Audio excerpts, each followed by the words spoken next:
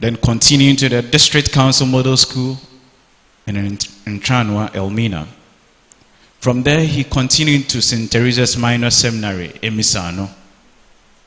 From there, he pursued his goal and went to St. Paul's Philosophical Seminary or Major Seminary, Sotium, Accra. From there, he moved on to St. Peter's Regional Seminary, Pedu. After a period of discernment and accepting willingly to be ordained, our first speaker was ordained to the order of the priesthood on 9th October 1999 at St. Francis de Sales Cathedral here in Cape Coast. After his ordination in 1999 to 2001, he was the assistant parish priest at St. John the Baptist Parish, Tufupraso. Between 2001 and 2005, he was appointed the chaplain of St. Augustine's College, Cape Coast. From 2005 to 2007, he was appointed the first parish priest of St. Paul Parish, that is Kitichiase Yankomase. Then after 2007 to 2008, he went for further studies at the University of Tübingen, Germany. In 2018, he returned to the country with a PhD. And currently, from 2018 to date, he is the chaplain of Our Lady of Apostles College of Education, Cape Coast, and also a visiting lecturer at St. Peter's Regional Seminary, Pedu. Dear brothers and sisters, with a round of applause, let us welcome Reverend Father Anthony Kofi Saki to give us the first input.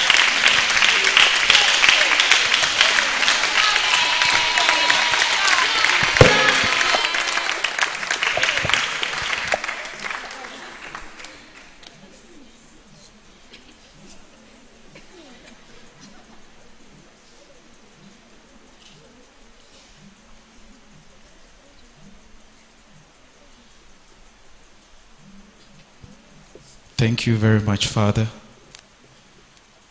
Just a few days ago, we lost one of our great men. One who has played a very vital role in the evangelization work in the Archdiocese. So before Father gives his speech, also gives his exposition, I'll beg that we all rise and give a minute silence in honor and in prayer for the soul of Very Reverend Father Robert Edwin Kofi Hagen.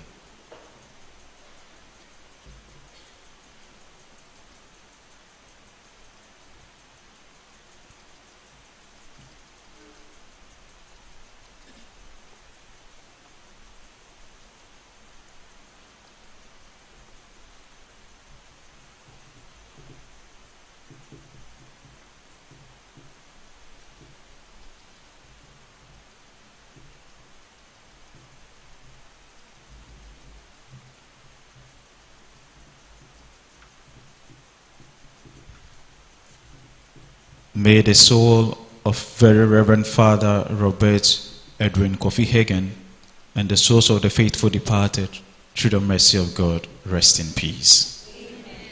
Shall we be seated? So thank you very much, Father Moderator, for this wonderful introduction. I don't know where you got all of that from. Our Lady of Apostles, Our Lady of Apostles, Our Lady of Apostles, Mr. Chairman, dear brothers and sisters, please permit me to address you as such for the sake of simplicity and brevity, and also to observe all protocols. First of all, I wish to show my appreciation to the OLA sisters, especially to Sister Provincial Superior, Sister Perpetual Aqua, and her able deputy, Sister Teresa Kwanzaa, for inviting me to be one of the speakers at today's symposium. I know they don't know this, but they have actually helped me to revise my notes. You can see I'm carrying so many books here. To be able to share this knowledge of the history of OLA sisters with all of you here today. Next, I wish to congratulate all members of the congregation of the missionary sisters of Our Lady of Apostles, especially in the province of Ghana, on your 140th anniversary of existence in our archdiocese. 140 years and still counting, full of ups and downs, full of backwards and forwards. I pray for you all that God will grant all your intentions. Amen. Long live Ghana. Long live the Archdiocese of Cape Coast. Long live the OLA province of Ghana. Introduction. The history of every society is of paramount importance to every member of that confraternity. The idea behind today's symposium, as already stated by Sister Provincial Superior, is to refresh our memories about the history of OLA society and to look at the prospects that they have for the future. A reminder that the idea of tapping from the past to model the present as to help build a meaningful future is still livid amongst the OLA sisters. 140 years of existence is long enough to have volumes of history behind any enterprise, and OLA sisters can boast of such bands of historical epochs, especially within the Archdiocese of Cape Coast. Time and space may not permit us to exhaust all the history of OLA sisters, but we shall try to touch upon these essentials in the course of their 140 years existence. Historians and many authors agree that any generation needs a general conspectus or an overview of their past to translate it into modern times so as to be able to carve a better future for themselves. In this direction, the history of the Society of Our Lady of Apostles sisters cannot be recounted in isolation, but with a profound systematic recourse to the history of the SMA fathers and brothers in the Gold Coast. It is therefore not surprising that one of our presented, maybe I have to preempt this, the very Reverend Father Dr. Paul Sada Denin will give us an input into the collaboration between SMA and OLA. Now, these are some of the materials that I used for my work today. I have this one here from Father Patrick, or let's say, yes, Patrick Gantley. He is himself SMA, and he's about the history of the Society of African Missions, 1856 to 1907. Then I have this one by Father Johan van, they call him Van Brakel. Johan van Brakel, SMA also. In fact, I met him in Kadir and Care in Holland. They called him the walking encyclopedia of the SMA fathers and brothers. He's such a wonderful man. And this one is in some, that's how he titled the book, in some on the SMA missionary presence in the Gold Coast, Ghana. I have a second book from him. He calls this one the SMA missionary in the Gold Coast, and this is a volume 2 of Monsignor Ernest Hauger, SMA. I think Monsignor Hauger became one of the bishops And I have this one also from him. There's also about Monsignor Ignatius Hummel, SMA. Then I have this pamphlet here from Madame Helen Fan.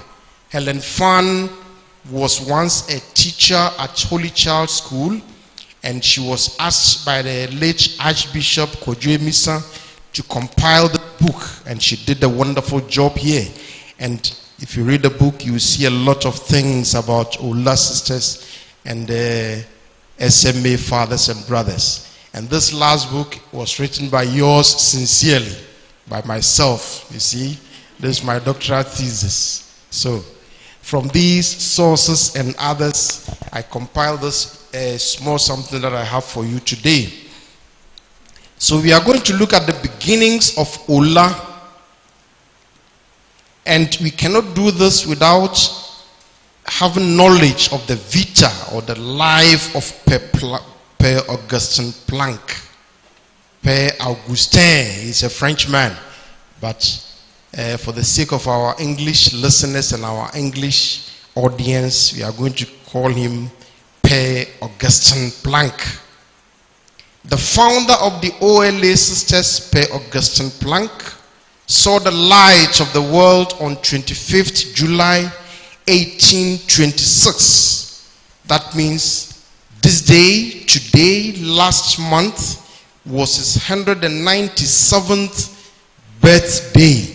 I hope OLA Sisters remembered and sang happy birthday to him. Yes. He was born in Chemie, northern France, into a family that was through and through Catholic, very hardworking and imbued with strong faith. The young Augustine learned how to pray and meditate from his auntie, whose name comes in history as Tante Purpa, with whom he stayed and who also had a profound influence on Augustine in the direction of religion. As a deeply religious person, Tante Purpa taught young Augustine to meditate on the Lord's Prayer, a form of prayer that was to accompany him for the rest of his life. At age 13, Augustine was judged to be very religious, and at the same time he considered becoming a priest, a thought which eventually led him to enter the minor seminary at Cambrai. I hope I'm pronouncing the French words properly. Yes, if I make any mistake, please correct me. Cambrai, to the satisfaction of his family. After completion of the minor seminary, he continued in the major seminary and was ordained into the Catholic priesthood on 21st December 1850. So now Father Planck's first appointment was to teach philosophy in the seminary of Arras, where he spent 5 years and was very happy as a teacher. But in spite of his contentment as a teacher, he had another desire, that was to go on a mission to Africa. His deep yearning yielded results when the opportunity presented itself in an advertisement by Monsignor Melchior de Marion Breziac. Please help me pronounce these names. He was the founder of the Society of SMA Fathers and Brothers. Monsignor de Breziac desired to found a society for the evangelization of the abundant parts of Africa. So Augustine readily offered himself for services and was invited to come to Lyon. He arrived in Lyon in November 1856, and the SMA was inaugurated in December 1856.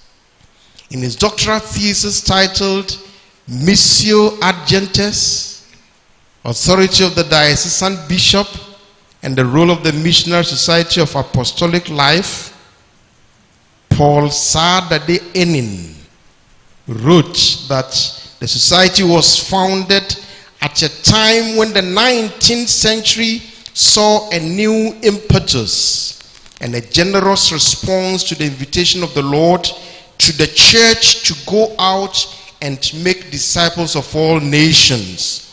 This can be seen in Matthew chapter 28 verses 19 to 20, as well as a revival of the outreach programs to foreign lands. So that means I used another book by my big brother here. Father, I salute you. And that was his doctoral thesis as well. In those days, the interior of Africa was not that known, and the SMA had managed, with permission from Rome, to secure for themselves the apostolic vicariate of Benin Coast. Benin was then known as Dahomey. So we are talking about Dahomey area.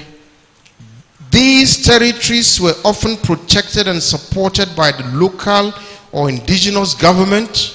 Otherwise, there was not much security for missionaries there. So preparations were made in 1858. The first group of missionaries, together with Monsignor de Brasilac himself, set sail for Freetown, Sierra Leone. Peplank was not part of that first batch of missionaries. The team landed in Freetown safely. Within a few weeks, a tropical fever ravaged the whole country, and the whole group of missionaries succumbed to the deadly yellow fever. They all died.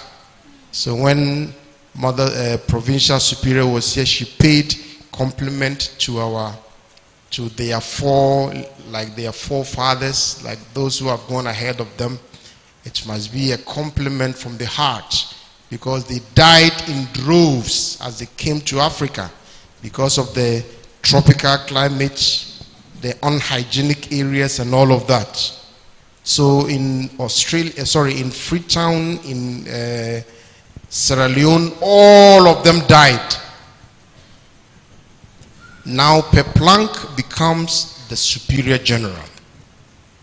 News of the demise of the missionaries was so tragic that it hit Father Plank with incredible sadness. Because of that, the Archbishop of Leon, Matthias Lora, then counseled him to abandon any development of the society of the SMA fathers and brothers. But Peplank was rather gingered and encouraged by the words of the late de Brasillac. If the sea and its rocks were to make this year my last, you will be there to see that the work did not get shipwrecked too. So he had hope for the future. He had hoped that even if he died, the work of God, the work of evangelization of the darkest part of Africa was going to continue. So Peplank therefore made a retreat to meditate upon the sustainability of the enterprise, and subsequently paid a visit to Rome to Pope Pius IX, before whom he presented his petition, and the Pope answered, "Blessed be God, the work will live." Wonderful encouragement, powerful encouragement from the Pope. He said, "Blessed be God, the work will live." Strengthened by this very blessing of the Pope, and convinced of his belief in the missionary work, also sustained by deep faith and courage, Peplank set about with the renewal and guidance of the young SMA missionary. Peplank opened a new seminary in 1861 with the arrival of candidates, and these young men were formed to be zealous missionaries who later in the same year set sail from Juda. How do you pronounce it? Wuda. Wuda. Thank you, sisters. Wuda, and from there they went to Porto Novo. All of that can be found in Dahomey or Benin, today Benin. From Wuda and Porto Novo, they continued to Lagos and Abeokuta, and from Lagos, all of that in Nigeria, and from there they came to Ghana. So Ghana became the 4th African country to host the SMA Fathers and Brothers. Let us take note of that. The 4th African country to host the SMA Fathers and Brothers. From there, they continued to Egypt and South Africa. Because most of these countries were under British protectorate, the endeavor demanded for English-speaking missionaries. And so Peplang was forced to extend his recruitment drive to Ireland, where they established their first SMA house in 1878 in Cork. I was in Cork too. Father, I was in Cork too. Yes. I met Monsieur Maccabi over there, and we had a nice time. Good. So, Our Lady of Apostles Sisters. Now let us begin to see how Peplang formed or started the OLA Sisters Congregation. The need for women religious group was keenly felt as the society developed. Initially, Peplang made several unsuccessful attempts to recruit women religious. History has it that he once went to Rome to see the Pope about the formation of a women religious society, and Pope Pius IX again, the one who encouraged him to continue with the SMA mission, he opened his wardrobe. The Pope simply opened his wardrobe and told him, I have no sisters here, you make them. That was what he told Peplang when he visited the Pope and told him, Pope, I want to form a society of women and all of that. It sounded strange. The Pope said, he opened his wardrobe and said, I have no sisters here, you make them. Finally, Peplang founded the Congregation of Sisters of Our Lady of Apostles in May 1876 in Lyon, France. Composed initially of 19 French and Irish young women, the sisters came together in Lyon to be of service to the gospel by answering the challenge of West African missions. Their specific charism was mission and always mission, and mission principally for Africa, with specific emphasis on the formation of women and children. You see, I want to repeat this. The specific charism of these sisters as they were being trained by Peplang was mission and always mission, and mission principally for Africa, with specific emphasis on the formation of women and children. So today we have a fine slogan: Queen of Apostles, Queen of Apostles, Queen of Apostles, empowering women and children. Wonderful slogan. This has been with the sisters from the beginning, and I hope that the OLA sisters have not deviated from that mission. In addition to this, their mission statement was to know and love God, to make God known and loved. It was the prayer of Peplang for the sisters that they would strive to be examples of women in communion, living in international communities, religious apostles, rooted in faith and hope, ready to risk it all for the Lord, to be courageous and competent women, to live the spirituality of the cenacle, to witness to the universality of the church, to work for the education of women, children, and Christian families, and to continue to fulfill his intense missionary dream. In all of that, with Mary as the model. The very first group of sisters left for Lagos in 1877. They continued to Dahomey or Benin in 1878, and they went to Egypt in 1881, and for our concern, they came to Ghana in 1883, again the fourth country, African country, to host the OLA sisters. You see, We were the fourth to host the SMA brothers and fathers, and we are also the fourth to host the OLA sisters.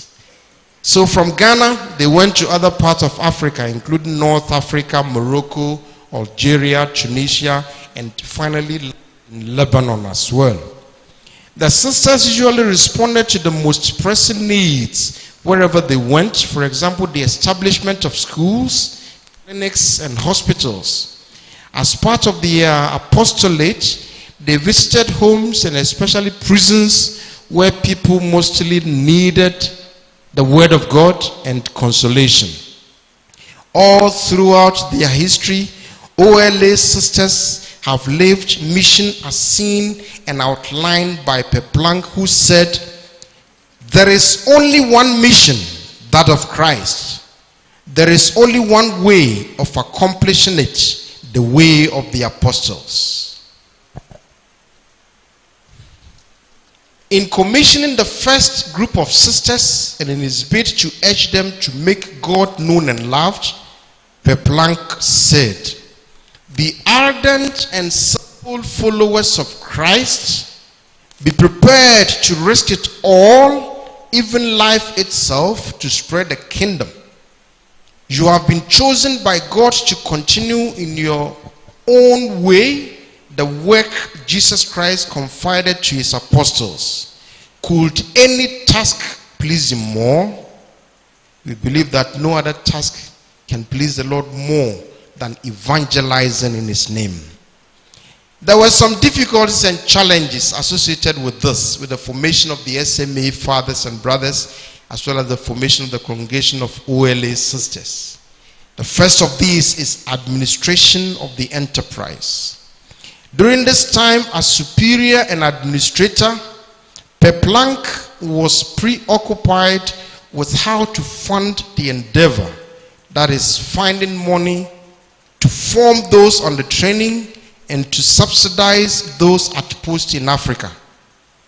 All through his life, Peplank was always involved in the untiring search for fund, especially in the city of Leon. That is to say that lack of financial resources hindered Peplank from even committing ordained missionaries to Africa.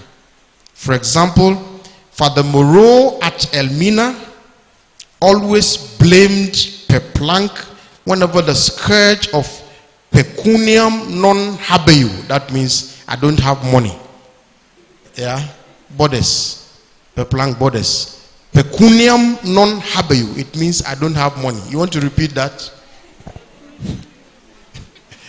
So whenever that scourge reared its ugly head, Father Moreau will blame Peplank for that. He continued to bombard Peplank with letters of financial request again and again, but the hectic preoccupation of Plank with the setting up and construction of a seminary spelled doom for the young missionary enterprise. It drained the society of funds and resources, to which it bored holes in the pockets of Peplank. For instance, after a year of missionary assignment at Elmina, Father Moreau started complaining bitterly to the headquarters because he did not have enough money to live on, no land to commence the building of a mission house, and to add insults to injuries, all his applications for financial support came to naught, nothing. His frustration definitely came to its wit's end. So in June and July 1881 letters to Peplank, he requested for stipends, no response.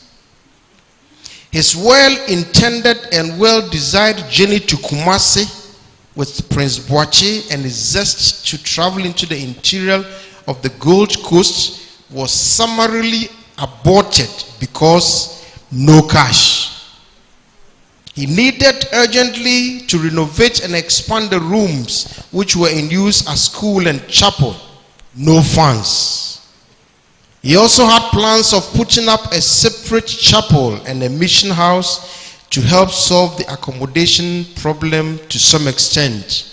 The intention was to the intention too came to futility because the wherewithal, land and money was absent. Imagine, so all the while they would blame Peplank, and Peplank would go about from place to place asking for money. In fact, practically begging for money.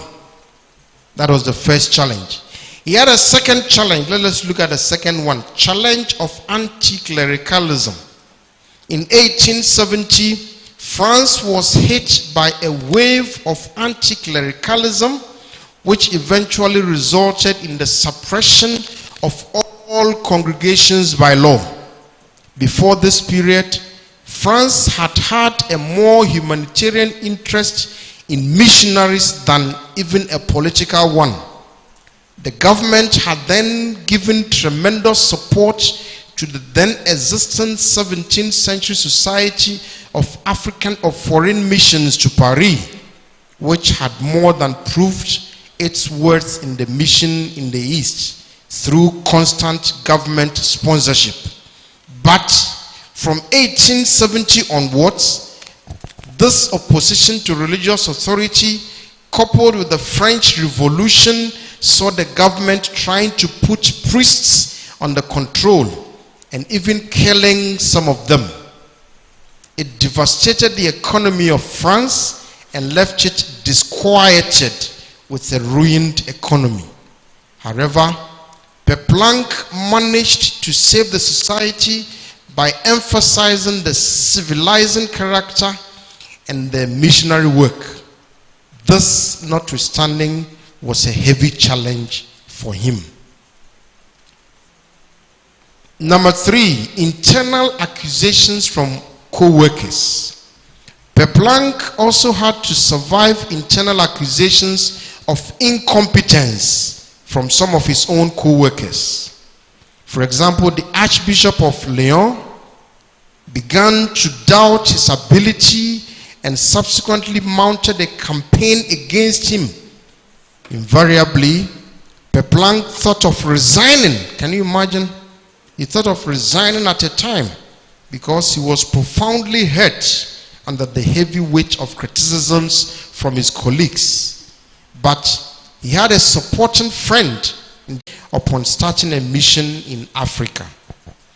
In Algeria, Archbishop Lévigueré's fervent desire was to see the welfare of the missions that desire became manifest and obvious.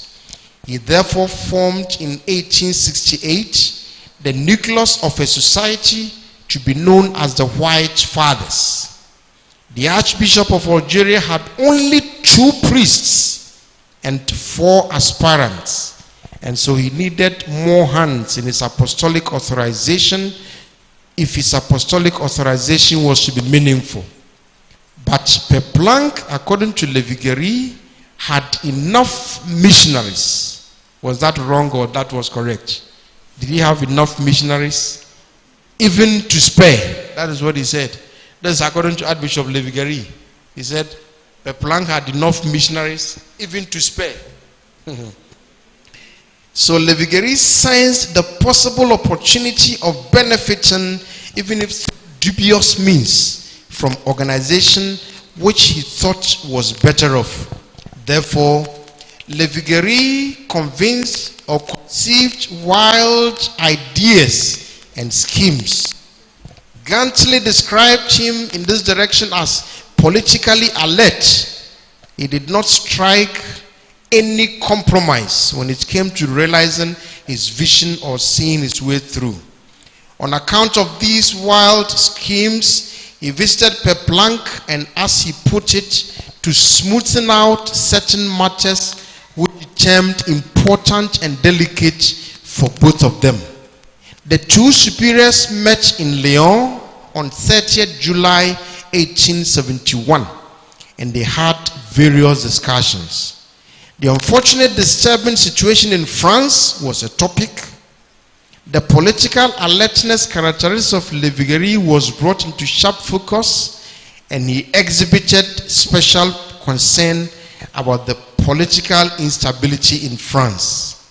His worry stemmed from the fact that France was no longer in a position to sponsor missionaries abroad, but the two bosses could not do much about the tense political hardship of their nation.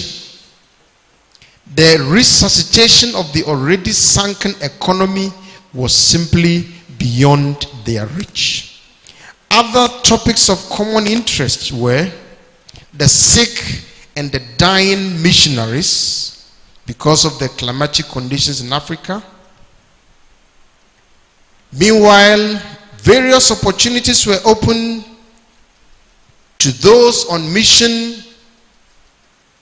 Meanwhile, the various opportunities open to those on mission were also point of concern. The heroism and the undaunted spirit of their predecessors were another topic of their meeting. Finally, Levigeri had made a lot of propaganda work in Rome about his ambition to get the SMA and the SOM placed on the one authority for which he had offered himself. You see his trick? He wanted to be the boss over two societies or congregations at the same time. And he had already done the background work, background checks in Rome. But Peplank carefully and conspicuously avoided these topics. You see, so the man read through, Levigeri read through his intentions. At the end of it all, Levigeri pleaded with Peplank to send men to motivate his mission in Algeria. Peplank initially refused the request for want of men of experience. But then he later agreed that he would send some of his men to man his seminary, his minor seminary for Arab boys amongst the Tuareg people. True to his word, Peplank commissioned and dispatched the first 4 missionaries for the Sahara on 18th August. However, the Archbishop, on the other hand, was neither amused nor enthused with this peripheral and superficial decision. He therefore went to Marseille, arranged a meeting with Father Morga, and launched bitter complaints, pouring out many grievances about the Superior General of SMA and OLA and the society as a whole. The complaints, in the words of Levigeri, bordered on the privileges and credits hitherto enjoyed by SMA with propaganda fide and the unfortunate loss of all these advantages and opportunities. In his opinion, no one was to blame but Peplank himself. You see, that was how he decided to blame Peplank for all of that. He further said he feared that the SMA priests who would be commissioned to Algeria would love his own style and operation, so that they would opt for the they would opt out of the SMA. So these were some of the challenges that Peplank had. Let us look at number 4. Lack of philanthropists or donors or benefactors. In addition to the above mentioned calamities, was the unwillingness of private individuals in France to donate generously towards missionary assignment, another challenge for Peplank. As a result, Father Moreau at Elmina, for example, painted a gloomy picture of how dreadful the financial situation was. Johann van Brakel summarizes the sufferings of Moreau quite concisely as follows. Father Moreau had a hard time. No money, no plot of land, bouts of malaria, and exhaustion after more than 7 years of work in Africa. Now we want to look at the OLA sisters in Ghana, since my time is a little bit far spent. Now in 1883, the first OLA sisters arrived on the Gold Coast. By their arrival, they were deputized by Sisters Potamine. Is that the pronunciation? Potamine or Potamien? Potamien. Potamien, also known as Verena Moose, and Sister Ignace, also known as Ellie Howard. Back in 1882, Father Moreau had already made provisions to get some sisters settled at Elmina. He had subsequently written to Father Poiré in August 1882 about how he had rented an expensive two-storied building near the Benya River. Father Ligier had signed the lease of the house because he was aware that Planck would not dispatch sisters before the house was ready for them. The arrival of the sisters was as follows. Father Moreau was on sick leave, but he was forced to cut short his home leave and return to his beloved Elmina because of the predominantly sad news he constantly received about Father Mason's death 28 days after his arrival, the sickness and repatriation of Father Devoucoux, the destruction of their first ever attempt building on St. Joseph's Hill, and the death of Father Ligier. Traveling on the same ship, the SS Stratleydon, with Father Henneberry and the two sisters, Moreau and sisters arrived in Elmina on 26th December 1883. Sir James Marshall had also come on board at Plymouth, England, to extend best wishes to Moreau. Sister Potam was Irish and Sister Ignace was Swiss, and therefore the advantage with the English language was obvious. Later in 1884, Sister Claire, also known as Marie Claudine Vessery, she was not an OLA sister, but she belonged to a Franciscan congregation of Cousin in France. She was commissioned by her Superior General in collaboration with Planck to join the sisters at Elmina as leader of that community. Part of her appointment stated she must perform the task assigned her with amiable fairness without force or harshness. This was written in French, so I'm going to read the French to you. Avec une douce fermeté, sans rigueur ni dureté. That means with amiable fairness, without force or harshness. Have I not done well? Yes, I've done well. So the sisters at Elmina had their charter, which was cut from their constitution, to serve where God has yet to be rooted and where human need is greatest. Their priority was for the poor and the marginalized, especially women and children. In solidarity with like-minded people, they were to work in areas of education, healthcare, social and pastoral duties. Then the sisters got to work at Elmina. Father Moreau had a soft side when it came to schools and education. One of the main reasons for opting for sisters for Elmina, you have to give me extra time. I'm paying extra time. So, one of the reasons for asking for sisters for Elmina was his idea to get girl education. In those days, female education had different characteristics with certain advantages for girls alone, especially when with female teachers. Furthermore, Moreau believed that lasting results for their mission required that girls were also trained and instructed in the faith. As the saying goes, religion, in order to put solid roots, must be preached at home, and prayer must be learnt at the knee of the mother.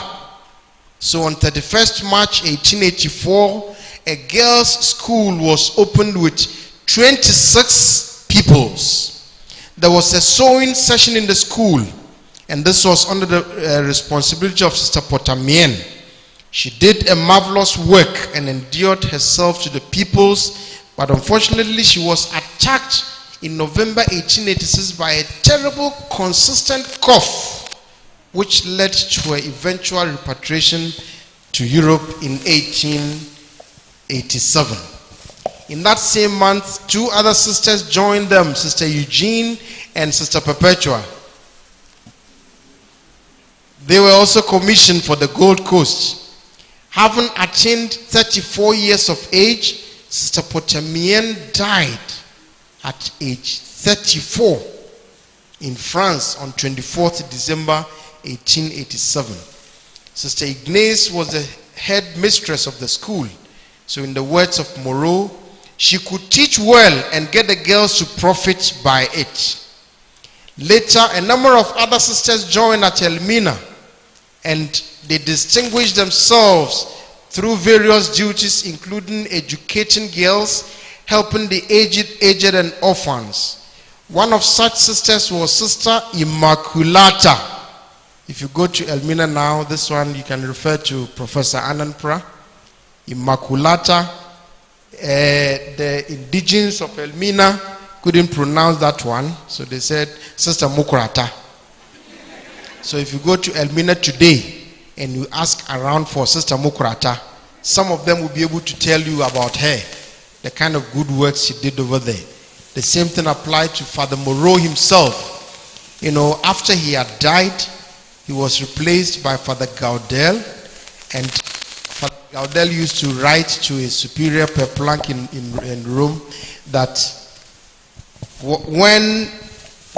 sometimes when he's walking along the streets, people will shout, Father Molo, Father Molo, you see? So these kinds of ellipses in the pronunciation, Father Molo, and Sister Mukurata. Sister Mukurata also came to stay with the missionaries. Then finally, let us look at the sisters at Cape Coast. Around the time that the OLA sisters came to the Gold Coast, Father Louis Charles Gomen Ginga had already surveyed the land, and his recommendations to his superior was that for the new missionary enterprise to be stationed in Kumasi would be financially killing because it was too distant from the harbors where they landed. Accra would be too hard to break because the Basel missionaries had built a citadel there by name Christiansborg Castle.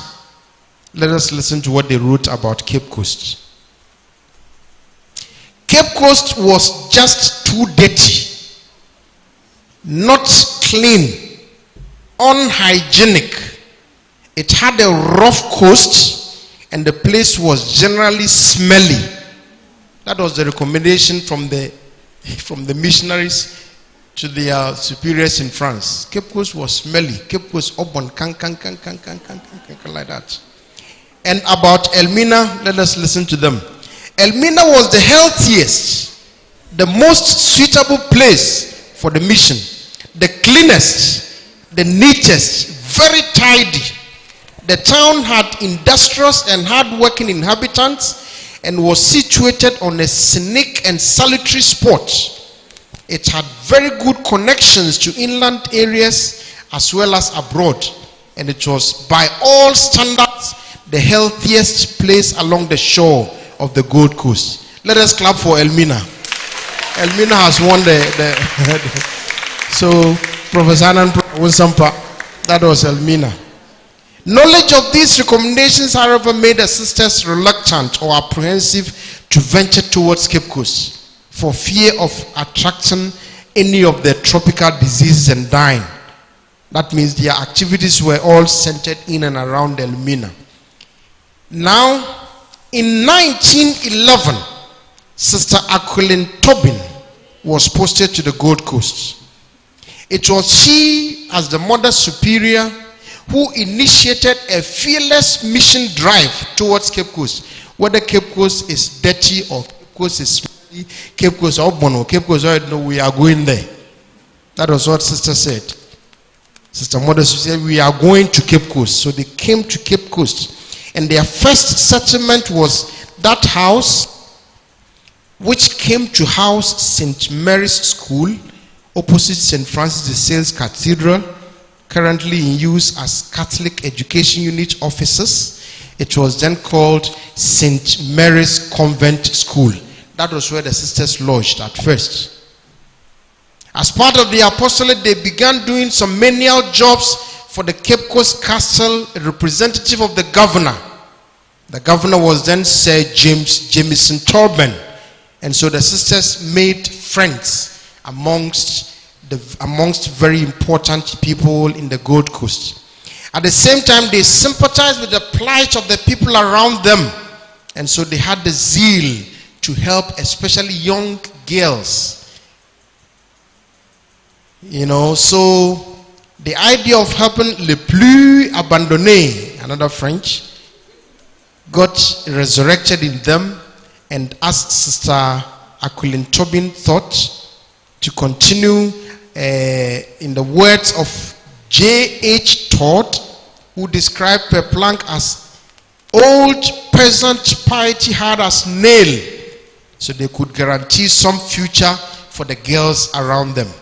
They therefore started a sort of home care service, trying to teach the young women home management, baking, cooking, sewing, embroidery, etc., etc., when Mother Aquilin envisaged the need to train female teachers.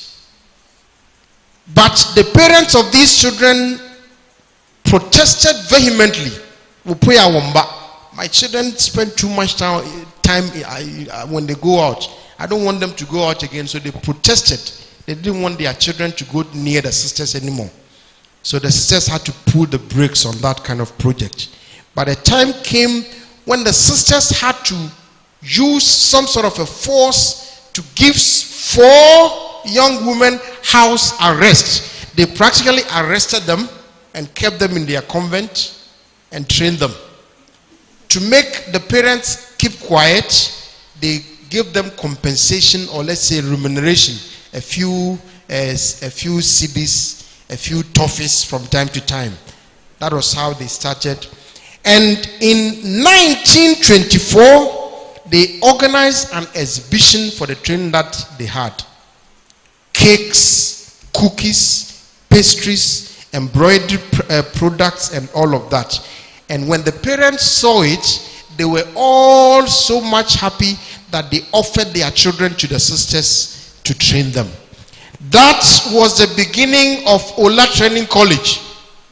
So for your attention, that was the beginning of the first or the premier women's training college in the whole of the sub-Saharan Africa. Currently, OLA Training College. The above exhibition took place in 1924, and immediately the sisters discussed with the representative of the governor for a plot of land, since their place of abode could not accommodate the number of girls who showed interest in their training. Now, land was easy to find according to the governor's representative. From the district hospital down to UCC, please, I am speaking in modern terms, because in 1924, the district hospital was not there. It was built in 1939. You are learning history. Then UCC was also not there. It was built in 1962. So that area was forest, thick forest. There was only a hospice, a place of terminal sick people at the spot where nurses and midwives have their offices now. And the whole of the OLA campus was thick forest. So the sisters took up the challenge and they went there and they started work. Initially, they built the first 3 houses. They built the administration block. They built Theresa Hall Annex as the place of residence, and they built classroom A. They built classroom A. This was built from their own resources and pocket money, because they knew Propaganda Fide was going to delay in sending the money, but later they sent applications for funds, and they built the other structures over there. So that was the beginning of OLA Training College, the first. The sisters actually moved to the place in 1926, but because they traced their beginning, the beginning of their training college to the first exhibition at St. Mary's College, OLA College will be 100 years next year, 2024. So probably this is the opportunity for me to invite all of you to join us come next year, 2024. Let us look at the death of Per Planck. Per Planck did well. He spent 50 years of his life with the Confraternity of the Society of African Missions, which he governed for 48 years. He died peacefully on 21st August 1907. That means 4 days ago. Today, 4 days ago, was his 116th anniversary of his death. He celebrated 81 birthdays. His remains, he was first buried at the hill of Fouvre, where Marianne de Brisillac inaugurated the SMA Society, but he has been transported, he was transported in 1927 to the SMA house in Gambetta, where he remains till today. My dear friends, Mr. Chairman, dear brothers and sisters, this was a tidbits of the history of the OLA sisters that they need revitalize in view of today's synodality, knowing that they have already done a lot in our archdiocese and they can still move along with the archdiocese and develop better prospects for themselves and for their future. Thank you all for your attention. And shall we give it up for sorry for spending more than enough time. Sorry for that. Thank you very much, Father. Let us clap for Father. Let us clap for Father.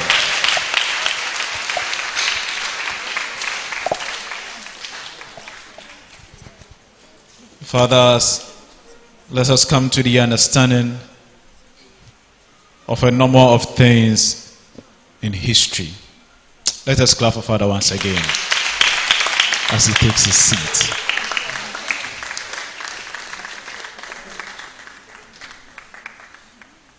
At this very moment, I'll beg that we shall all rise.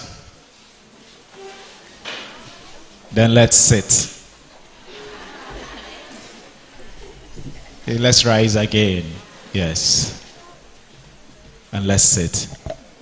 Thank you very much. Our Lady of Apostles. Our Lady of Apostles. Our Lady of Apostles. Thank you. Before we listen to the second talk or the second speaker, I would like to acknowledge these personalities among us. Let us give a hand of applause to the SMA fathers who are here present.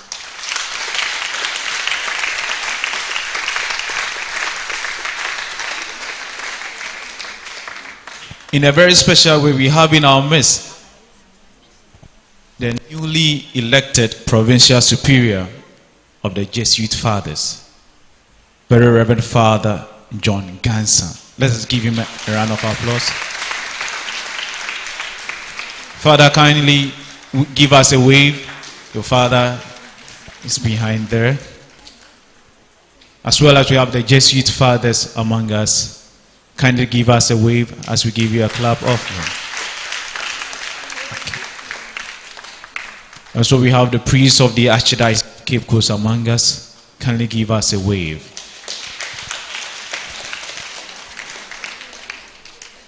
Okay, so we will pause here and continue. Our second presentation will be on the theme or the topic, collaboration between SMA and OLA. Fathers, whet our appetite in that regard. And our speaker was ordained on the 18th of July 1998. After his ordination in 1999, he was appointed as the assistant priest of St. Mary Catholic Church in Tafawa, Bauchi Diocese, Nigeria. Forgive me. Hey, it is well. Balewa, sure, nice. So between 2000 and 2001, he was appointed the Cathedral Administrator of St. John Cathedral in Bauchi. Between 2000 and 2002, he was appointed the Assistant Director of Justice and Peace of St. John Cathedral, Bauchi, Nigeria. From 2004 to 2007, he was appointed Director of Studies of the SMA Formation House in Ibadan, Nigeria. As well as in that same period, he was a lecturer at SS Peter and Paul Major Seminary, Ibadan, Nigeria. From 2007 to 2010, he was appointed a General Counselor of the SMA General Curia in Rome. In 2010 to 2013, he was appointed the Vicar General of the SMA General Curia, Rome. From 2007 to 2013, he was appointed the Rector of SMA International College in Rome. From 2014 to 2020, he was appointed the Rector of Institut Catholique Missionnaire d'Abidjan in Abidjan. Go to French. It is well. From 2020 to date, he is the Provincial Superior of SMA Ghana Province at Oshoman Estate, Accra. From 2022 to date, he is the President of Conference of Major Superiors, Ghana. As well as from this very year, 2023, he is the President of Regional Conference of Major Superiors, West Africa. With a round of applause, we welcome Very Reverend Father Paul Sade Dade Enim to present to us the collaboration between the SMA and the OLA.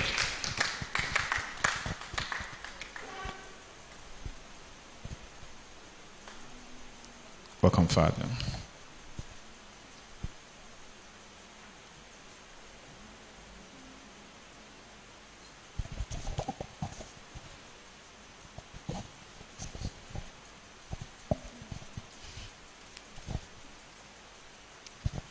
Good morning to you all. And it is a pleasure to be here. And I would like to thank the Provincial Superior of the OLA Sisters, Sister Perpetua, and the provincial team, provincial leadership, for this privilege to be part of the 140th anniversary symposium. And I want to use the occasion also on behalf of my brother, your brothers, SMAs, to wish you a very happy anniversary.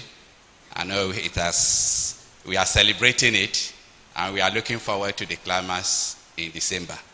So 140 years of unbroken service. I think Father mentioned it. Unbroken service to Ghana is no mean an achievement, and I think it is worth celebration. Ayiko, may the grace that has brought you this far lead you to even greater works and achievements. Amen. So I'm here to talk about the collaboration between the SMAs and the OLAs, Society of African Mission, and then the Our Lady of Apostles Sisters. And there are ups and downs. So let me begin. Sisters, we are looking at history. So if I say certain things, it's for us to learn from history so that, as our provincial said, we can better do mission in the future. So there are ups and downs like any relationship. You know, those who are married, you know there are ups and downs. There are the time for the honeymoons, but then there are also times when there are half moons. So it is like that, the relationship between the OLAs and the SMAs. Around the year 2010, Sister Marta Patanazzo, an Italian OLA, wrote an article. She entitled the article, "You Are This Willingness." You are this willingness. And this is coming from what Father said when Brasiac, the Marion Brasiac, was going to Africa. Per Planck told him that, you know, this thing where you are going is risky. So in case you go and you die, what happens? And then he said, if the work will continue, there must be a willingness. And you, that is you, Father Planck, you are this willingness. So Sister wrote this article, "You Are This Willingness." And it is the fruit of years of research that she had done. And she came out with this slogan that now in our collaboration we use: one charism, one mission. One charism, one mission. Meaning that the SMA and the OLA share, in fact, one charism and has one and the same mission entrusted to them. Her article is, in essence, what has triggered in the OLA and the SMA what we now call OLA SMA collaboration in recent years. And now in all our celebrations, our meetings, our assemblies and chapters, we talk about collaboration. So collaboration is everywhere now. It is the new jargon of the OLAs and the SMAs. Okay. So this presentation, we'll try to look at three parts. We'll take a historical overview, what happened. And then we'll look at what is happening presently, and then let's see how we can live the collaboration in the future. So the historical overview. Before Venerable Bishop de Marion Brasiac, the founder of the SMA, left France for Freetown, that was the new vicariate given to entrusted to the SMA. There was a first team that left, a team of 3. Brasiac was the second batch, also a team of 3. They joined later. So the leader of the first team, Father Raymond, wrote,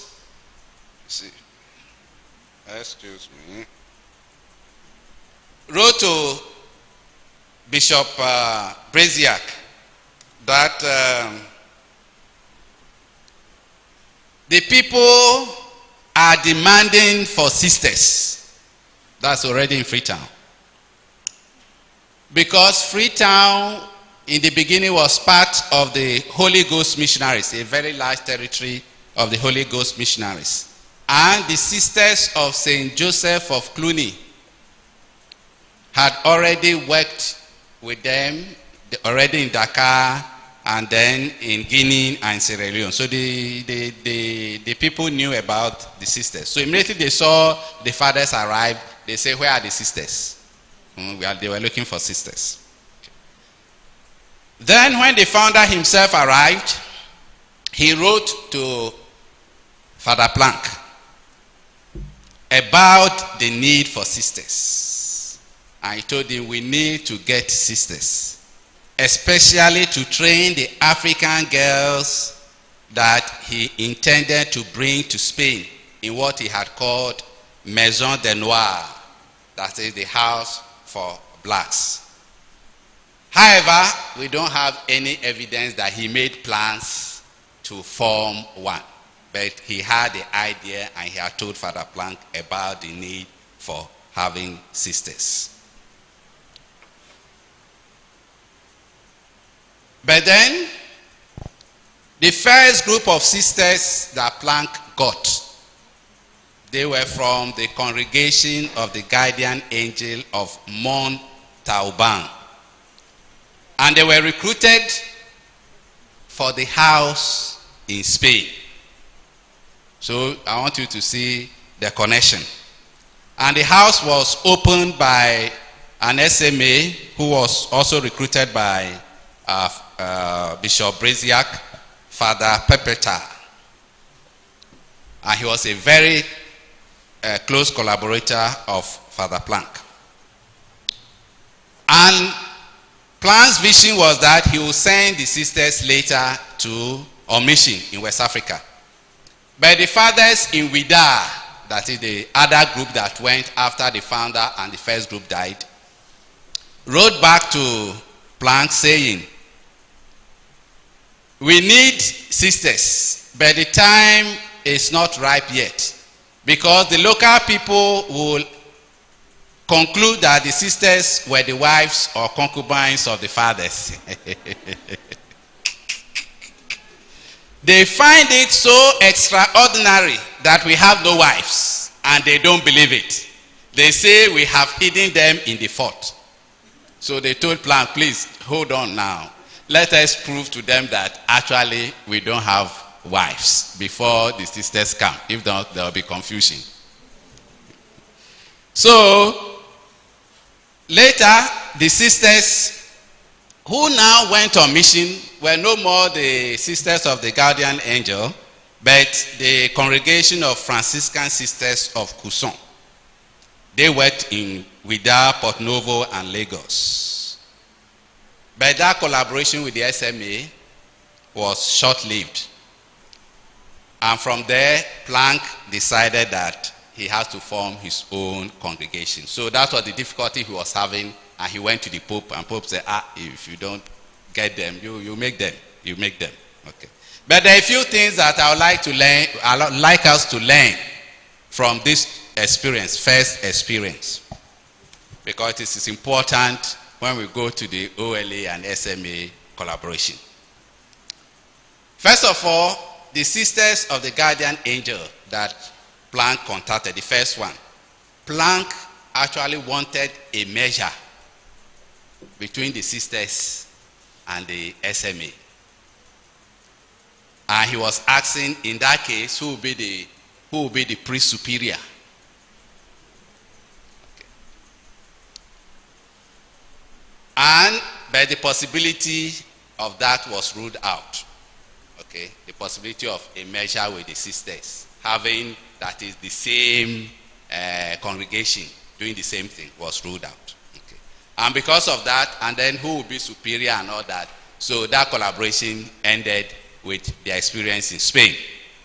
Now, with the Franciscan, the congregation of the Franciscans, the collaboration went very well on the missions, because when they arrived, immediately they arrived, they had started a clinic, school, involved in catechism classes, visiting homes. Okay, the sisters had their own superior who was responsible for their internal affairs and appointments.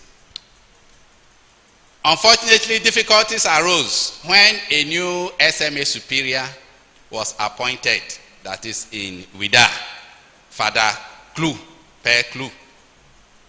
And Clou actually means nail. So when he took over as mission superior, he claimed to be also the superior of the community of sisters with the right to appoint them. And he said he got that instruction from Père Planck. So this led to frustrations. Okay? and later the collapse of the collaboration.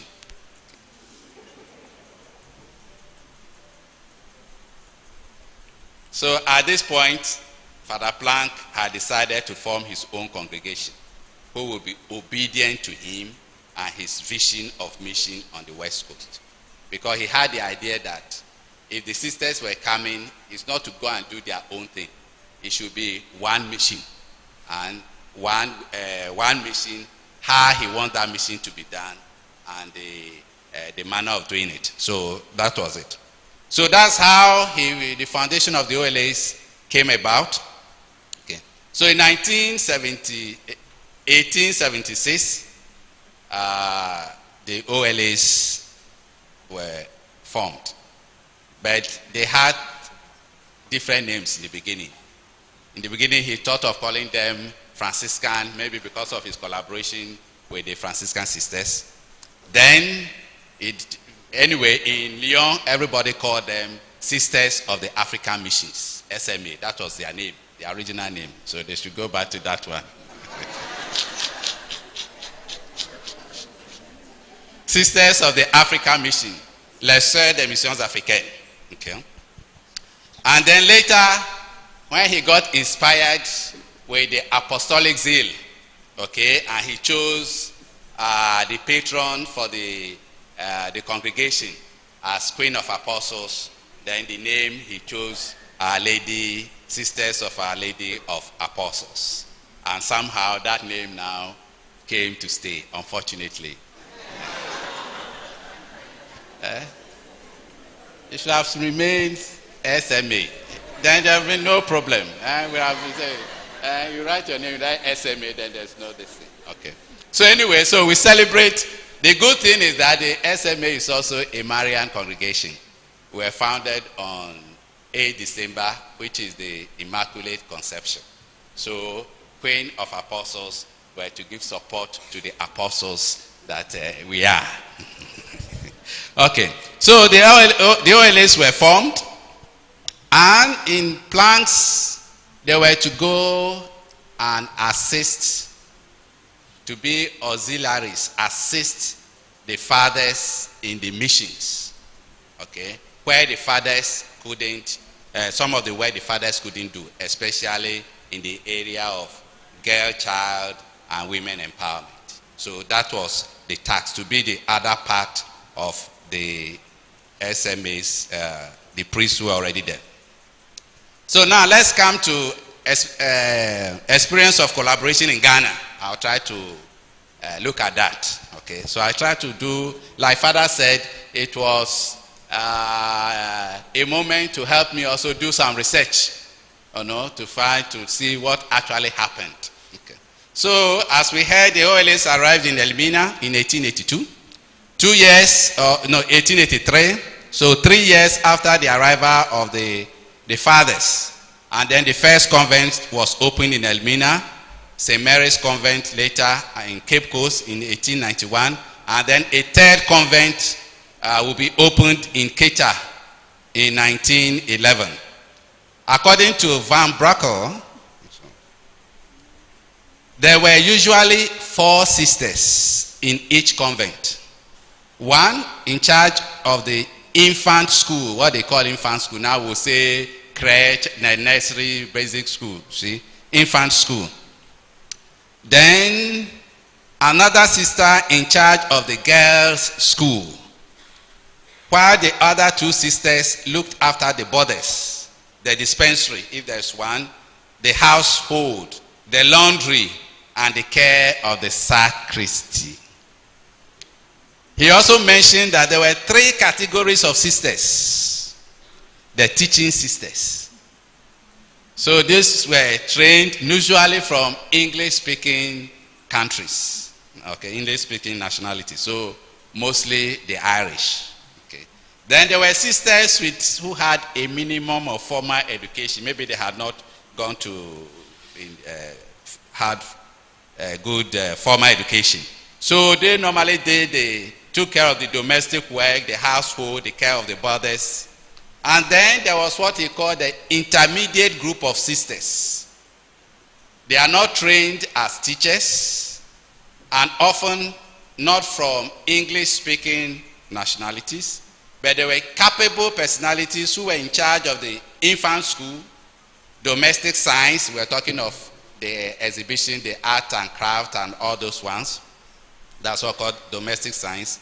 Dispensary, the clinics, and sometimes superior of the whole community. And we have some of the big names of those sisters: Sister Lyon, Sister Basil, Sister Thais. So in the early years with Father Planck as superior of the SMA, he was also the superior of the OLAs. He was the mother mistress, novice mistress. He called himself novice mistress, mother mistress. So when he was in charge of the SMA and the OLAs, in fact, he was the vicar, the pro-vicar of the Gold Coast, of the vicariate. So he had delegate superiors who represented him. So instructions were taken from him. So he was giving instructions to the fathers and to the sisters. So during his time, the relationship between the fathers and the sisters were quite good. The fathers and the sisters supported each other and celebrated each other, feast days, birthdays, anniversaries, and in their work. And let's maybe an example. We read how already the sisters in an exhibition, we talk of an exhibition 1924, but there was already an exhibition in 1909, okay, and this was for the whole colony, okay, this was for the whole colony. All the fathers came to support the sisters. All the fathers came to support the sisters.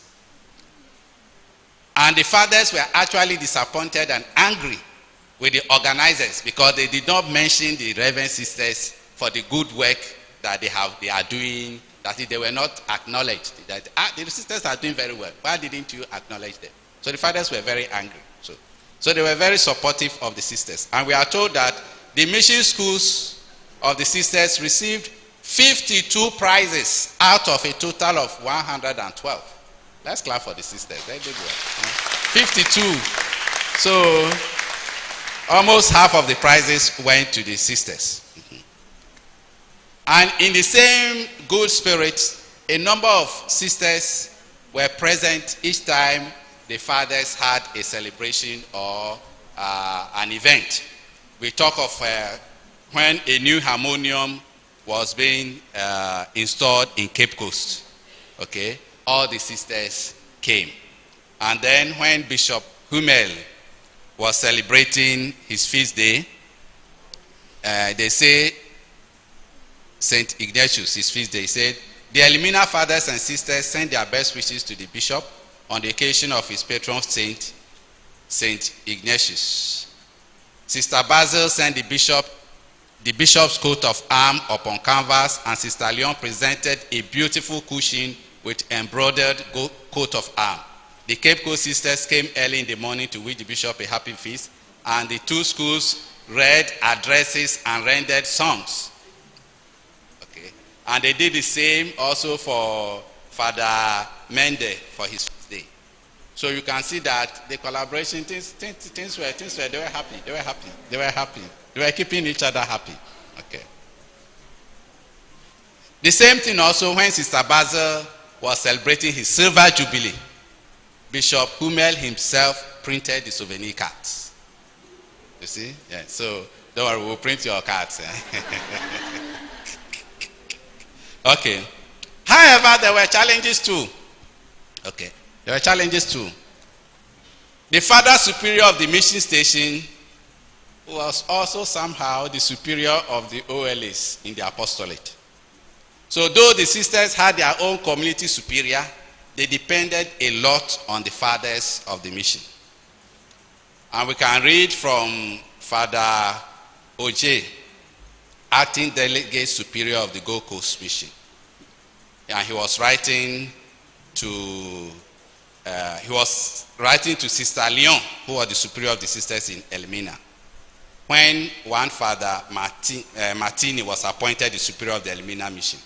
So let's listen to what he said.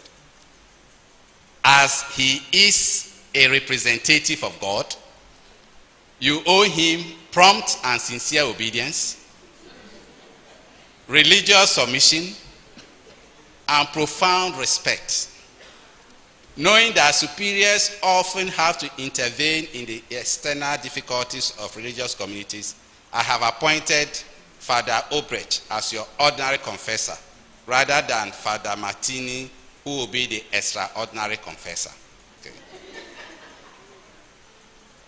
And once Father Oje had to complain to Father Planck about Sister Leon, whom he accused of wanting to follow her own will. This was in 1901. The sisters, on the other hand, accused the fathers of intervening too often in their work, demanding submission or response in the name of sacred obedience. And Sister Leon sometimes protested to encroachment on rights which the sisters considered to be theirs. Okay. And in 1905, when Bishop Klaus even wrote to the father in charge of Elvina, several times I have remarked that there are misunderstandings between the fathers and the sisters. I am therefore going to give you a few instructions. I was trying to look at the listing to see the instructions he gave, but I have not found it. But I'll look for it so that we'll see the instructions. However, it seems that even with the instructions, later the instructions did not help much. But most of the issues of friction was about money, appointments, and transfers. So once again, let's quote Father Oje. For instance, he said he accused the Reverend Sisters of holding on to the boarding fees.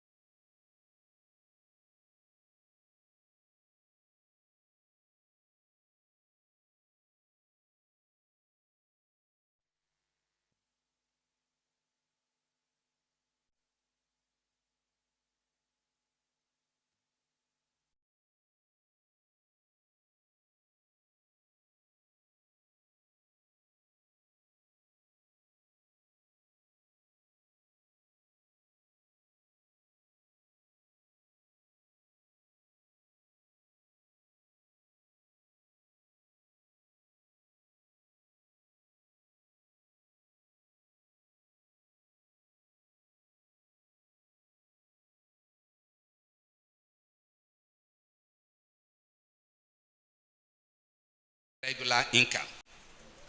So he gave some directive. The vicariate should pay to the superior of the sisters an allowance for the upkeep of each sister, and should also pay for the expenses of the journeys of Europe to Europe and their home leave. Okay. Now, Patrick Gantley, who wrote Mission to West Africa, will describe the missionary work of the OLA sisters and their relationship with Planck and the SMA in this way, okay, in the early years. These initial difficulties, these ones we are talking about, however, were overcome in time, and while Planck continued to be overprotective of the congregation he had founded, he did instill a great spirit of self-sacrifice and dedication. Sisters from Moulins and Vannes, that's where the novice shade at that time was, continued to arrive on the missions in increasing numbers to open schools, clinics, and to give themselves, at times heroically, and to make an invaluable contribution to the progress of the missions. A contribution which remains to be documented. So, sister, this is the challenge. And I think this symposium is at the beginning. The contribution of the OLAs has to be documented. Now, after Planck, the relationship between the fathers and the sisters, unfortunately, I have to say, gradually deteriorated. Okay. And it took a nosedive, especially when Bishop Honje became bishop.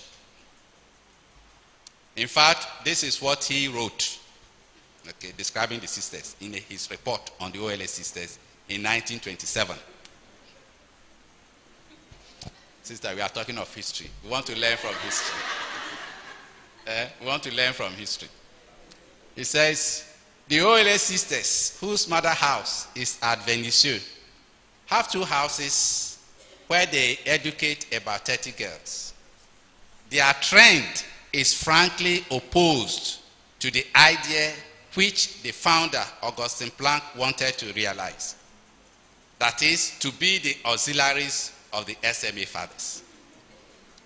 The nuns here only think of having self-supporting and paying boarding schools. The other works of the mission, suitable for missionary sisters, are neglected. The results until now are far below expectation.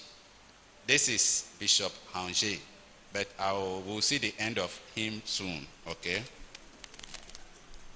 So he was reacting to an issue that his predecessor, Bishop Hummel, left him in their collaboration with the sisters. Because in 1923, during the visit of the OLA Superior General then, Mother Catherine, she had raised a few issues with Bishop Hummel, which were left unanswered. And this is what she wrote to Bishop Hummel after her visit. The short notes I gave you, and which you refused to accept, were only meant to guide us in the issues raised during the conversation. You said that you will not accept them until you have seen your counsel about them. I am now sending them to you in a more explicit way, so that you may know our desiderata. Do you claim the right to appoint the class teachers in our schools? If any of these points will raise objections, we would like you to transmit your observations in writing to us, so that we also may refer them to our council. To facilitate the settlement of the question that separates us, we put before you the terms of an official decision of the Propaganda Fide published in the Ami du Clergé. And this is what was published. As religious, the nuns depend only upon their constitutions and their superiors. And the works of the religious communities depend upon the vicar apostolic for whatever belongs to religious instructions, good morals, the exercise of piety, the administration of the sacraments. But the bishop has no right to interfere in the details of these works. The disposition of their time depends upon the constitutions, directories, customs, and their major and local superiors. So she insisted, and she actually sent a contract to the bishop to solve this relationship issue, so that the bishops will know, the sisters know what they are to do, and then do them in peace. Okay. One, it's a long list, I just brought 3 things that I found interesting.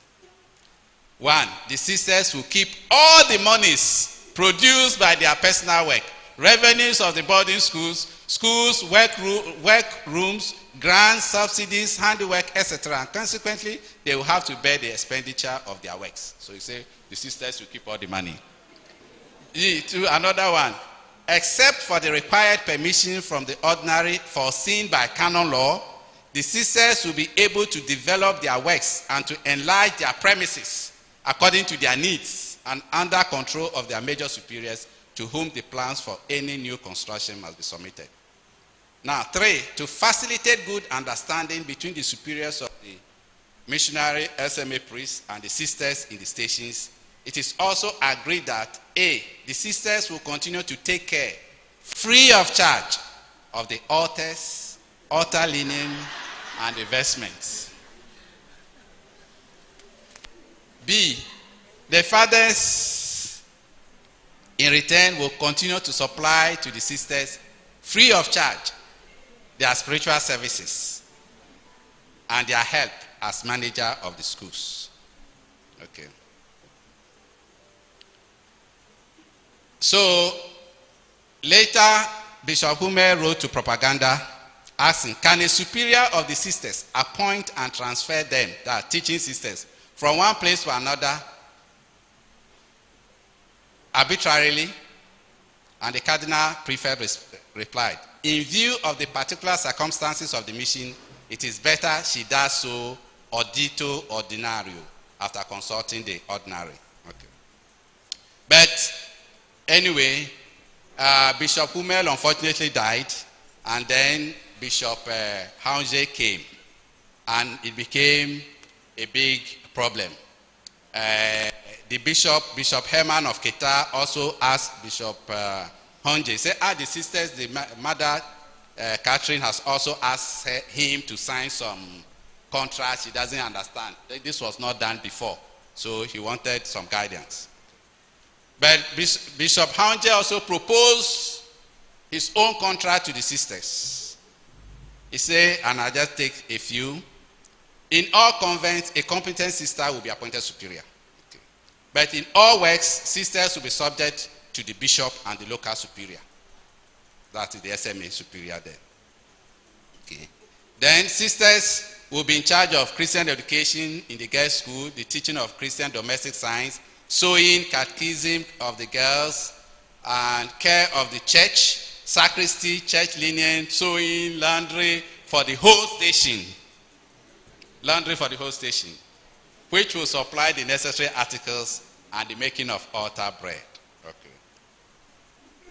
So anyway, this back and forth continued until Propaganda had to intervene. Okay. And I would like to just read a letter just to show the mood at that time from Sister Maria and Patricia to their Superior General. As Sister Patricia is going home, we take the opportunity to espouse our grievances and to ask you respectfully to come to some definite terms with the bishops and to take us out of the Gold Coast. So either you agree with the bishop or take us out of the Gold Coast. There are very interesting things here, but let me read the last one. He said, lastly, he said several times, that is the bishop, that Mother Ties is the great obstacle to any agreement. Seems Mother Ties was a very strong. We know that, there's the younger sisters are saying, we know that if you remove Mother Ties, things will not be any better. They will rather be worse until you yourself come to some agreement with the bishop. No sister in the Gold Coast will be willing to take the place of Mother Ties, for he will either, the bishop, will either walk over us completely or ignore us.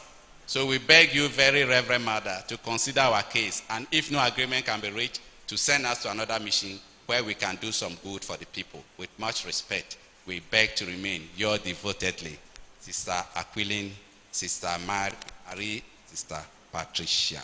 Okay. But, however, Haunje refused to sign the agreement. Propaganda will intervene and send an agreement, a model agreement. All the other vicariates will sign except Angers. And then they will write him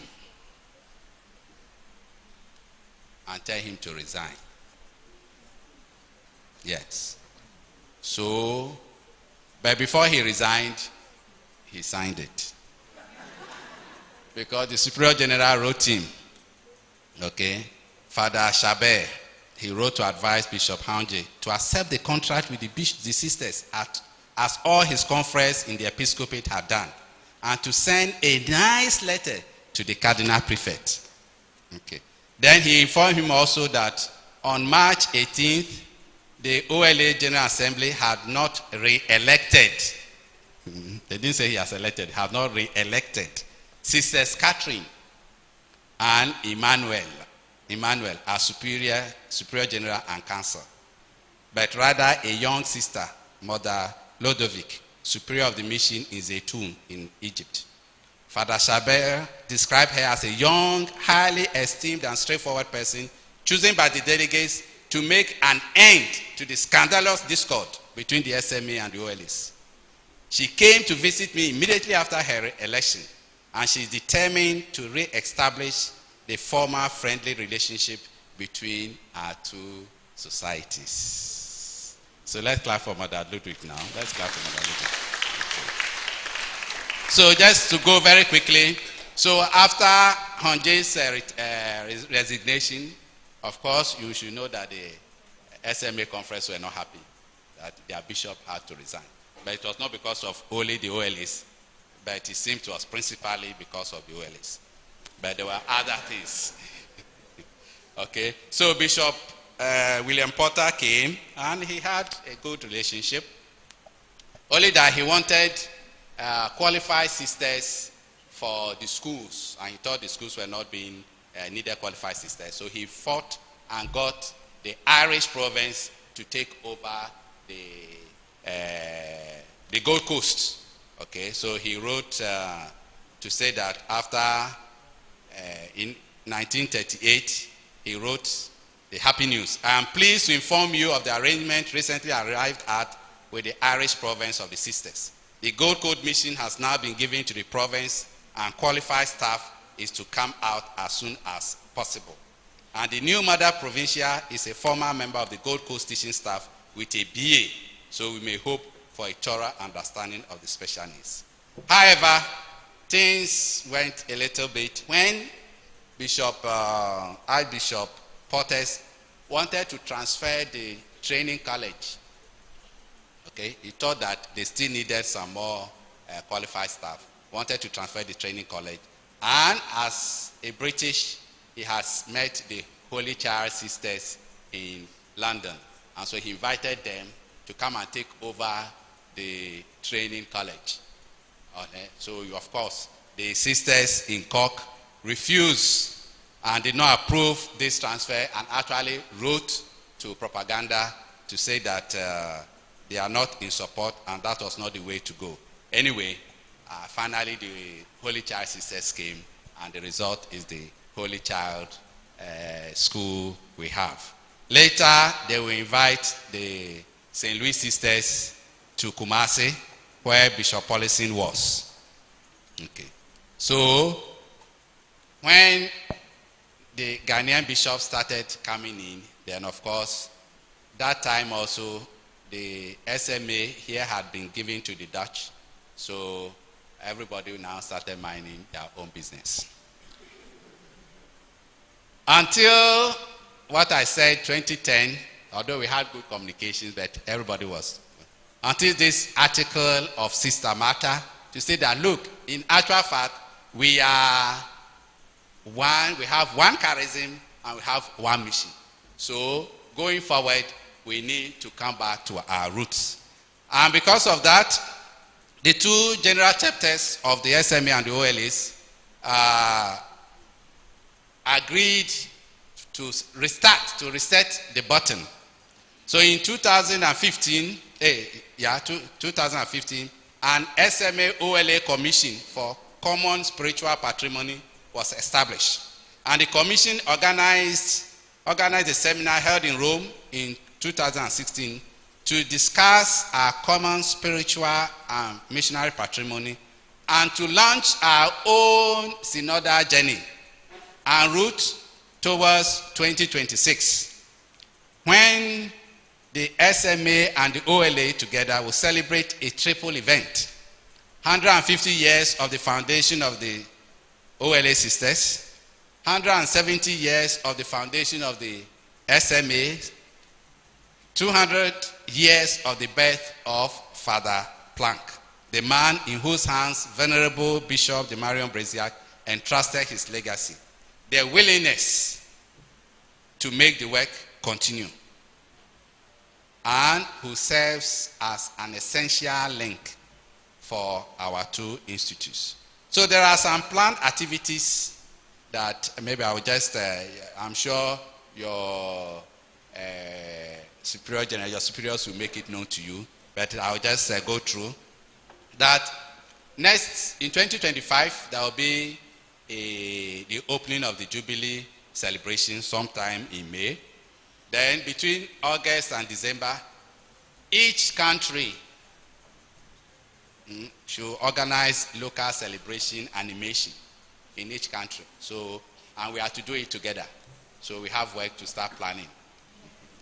Then in May 2026, Pentecost, festive and fraternal meeting in Lyon of the two congregations. And they are hoping that the two plenary council, if possible, will be held there, and then there could be some collaboration talks there. Then in July 2026, in Chemi, celebration of 200th birth anniversary of Father Augustine Planck.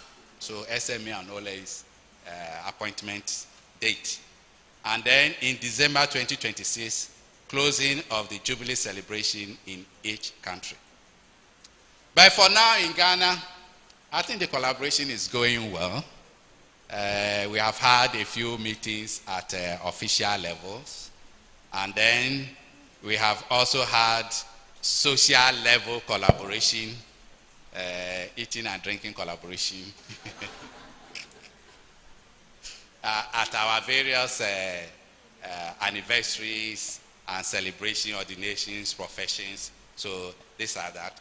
And I think now we have begun some other serious collaboration in terms of projects, okay, like the Brazier School in Oshuman, where the OLA sisters are collaborating with the SMA fathers to run it. And we had hoped that we'll also extend that into mission. So we have the Chimentia, where the OLAs and the SMAs are. It was a choice of the SMA Provincial Council. Since we came late, the OLAs, the province was there before we came. We said, let us move to where our sisters are. So we have gone to Techimentia. We were hoping to go to Nkwanta, but that is still in the pipeline. I hope the pipeline will not be too long. Okay, so we are hoping that we could explore other areas of collaboration. Now to end, okay, what should we take away from what we are saying, and what do we plan for our future? So after all is said and done, what are we to retain in terms of collaboration between SMA and the OLS? First of all, I think the SMA and the OLS, from our patrimony, our historical viewpoint, we are two sides of the same coin. And I think we should accept that we are not separate. We look at ourselves as separate congregations. And I wonder if Father Planck would have ever imagined that the OLAs will go to a mission where the SMAs are not. You see? So we have to think that we are two sides of the same coin. Okay? And the aim is to be sent on the same mission to accomplish and achieve one objective: the evangelization of Africa and the people of African origin. Okay. Unfortunately, as we know, in the Catholic Church, male and female congregations cannot be under one head. And that's why we have two congregations. Okay. But Planck had only one charism, and he saw himself as the willingness to water and grow the seed planted by Venerable Bishop the Marion Braziac. Okay. And so this is what we should be carrying forward. Even though historical events, character incompatibility, human sentiments, and individual personalities have led to unfortunate decisions and consequences, especially in the Gold Coast, that for a long time this our collaboration was halted.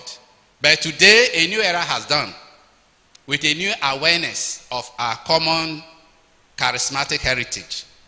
We are now conscious of our deep-rootedness in a common charism and mission. And the more we dig deeper into our roots, the more we explore our identity, the more we come to the realization that, in fact, we are more connected than we think. And our situation today, I think, is well captured in what the SMA OLA Joint Commission called 2 founders, 1 vision, that's 1 charism, 1 mission, 2 institutes. So the challenge I see for us, heads of the charism given to Bishop the Marion Braziac and nurtured by Father Planck, is the following. 1, that together we discern new ways of mission today in the light of our missionary charism given to us, bequeathed to us by our founders. And for this, we need trained people. We need to put to work our spiritual theologians, mission theologians, our anthropologists, our sociologists, to look at our world today and see where does that charism given to us by Planck and Braziac fit in, and what should we be responding to today? And we should do that together. Then 2, why not neglecting the social, the eating and drinking collaboration, which is very good. Okay, we must move on now to missionary collaboration, missionary cooperation. In other words, our involvement, active involvement in the same mission, should not be like we are together, but you do your own thing, I'm doing my own thing. We could identify something, an objective, that even if you are running your schools and we are running the parish, we should say, okay, in this school, in this area, we want to achieve this. Let's say we can take, for example, like that to see. We want to achieve within now and this thing, train the people around into eco-spirituality, to come to understand something. Or maybe there's a cultural challenge that we are facing. You see, how can we use the different activities that we are doing to address that cultural challenge? Okay. So it shouldn't be just the project, this thing, but that project should have a common objective. That parish running should have a common objective, so that together we can continue this evangelization. Then for the long-term and enduring collaboration, I think we should also start with our young ones during the formative years. We should start collaboration when we are young.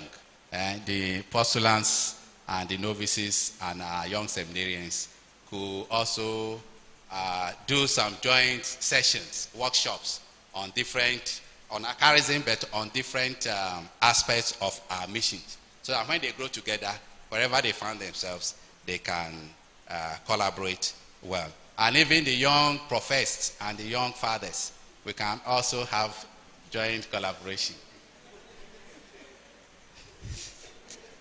We can come and share our experiences, our mission experiences. We can talk about catechism, or we take a subject, either human development or mission challenges, and then we can share and talk about it. I want to end with this story of Bilson, I think it's Bilson they want to write.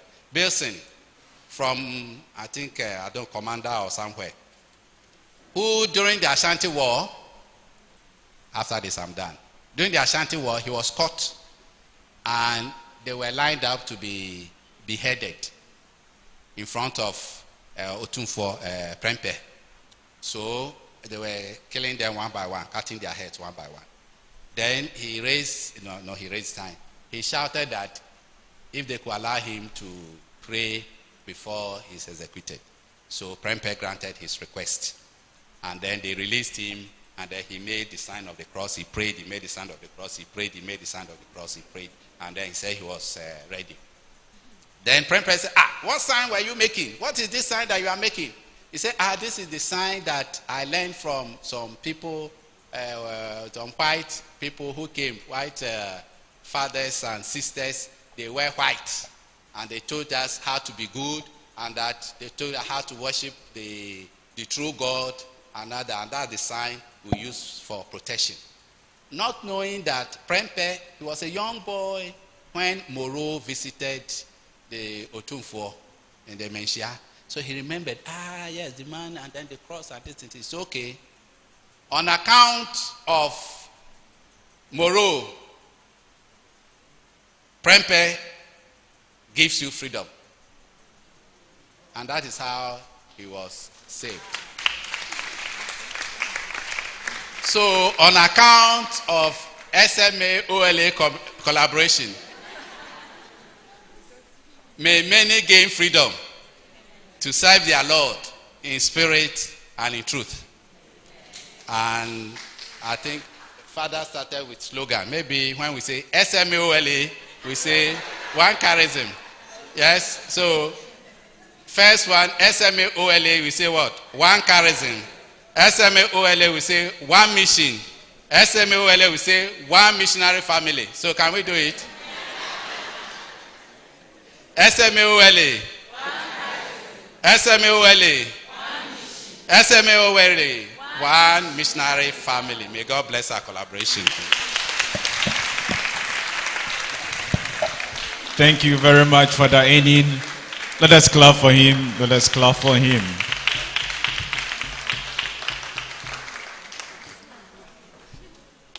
So we've listened to our beginnings, where we started from. We have listened to how we are supposed to collaborate to make this mission we started some years back come to fruition.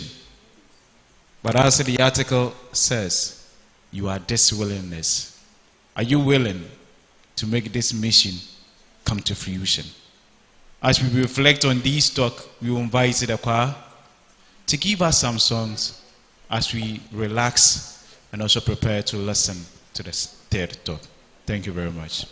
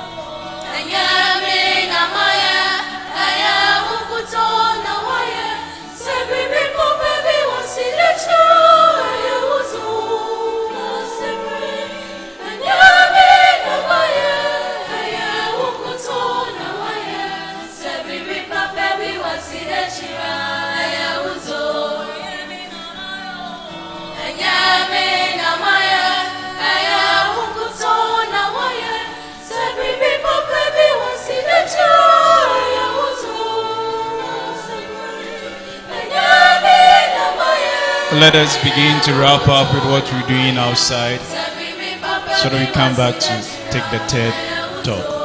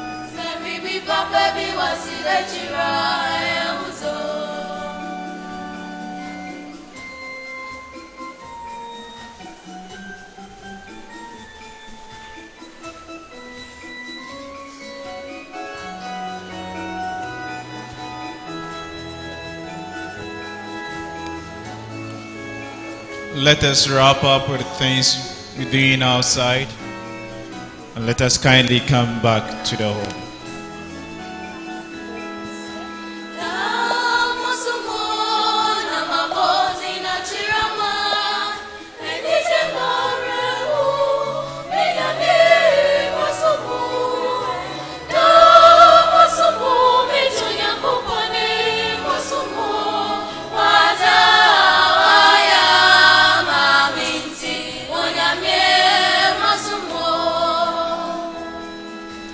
Oh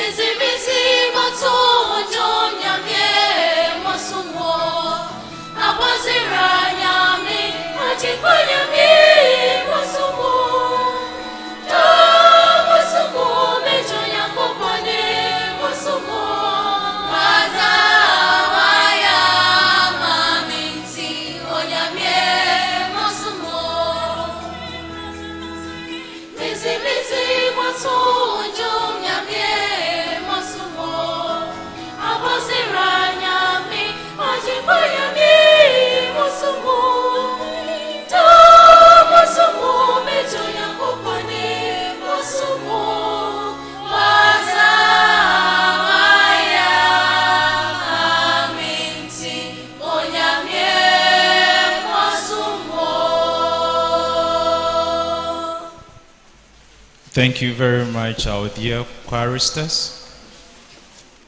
At this moment, we acknowledge the presence of the Holy Cross brothers. Can you give us a wave? Thank you very much for coming. We also have in our midst Reverend Father David Andor from the Archdiocese of Accra. Thank you very much, Father, for coming. We also have in our midst Mrs. Madeleine Botiu. Kindly give us a wave. I think she's still out. We have in our midst Mr. Lawrence Kufuor. Give us a wave. Thank you very much for joining us. We have in our midst Dr. Benedict Hoffman. Thank you very much for coming.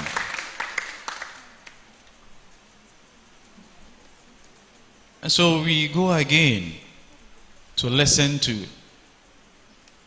the third input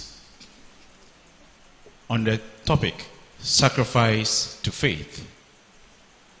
The moderator for this is a Papa Knight of the Order of St. Gregory, a retired professor of animal health, disease control, medical and veterinary microbiology. A chorister worshipping with St. Joseph Minor Basilica in Elmina. He is a serious friend of Our Lady of Apostles. A very serious friend, with emphasis on serious. This person is no other than our own Professor Anthony Ananpra. Shall we welcome him with a round of applause?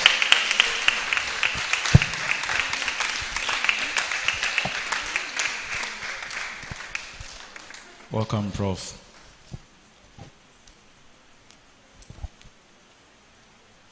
Professor in Chair, distinguished speakers,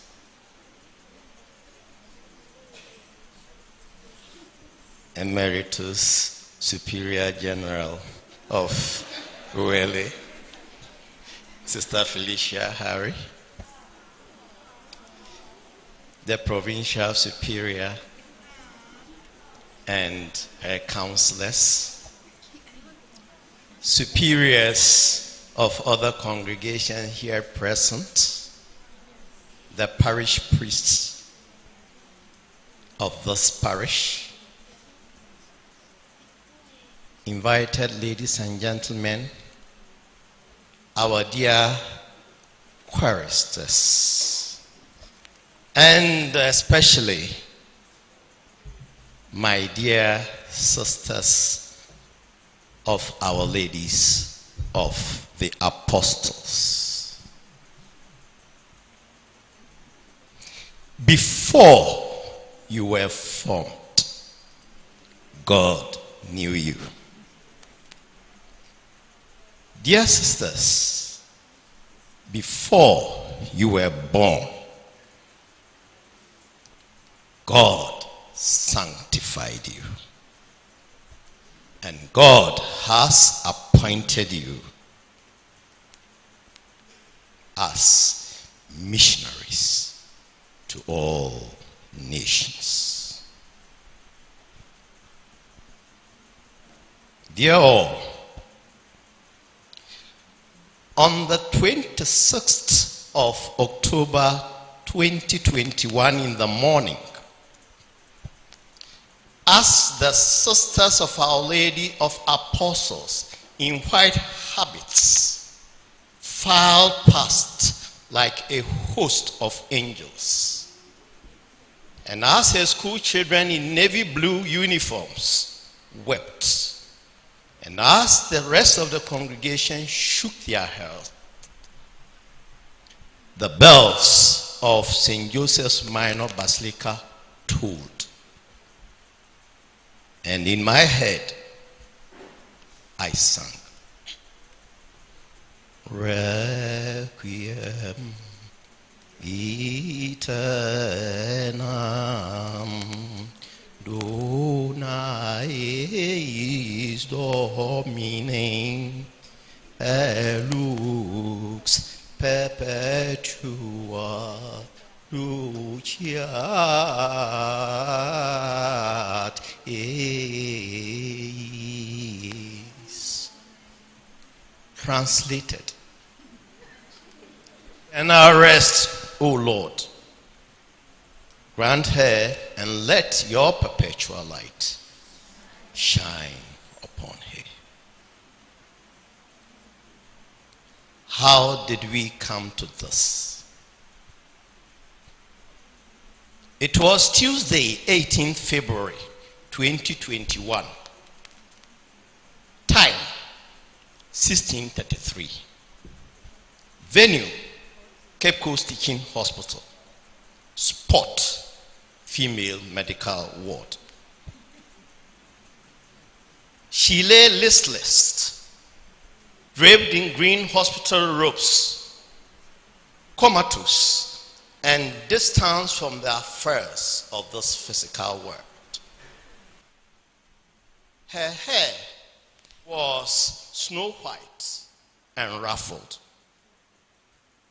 Her mouth was shut up by words she could not utter. Her ears were blocked to earthly noises. Her eyes were closed, and when they were momentarily flicked open, she could not recognize the OLA sisters who have come to commiserate with her. Transparent tubes have been passed into her nose to force oxygen into her lungs. Into a right vein of the hand, a tube has been passed. This tube was to be her mouth in her comatose state, through which her breakfast, lunch, and supper was to be eaten as a solution of dextrose and ringer solution. I stood there and said a wishful Simeon prayer that did not coincide with the will of God. I prayed, Nunc Demetis servum tuum Deum secundum verbum tuum in pace. Translated, O Lord, let your servant depart in peace according to your word. That was Sister Magdalene Sophie Corson in agony. Sister Sophie Magdalene Corson, she who made her vows together with Sister Bernadette Diane McCarthy. She, through whose hands Sister Felicia Harry passed and became the first black African superior of the OLA. She, who was a counselor of the first provincial council with Sister Mary Rita O'Mahony, when OLA Ghana under Sister Regina Campo became a province on the 28th of August, 1996. She, who together with Sister Agnes Heverty, Teresa Kusi, Faustina Anakwa, and Philomena Corsa, opened the Formation Center at Brafio on Easter Sunday, 1991, and served as her first formation mistress. She, who endeared herself to infants by forming children of Mary. This was Sister Magdalene Sophie Corson departing. What was God trying to tell us and wanted the OLA sisters to to learn from this experience as they looked upon Sister Magdalene fade out like a candle. Is it how God thanks us for dedicating your lives to his service? Dear sisters, the sacrifice to faith is not easy. Abraham was tested to go to Ur and sacrifice his son. Job lost everything but kept faith in God. Per Planck will say to his missionaries, "You have been chosen by God to continue in your own way the work of Christ confided in his apostles." Your life is not for you only. You should be ready for everything. What God wills will always be the best for all circumstances. So, my dear sisters, dear all, find God in all things, and in all things there is God. On the 28th of May 1887, the dying Father Ange Gaudiol, the first prefect of the Gold Coast, who was then dying from sunstroke at the age of 39, made this admonition to Reverend Sisters Eugene Marie Aymard and Perpetua Pauline Butcher, who stood by him. Don't die like me before having achieved something good for this mission. Coincidentally, Sister Perpetua Pauline Boucher was to be the first OLA sister to die in the Gold Coast with lung infection on the 7th of April 1890 at the age of only 25, and was buried in the Dutch cemetery in Elmina. Sister Eugene Marie Aymard was to be later transferred to Egypt, where she died on the 5th of February 1924. In all this agony, it was not yet the end for Sister Magdalene. For the next 6 months, her nose would become her mouth and the passageway to her stomach.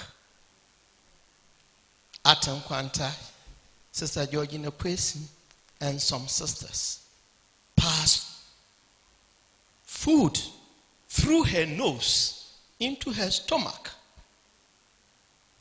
At last, the Lord said to Sister Magdalene, "Come, come, you faithful servant.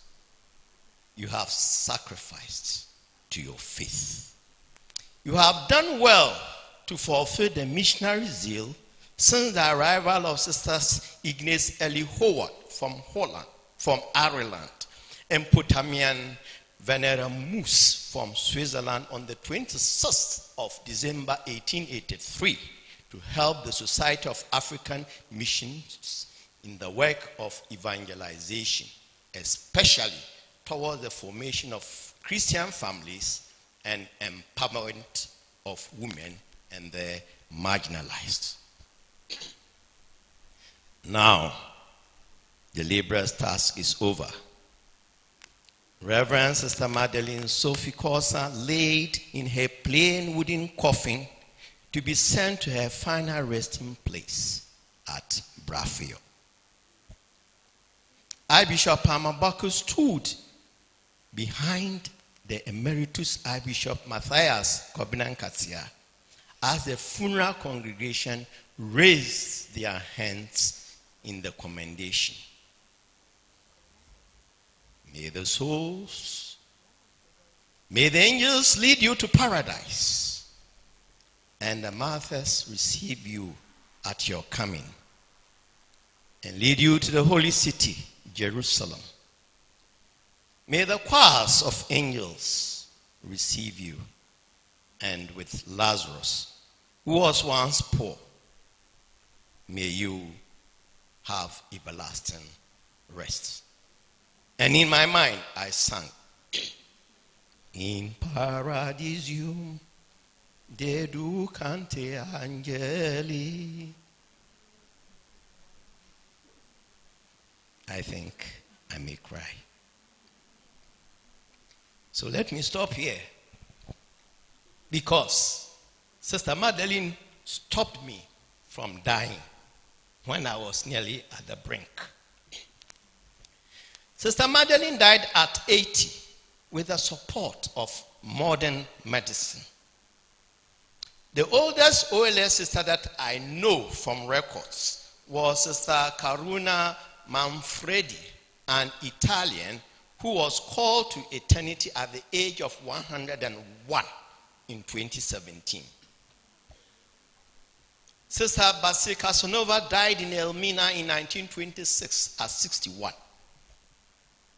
Sister Thias Bradenberg, they call her Mother Thias, died in Kumasi at 69. However, a host of all the pioneer sisters died around the age of 30 without the benefit of modern medicine.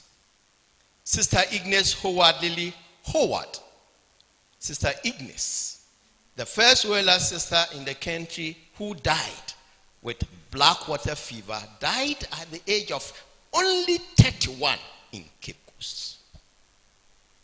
Let us make a short roll call of some of these early pioneers.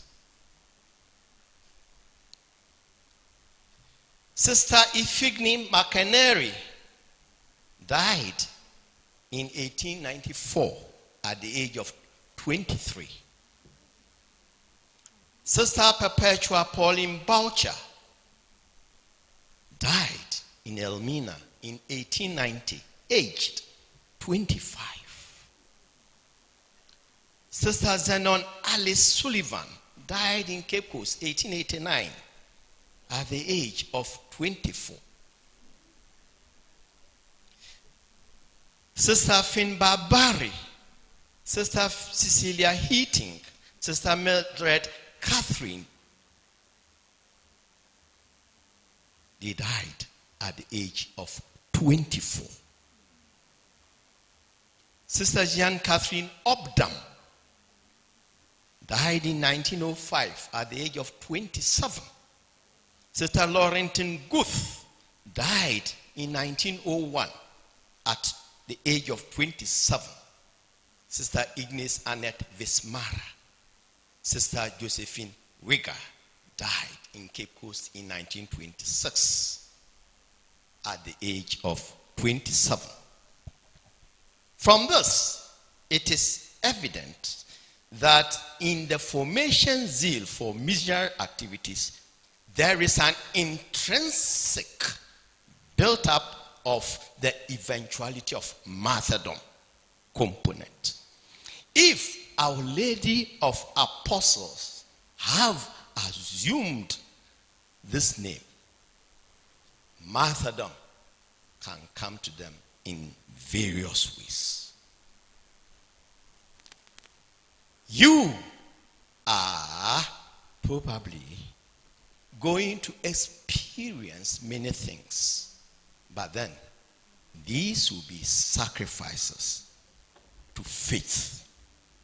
On the 11th of July, 1892, Father John Hartman, Jean-Marie Ogay, and Jean-Marie Michon formed a semicircle at the foot of a dark grave at the cemetery at Bacano here in Cape Coast.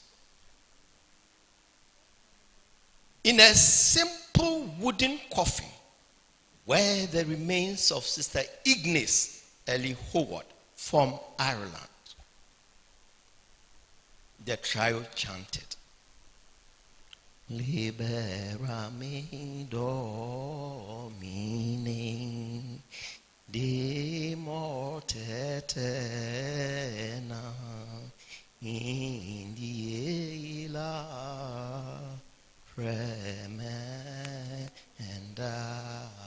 And as they sprinkled earth upon the coffin to declare, Hic lacet pruvis senis in nil. Here lies dust, ashes, and nothing. Sister Ignis was committed earth. Sister Ignis and Sister Potamian Moose had sown the seed of OLA presence in Ghana and of all female congregations in the country. She was being buried. She had had an attack of black water fever on the 5th of July, 1892. She had chills and fever. She vomited. Her eyes were yellow with jaundice. Her urine became dark red and the urine turned into black. Her kidney failed and he died on the 11th of July, 1892, at the age of only 31. Is that how God thanked her for her missionary work? Dear sisters, your call is a call to sacrifice of faith. We will ask ourselves, where is our God in whom we trust? Sisters, all things work together for good. The name of this congregation is Our Lady of Apostles. Lady Mary, Apostles, ladies, followers of Jesus. What a heavy heart Mary had to carry to find her lost infant Jesus. How excruciating it was to meet her son on the way to Calvary. How mournful was Mary as she had to put her dead son in her arms as a pieta. Marthas to faith endure mind-shattering ends. Jesus, Peter, and Andrew were crucified. Matthew was killed by the sword. Mark was dragged to death by horses. Luke was hanged in Greece. James was finally clapped to death. James, the son of Zebedee, was beheaded in Jerusalem. Bartholomew was flayed to death by whip. Thomas was stabbed to death with a spear. Jude was killed with arrows. Paul was beheaded. Only John escaped from the boiling oil to die at an old age in the island of Patmos. Mary, Apostles. Dear sisters, your call to the vineyard is not a profession, it is a vocation. It is a witness to God. It will seem thankless on earth, but ascend like Mary to heaven and receive your crown. Yours is a sacrifice to faith. You, to God's service, you have sworn. May the Queen of the Apostles, the dear star of the morn, work with you and plead with you. Cum Maria Mater Jesu eritis testis mihi. with Mary, the mother of Jesus, you will be witnesses. God bless you for your sacrifice.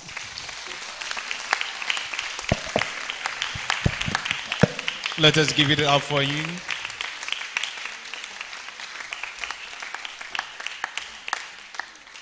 Thank you very much, Professor Anthony Ananpra.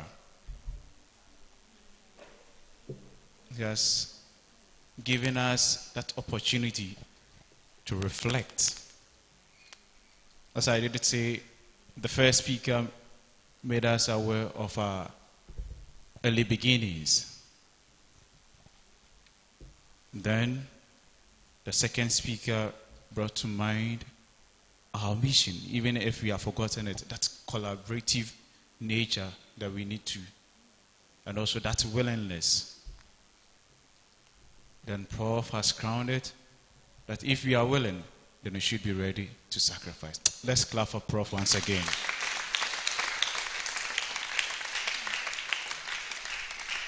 So we say a very big thank you to our speakers.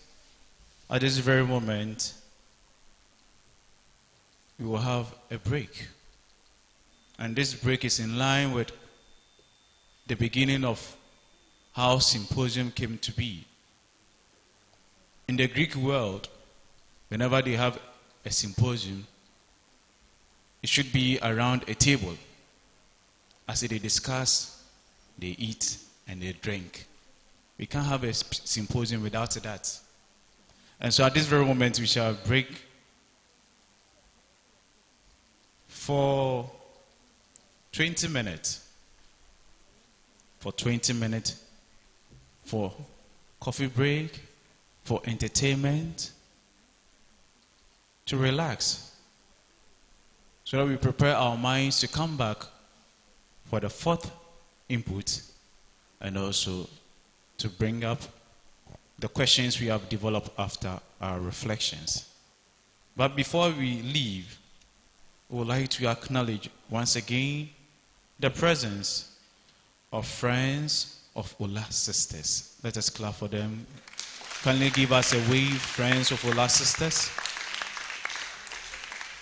Thank you very much for coming. We also would like to acknowledge the presence of staff and students of OLA College of Education. Kindly give us a wave. The staff and students of Perplank School and OLA Borden. Kindly give us a wave. We thank you for coming.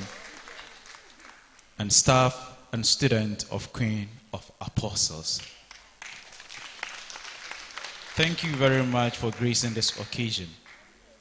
And so, as I did say, we will take 20 minutes break to relax our nerves and also to come back. But we will beg two of our sisters to lead our guests to where we are going to continue the second part of the symposium. So they will first take the lead and we all follow them as they go out.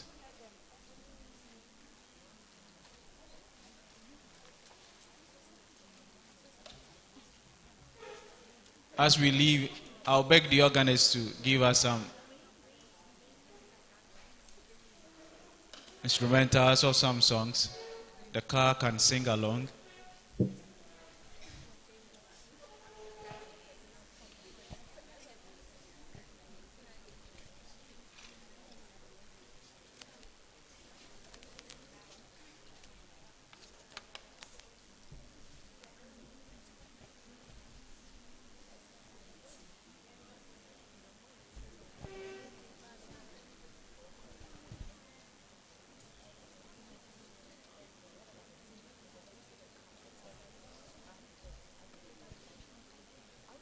Within this period of coffee break,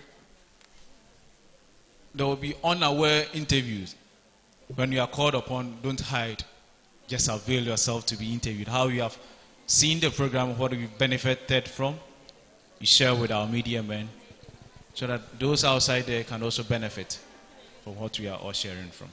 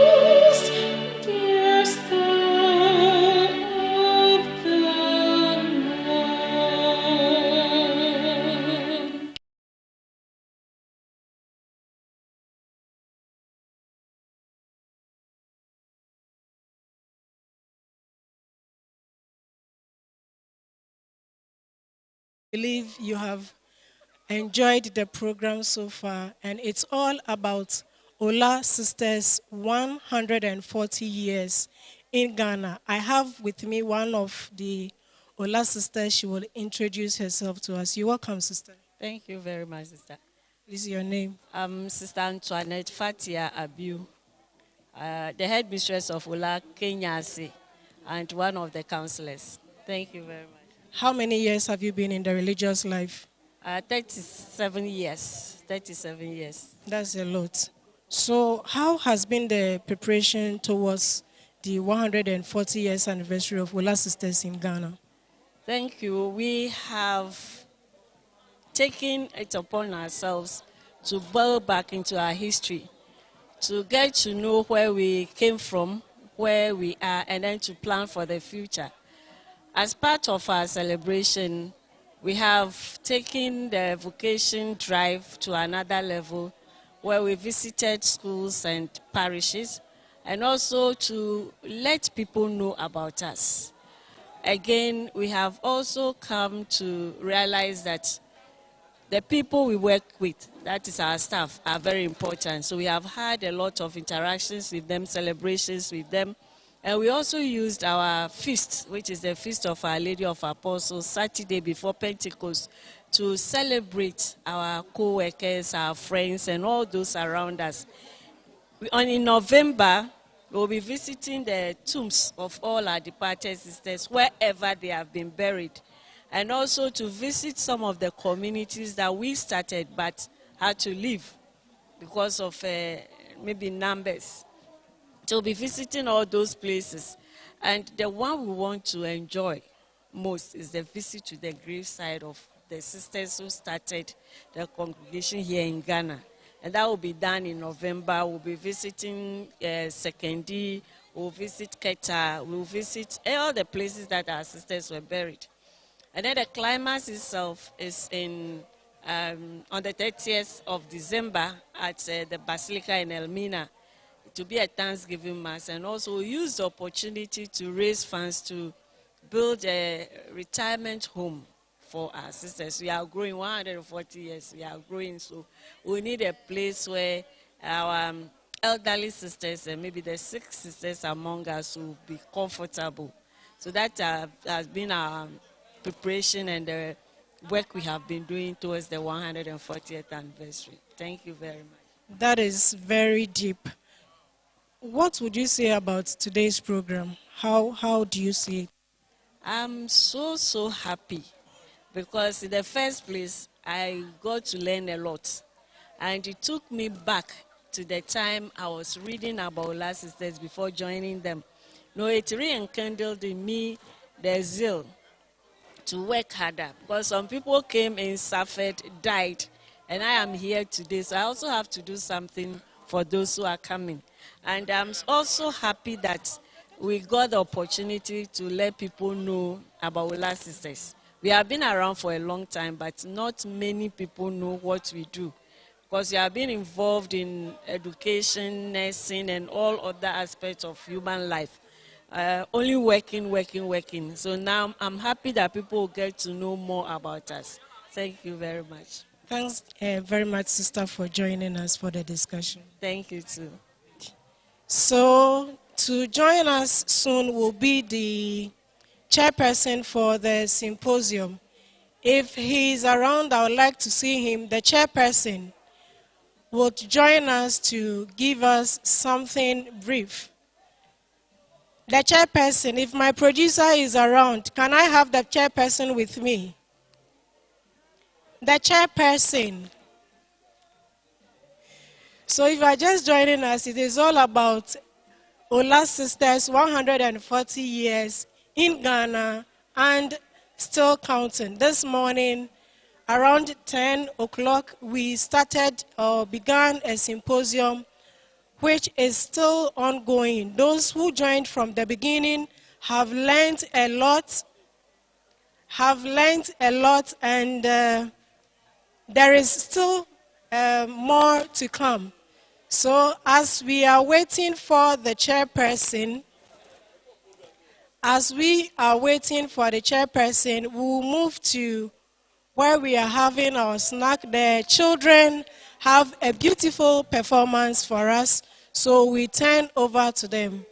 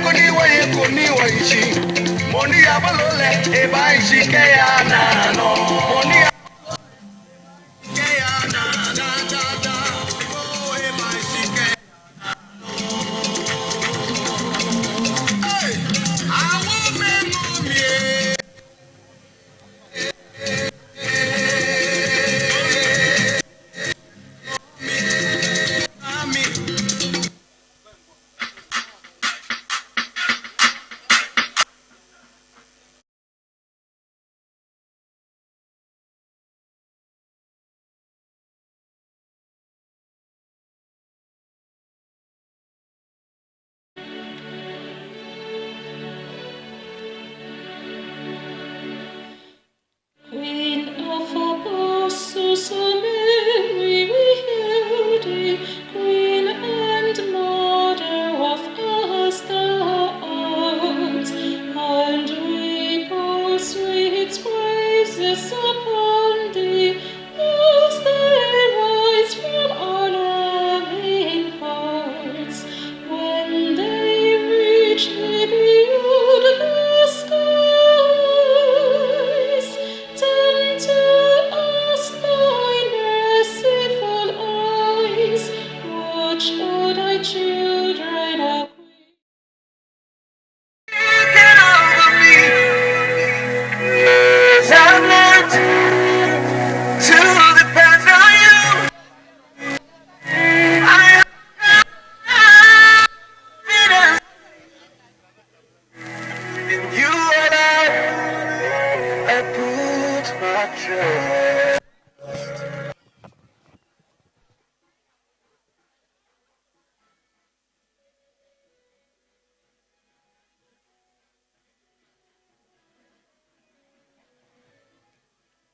So we are back once again, and I have the chairperson for today's symposium to do us the honor of saying something about himself and his relationship with the OLA sisters. Good afternoon, sir, and you're welcome.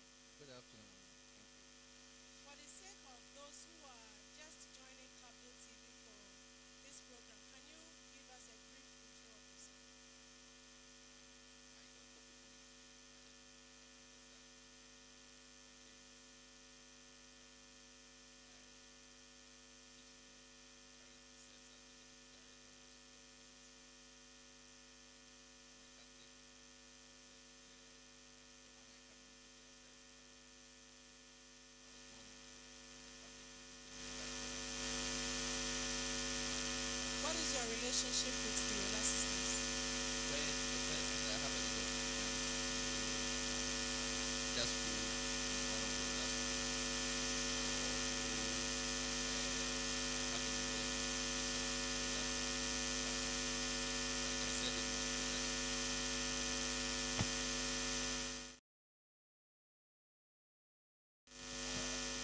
like I said in the introduction, my wife went to OLA.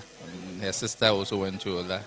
And I have a few mates who also went to OLA. So, and being a Catholic, I know what they've been doing over the years. So that's how come I got associated with them.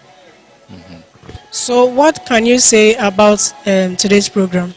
Well, it's a very important program. I mean, 140 years in the life of any organization is huge.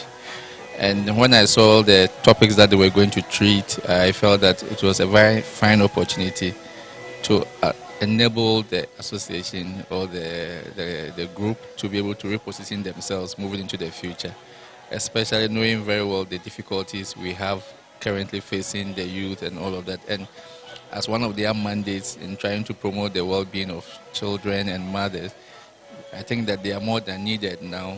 And so that 140 years of experience is supposed to guide them moving into the future.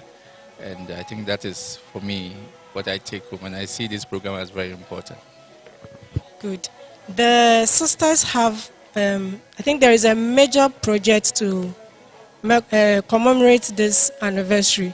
What would you say to those watching you on Cavdale TV as to why they should support the sisters achieve this project and how they can support?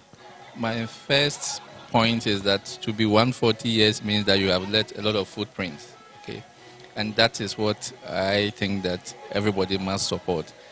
Within the 140 years of its existence, they've done a lot. And to be able to continue to do more, knowing the demands of the future, will require the support of everybody. And so I want to urge everyone to support in any form to make whatever targets they've set for themselves a reality. That's what I can say. Thanks for having you. Okay. So we'll move to where the children are giving us the dance, then the rest will continue.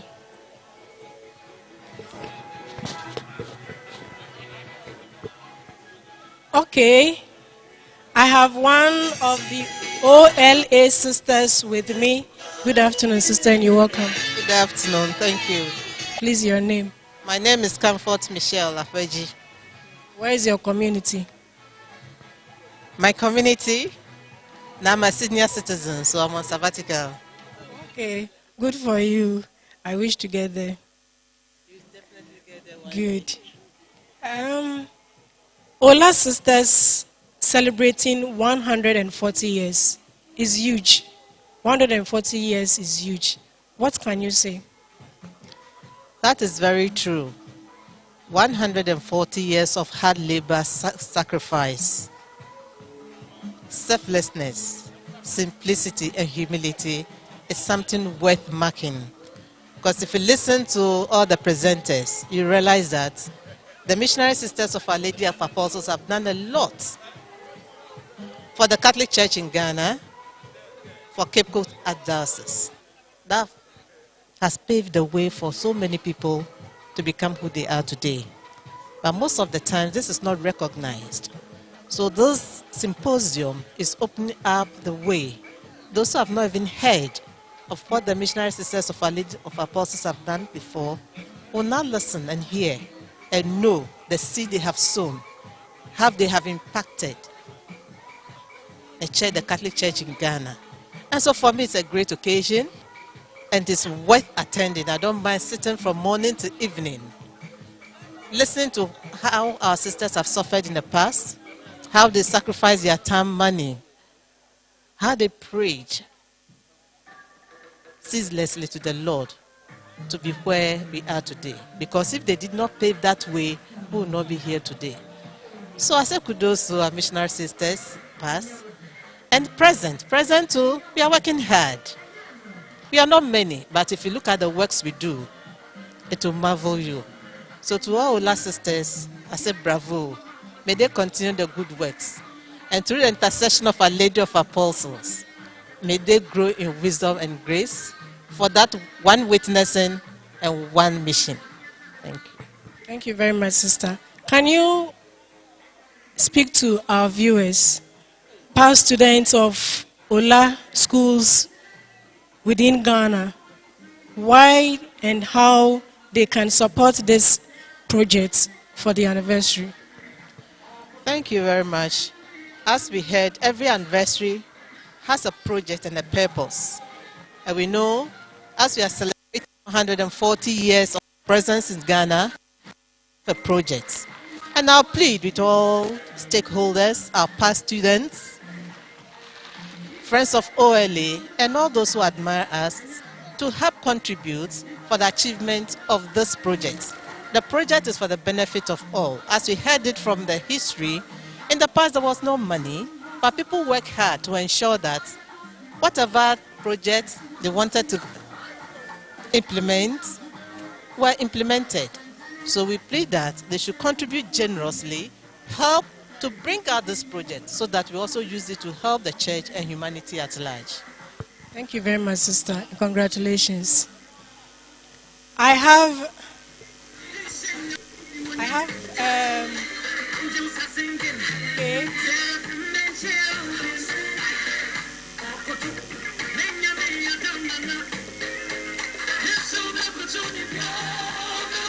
have a friend of OLA here with me.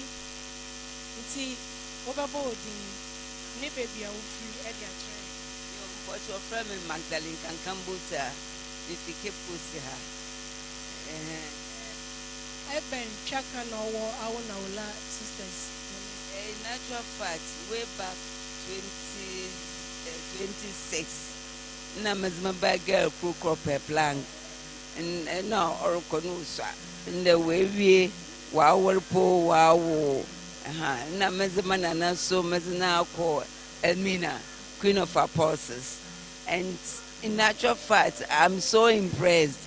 I love the sisters there. I must be honest. In Chawam from, I love them because what we are battling my yamban, what come for? Say, Bibia, no, why are they? Woboko sister ho, womakancha amimu, no sister ho. So it's the sisters they really sacrifice for what they are doing, and I personally, I'm really impressed. That's why when Sister Teresa called me, I said I will come. Though I had an appointment, I stopped it and I came. So honestly, the sisters are good, very, very good. They are mothers, they are sisters, they are fathers. They're everything, and we thank God that we have them, that they are bringing up our children for us. See, about some na like in Cransha some Ebekache sisters. Mama can sisters no, Maka sisters no. One word one yemo as mothers, from mom from and man, because what train them from now. They become the future leaders of our country, and they are good. They are very, very good. They are very good, and the children like them. Thank you very much for joining us. The next person joining me is our own Big Joe, Brother Tikwe, CSC. Brother, you are welcome.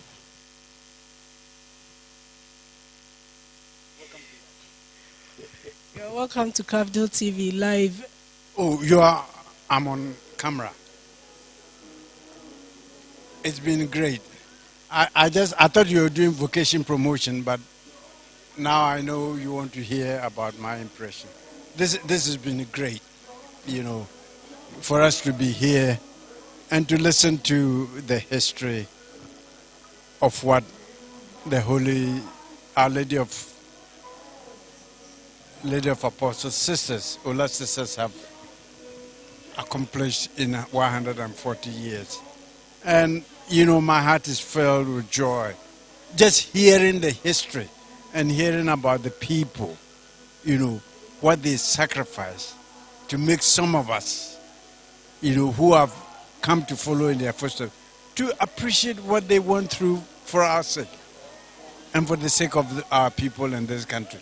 So I'm just eternally grateful for what has gone on, for the presentation and all that. May God bless you for the good work that you're doing.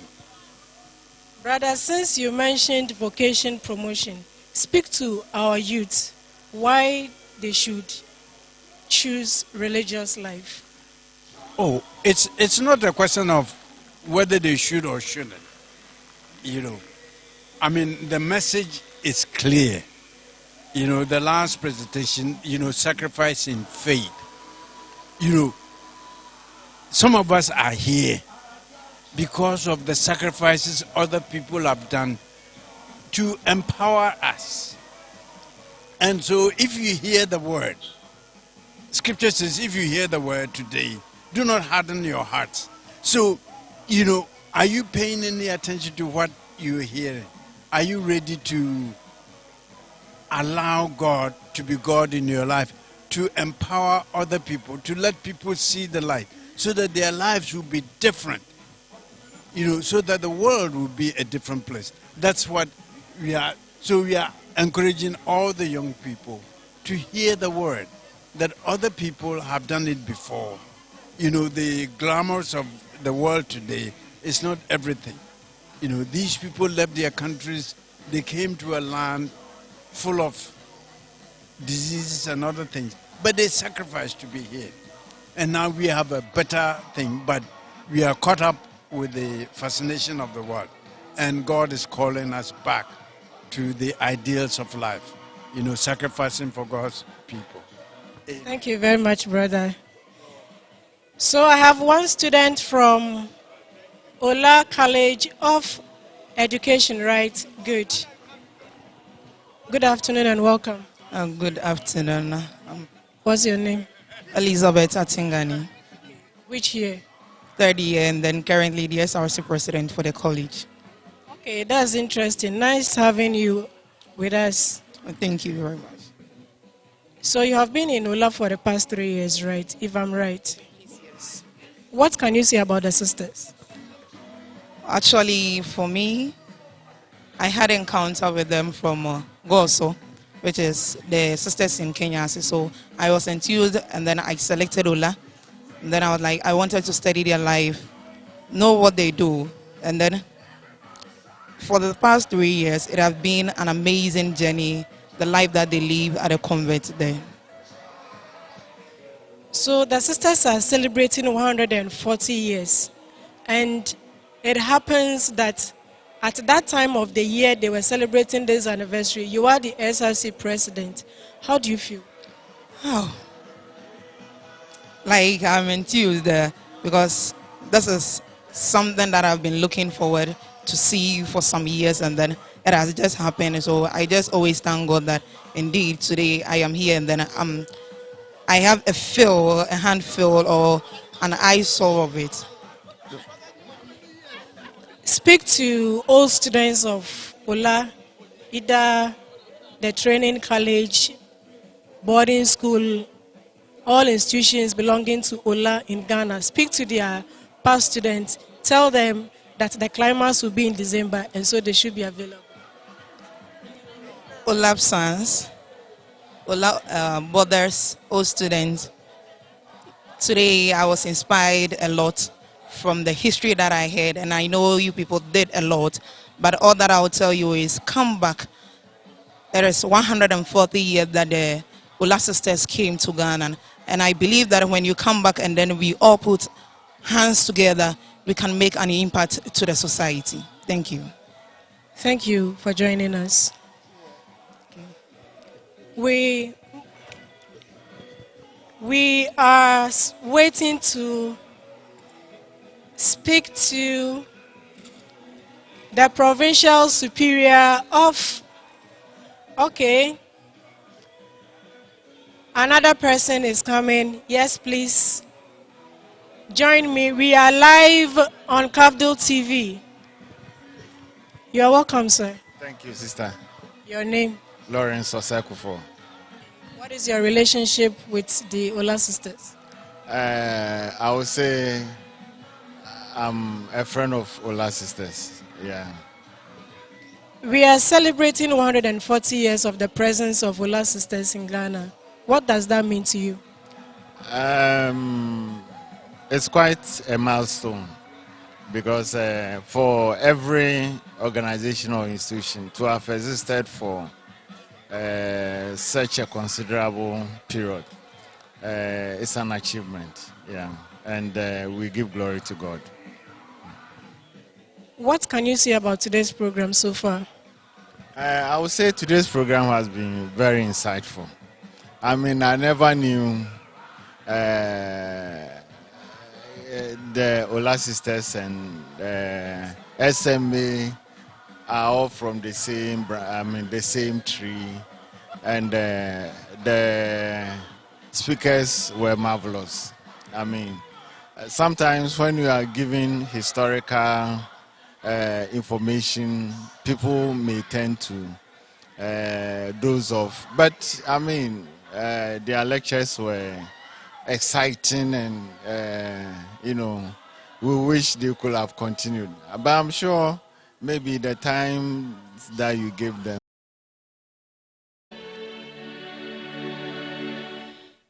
Queen of apostles, O Mary, we hail thee.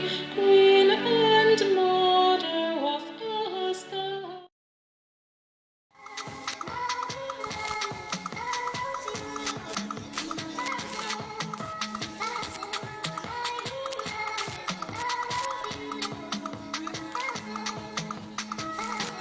Our time is up.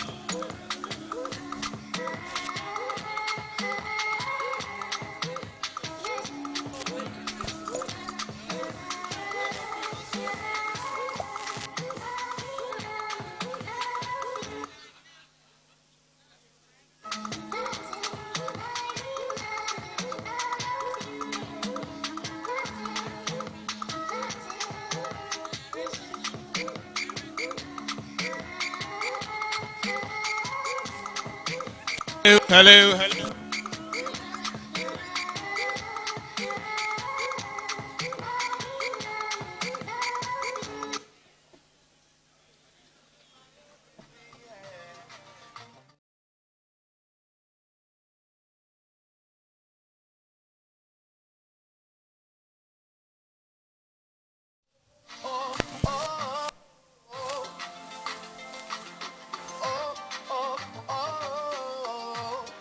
Everybody say,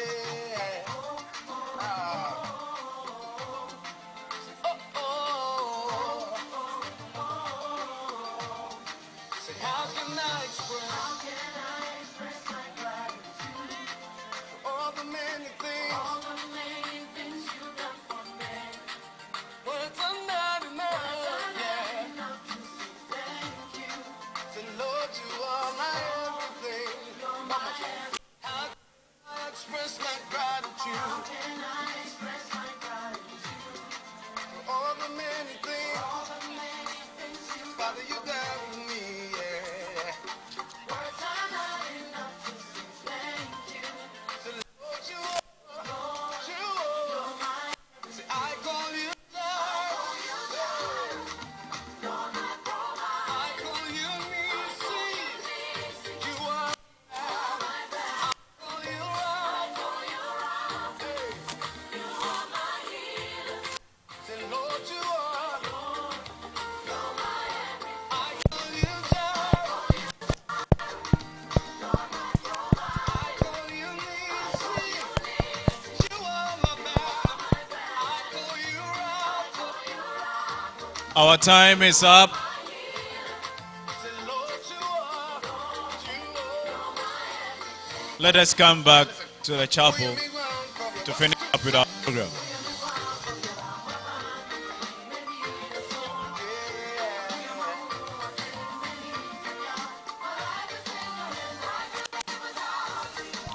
I can breathe without you, say. I can breathe without you. I can move without you, Lord. I can move without you. Who am I without you? Who am I without you? Say, I can live without you, Lord. I can live without you. I can breathe without you, Lord. Let us wrap up with all that we are doing. Without you, yeah. I can live without you. Who am I? Who am I? Who am I? Hey, remind me now.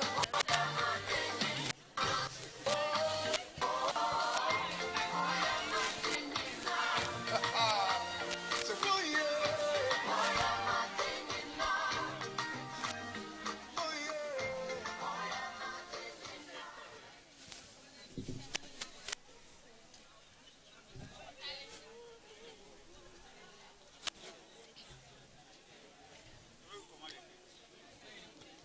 Our time is up.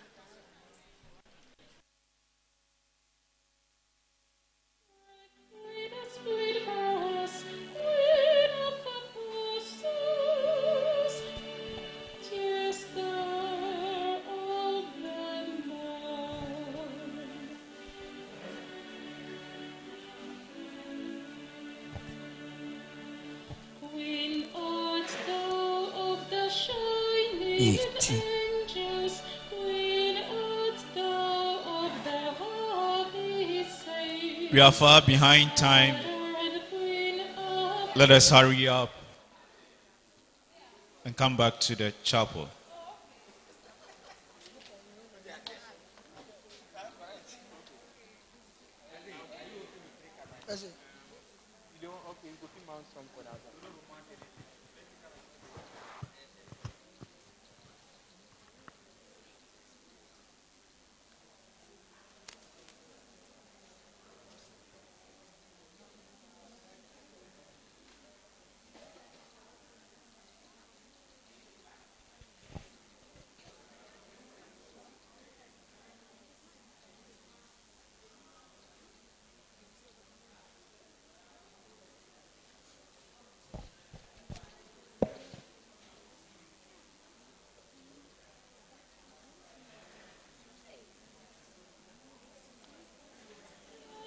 in thy shining, none more glad, O Mary, than we, who by more than a common title know and I belong to thee. Light up at wherever we are, we will follow the morning star. Watch over children, a queen and a mother. We to that service our lives have sworn. Think of us, speak for us, work with us, plead for us. Queen of apostles, Our Lady of Apostles. Our Lady of Apostles. Our Lady of Apostles. SMA Ula. Just now you've forgotten. SMA Ula.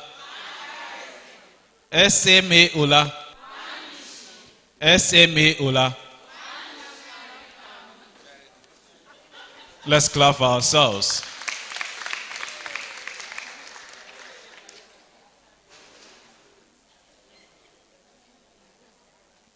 So we've gathered again to wrap up with our activities for the day. Before we wrap up with everything, we need to listen to one additional talk on the evolution of Ola history. But before our speaker comes to us, we want to acknowledge in our midst Very Reverend Father Robert Charles Sniper, Director of St. Peter's Regional Seminary. Father, kindly give us a wave. Thank you very much for coming. We also have in our midst Very Reverend Father George Bona.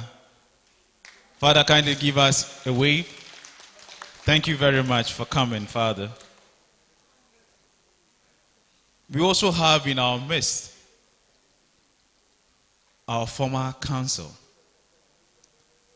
Reverend Sister Elizabeth Amwako Ahin, our former provincial superior.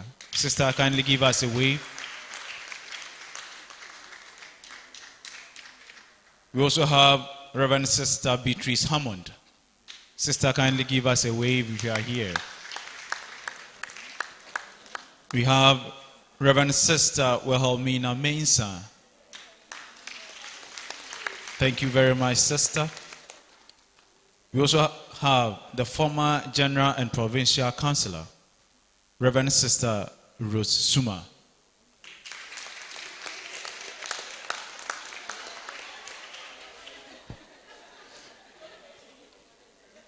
And we have the current Provincial Councillor of the Province of France in our midst, Reverend Sister Josephine Atta. Thank you very much, sisters, for coming. And so our fourth presentation will be on the topic, Evolution of OLA History, or OLA History. And the person to deliver this hails from the Sekendi Takrady in the Western region. She is a teacher by profession, and she was once a principal of OLA College of Education, Cape Coast. She has been a provincial superior of the OLA system for 10 years and the first African general superior of the OLA congregation also for 10 years. Our speaker now lives and works in the Sunyani Diocese. With a round of applause, let us welcome Reverend Sister Felicia Harry to deliver the fourth presentation.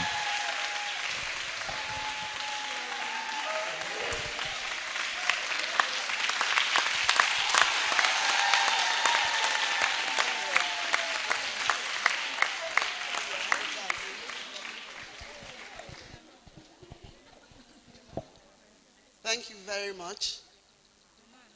I think it's afternoon already, is it? So good afternoon, everyone. I'll try to be as brief as possible because a lot has been said about the history. I'll mention a few things, but I won't delve into any depth because my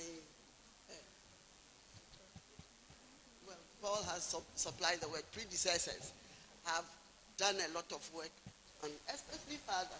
The history is Father Saki. The history is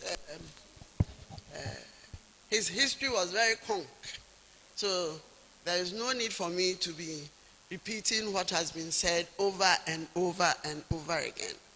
However, there are one or two things I'll say. That means that those things must be retained. You know, as a teacher, when you want things to be learned, you repeat and repeat, and the children learn. We are still in the OLA charism and mission. So, Mr. Chairman, Dr. Anambra, Reverend Fathers, Reverend Brothers, Reverend Sisters, my own OLA sisters, OLA College of Education students, and then OLA boarders, ladies and gentlemen, the congregation of the Missionary Sisters of Our Lady of Apostles, commonly known in Ghana as OLA Sisters, was founded in France in 1876 by the venerated Father Augustin Planck, SMA Father. He was the first Superior General of the SMAs. And our congregation was raised to the status of a congregation by the by propaganda fide in 1904 by a decree.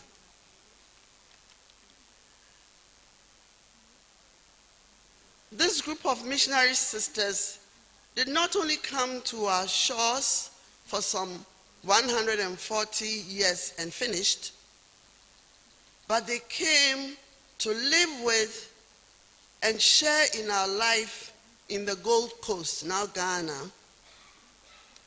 The 140 years of presence of OLA sisters in our midst has been possible because the little band of sisters who came to us have grown in every sense of the word.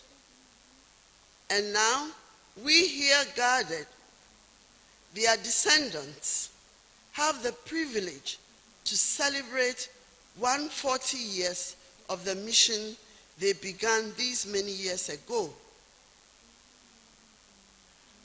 What are some of these aspects of growth that have ensured the longevity of OLA presence in Ghana? The very missionary work the sisters came to do,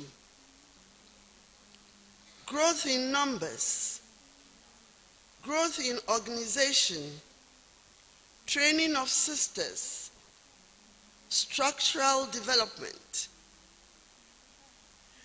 We all know that there is no setup without challenges, and therefore we acknowledge that our 140 years of presence and mission in Ghana has not been all smooth sailing. There have been challenges along the way. We've heard some of them. Challenges that have helped growth, challenges that have strengthened us on our missionary journey in this part of the world, and ensured stability in our activities. Some of these challenges, very few, will be discussed later in this paper. When our Lord Jesus had finished his mission here on earth, he sent his apostles to go and make disciples of all nations. Matthew 28:19.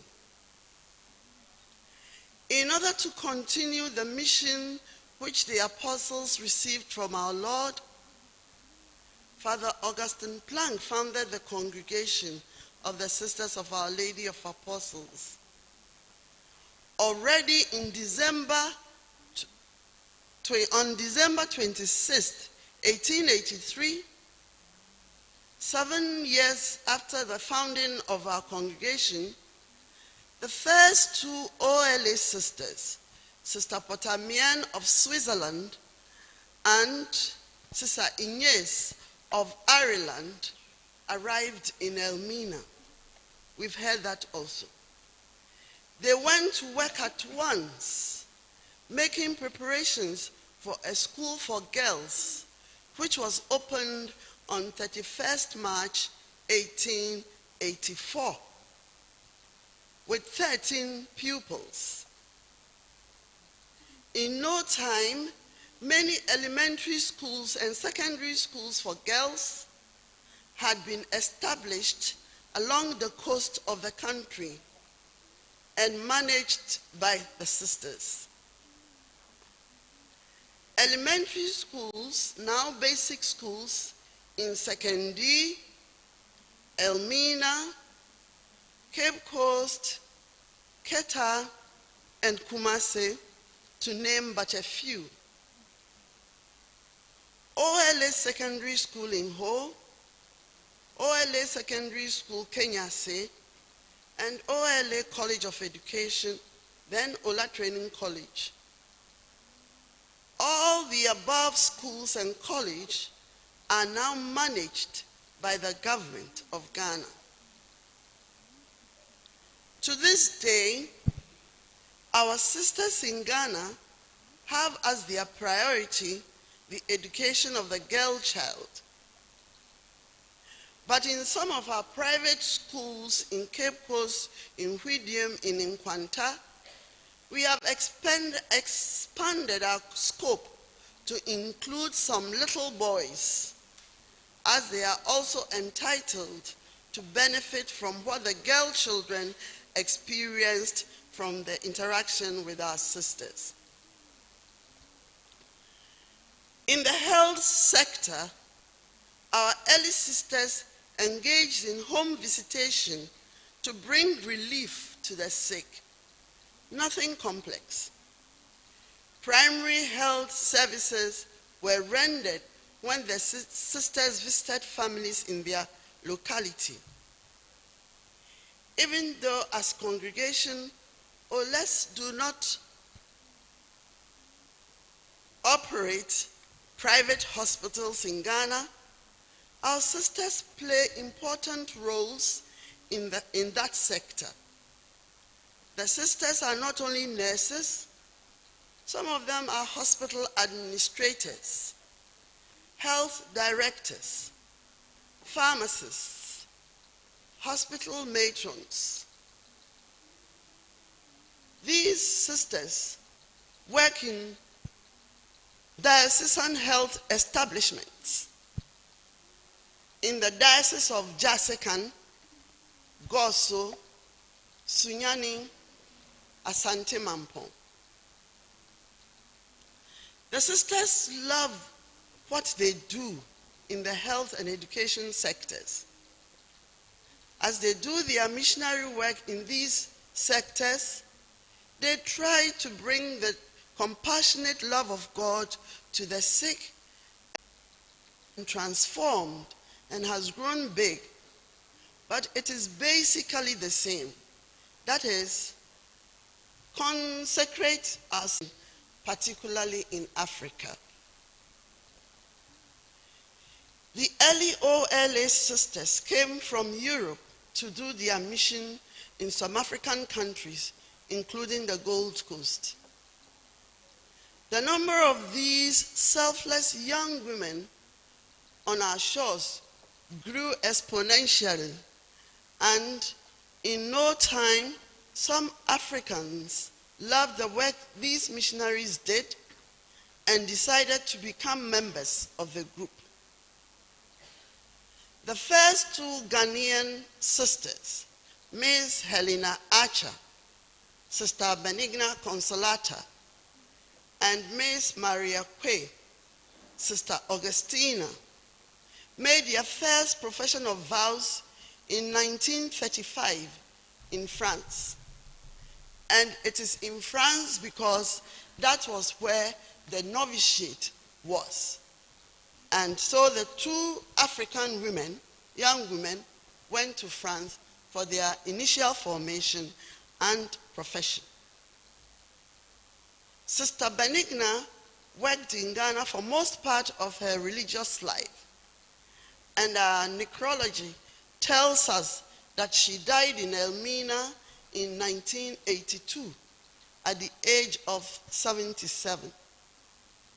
Sister Augustina, on the other hand, was on mission in Togo when she passed on in 1972 at the age of 65. After our two early sisters have come others, missionary activities as best as they can, always remaining faithful to the missionary inspiration of our founder. Whereas our European sisters came in their numbers to our shores, many of us African OLA sisters remained in Africa, in some of our institute. For a long period of time, except for few numbers of sisters, the Ghanaian OLAs worked only in Ghana. After a young Ghanaian sister made her first profession of vows, she was missioned to her home country. Many of us lived that experience, which was far removed from our founder's dream of missionary inspiration. in Ghana, for some number of years, the number of the Ghanaian sisters could no longer keep up with the challenges of missionary activities because age was telling on them, and vocations had gone down tremendously in Europe. To ensure our very existence and make our missionary zeal a reality in all our provinces and districts, our institute put in place a policy that would ensure that as many sisters as possible go on mission outside their own home country as soon as they made their first profession of vows. And that mission ad extra, that is, working outside our home country, became the norm in the whole congregation. Some of these policies include the study of the two official languages, French and English, of the congregation during the period of initial formation. Going on mission ad extra immediately after first vows. Going on mission ad extra when we have perpetual vows. Some sisters have experienced that these couple of years already. After final vows, they are sent out. If we look around, there are some who have gone on holidays, but we have sisters from other provinces, other entities that are in Ghana. They are not English speaking, they've learnt the English, they are here. There are Ghanaians who are not French speaking, they are outside in French speaking countries. As we just heard, one of us is even a counselor in France.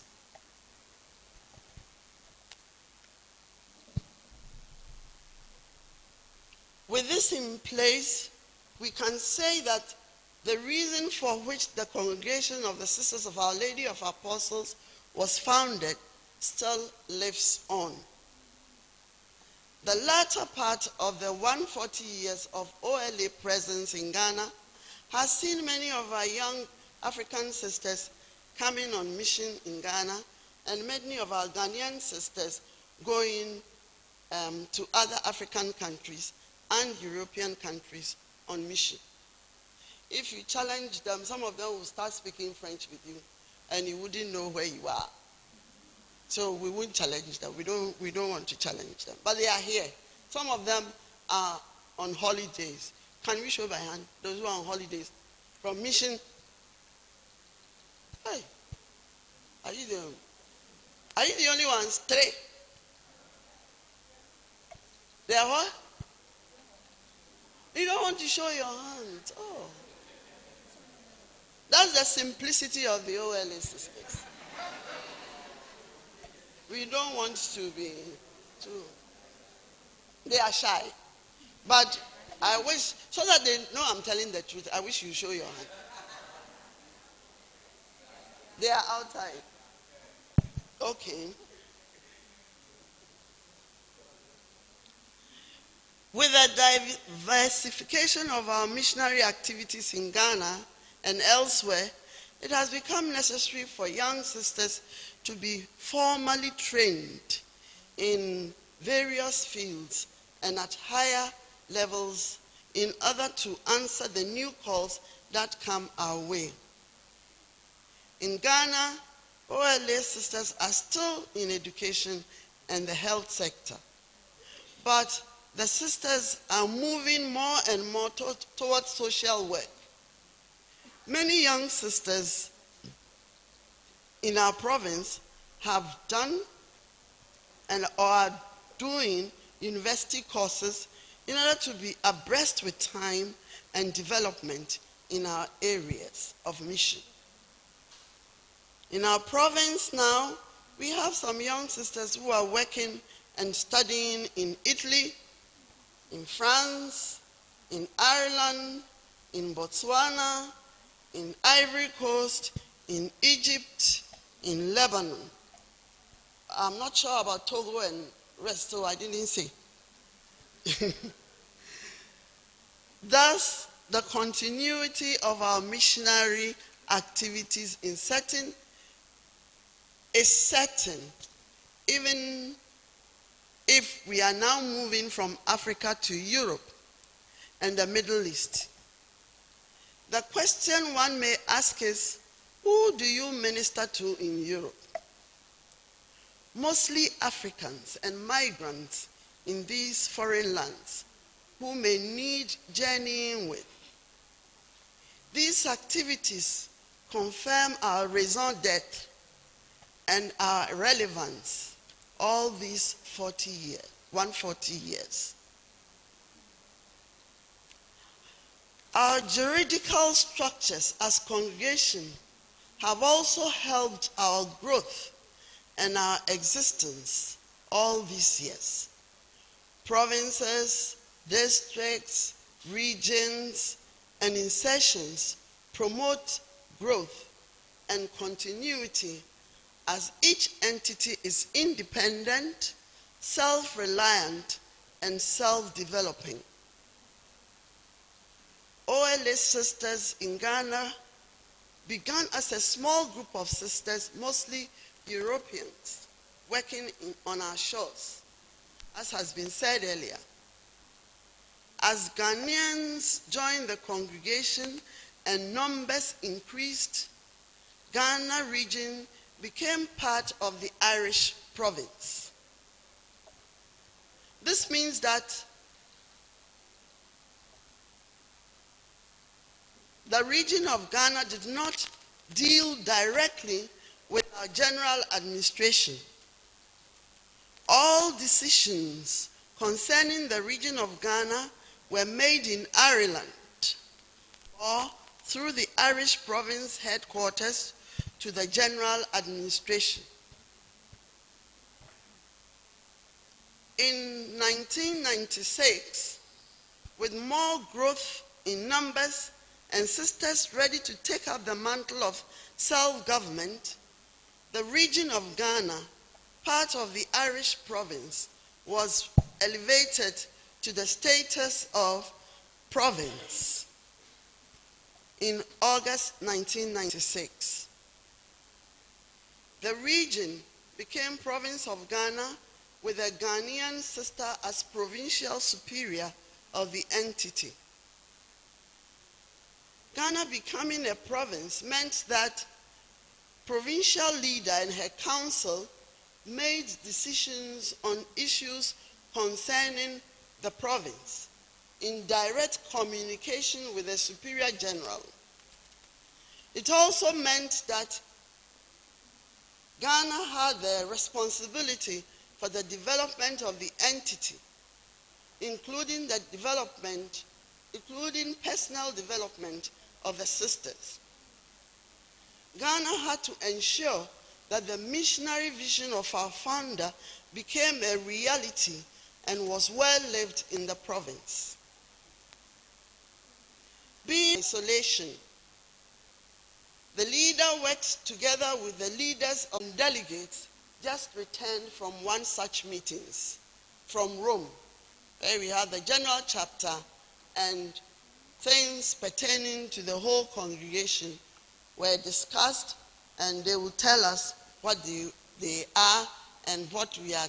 From 1996 to date, the province of Ghana has had 6 provincial chapters since, and we are getting ready to have the 7th one in a few months from now.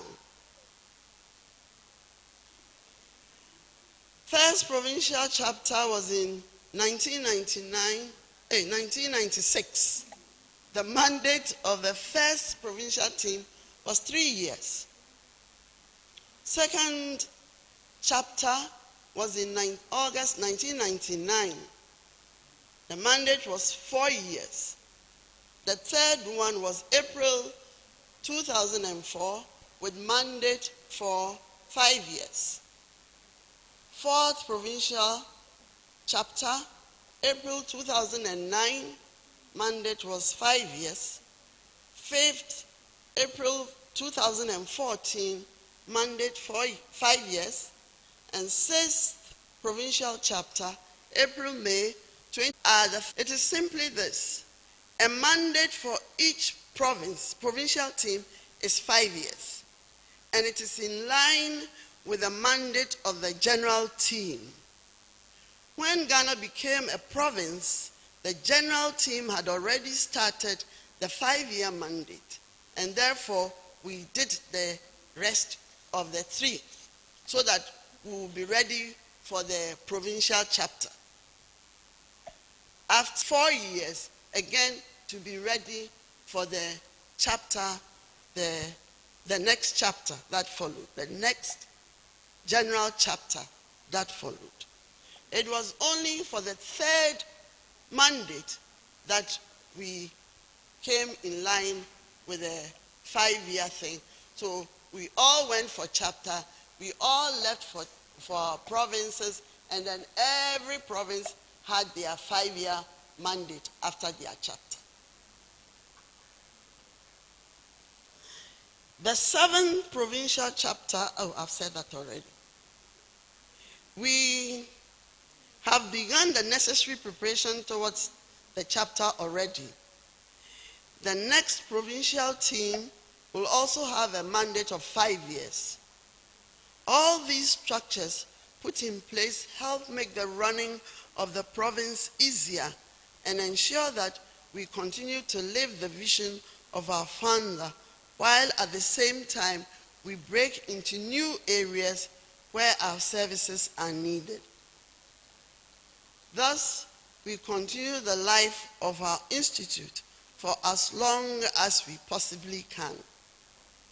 Our aim in Ghana is to do the mission entrusted to us here in Ghana. The province of Ghana has given service to over the years to the general administration in Rome. One sister served as general counsel.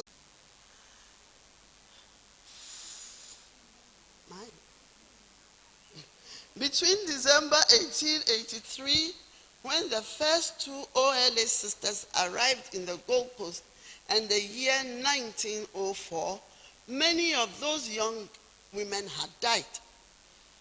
And you find it in Father Van Brackel's book, SMA Missionary Presence in the Gold Coast, 1880 to 1905.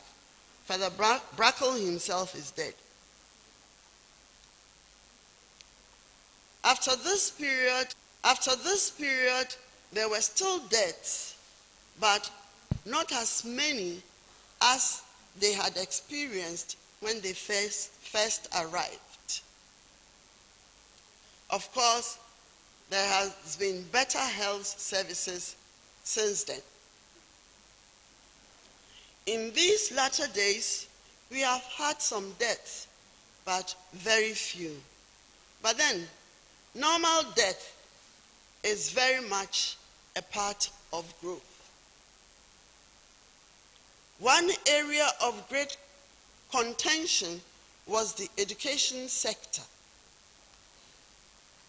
As more and more schools were set up and female education at the secondary school level was promoted, the then local ordinary, Archbishop Porter, SMA underlined, observed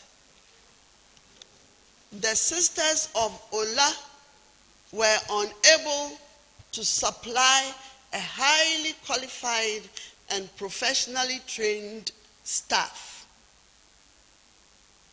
for the secondary schools and the training colleges. He continued, this will be undertaken by the Holy Child Sisters. In 1946, this change took place. The OLA sisters who were working left for the Holy Child Sisters to take over. And I must say, the Holy Child Sisters came with all kinds of degrees. In Father Van Brattel's book, he has named them all. PhD and all. So they took over. And then maybe you would wonder why our sisters, most of them came from the continent Europe. They didn't have English as basics. They didn't have our kind of education. You know, our system of education is after the English. It's only now that we have SSS and all kinds of things. We have left West Africa, no, not West African, school set and all. It is only now that we have broken away from the English. But it was very much linked with the English system. And since our sisters came from Europe, France, Holland, Switzerland, and all, they didn't have English as their language. So we were all right in the primary schools, not in the secondary schools and training college, according to Archbishop Porter, SMA.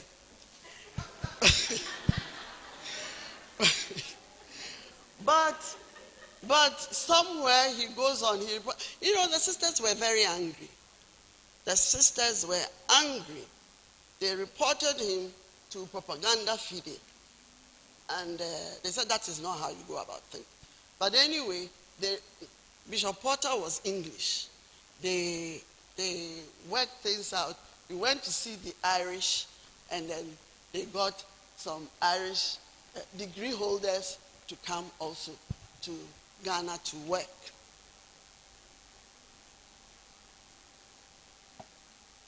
So as I said, this was not a move that pleased the sisters. OLA sisters had always been there in the schools. Another issue that was quite challenging to us is the fact that some sisters, sometimes finally professed sisters, leave the institute for one reason or the other. Maybe we don't think of it as a challenge, but it is, because we wonder, why are they leaving? Is it because we are doing things that are not right? Is it because we are not kind to one another? Is it because those who leave just cannot cope with the what do you call it? The word is not coming. With the challenges of religious life. And if we, OLAs, we sit down, 2 people have left, 3 people have left, 4 people have left in a year, we must sit down and then look at ourselves. What are we doing wrong? Maybe we don't think, the person has left, But we have to think. It's a great challenge. We need our numbers, because in numbers we work better. We want qualitative work, yes, but when we are many, one person doesn't get too tired. We share the work, we do it to the best of our ability, and pray that everything will go well.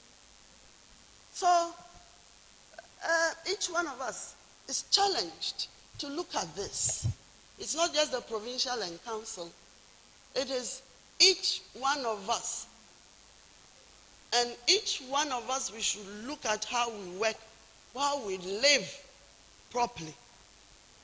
Don't wait when it is difficult for you, or when somebody asks you to go, then you blame the community with whom you live. That is our challenge.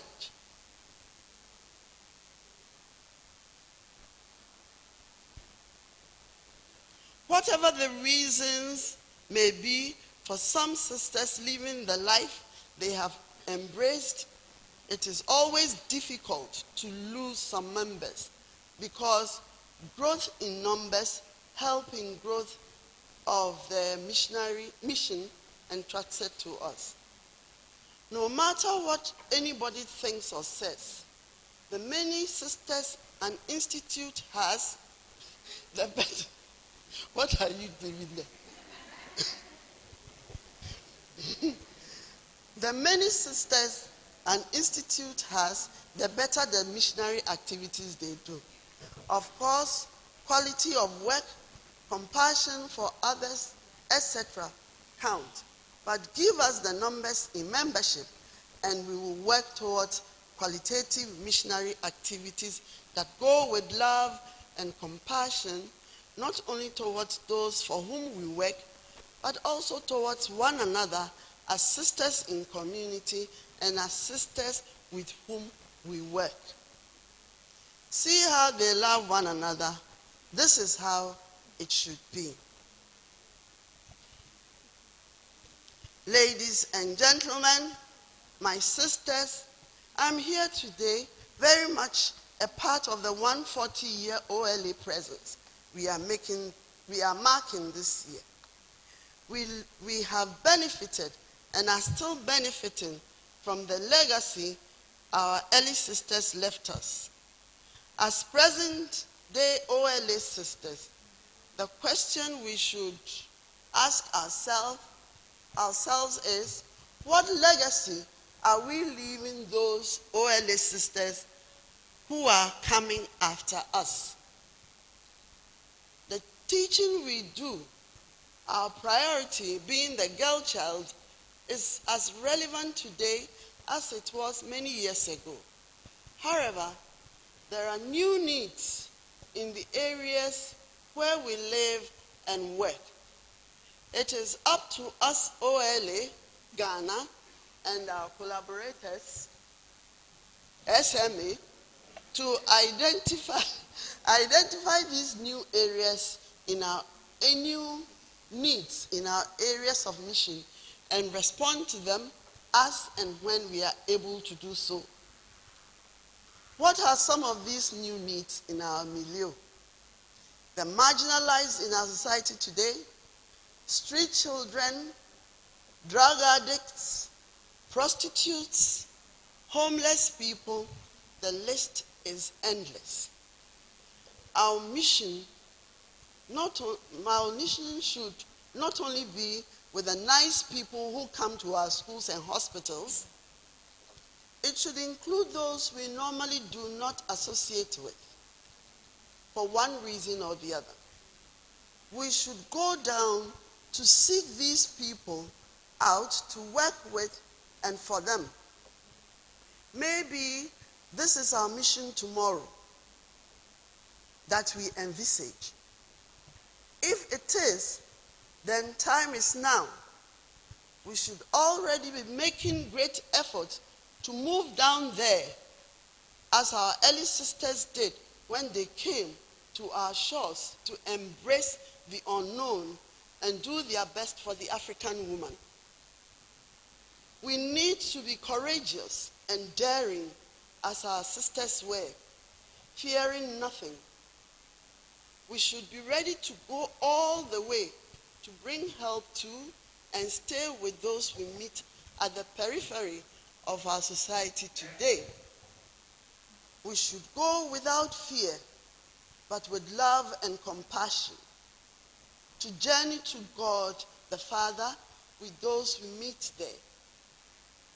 Our early sisters left all and came to our shores. We, in our turn, are called to leave all to go where the greatest needs are. Thus, the mission of the OLA sisters will still be relevant in the next 140 years.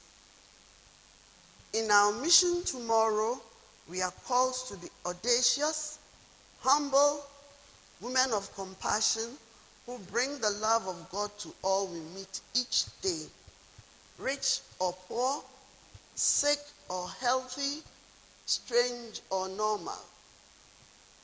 This is the legacy we wish to bequeath the next generation of OLA sisters in Ghana in the next 140 years. Thank you, and God bless us all.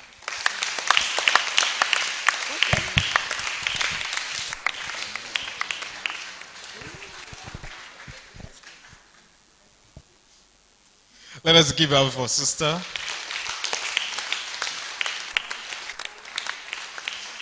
And let us clap for all our speakers today. They've really done well.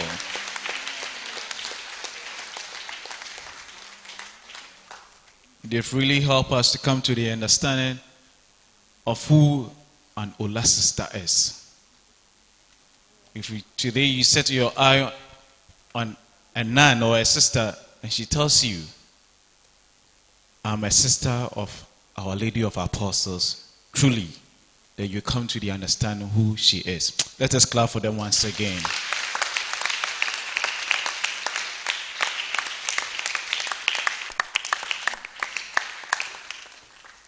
After this series of enlightenment, I know some of us have that zeal to ask certain questions.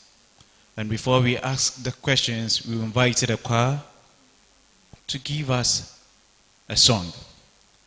And as they are giving us the song, I will invite those who have the questions to come and join our provincial on the first pew. We will take 5 questions at a goal, so that you can direct to any of the speakers and they will also offer the answers to the questions. So the choir should give us the song.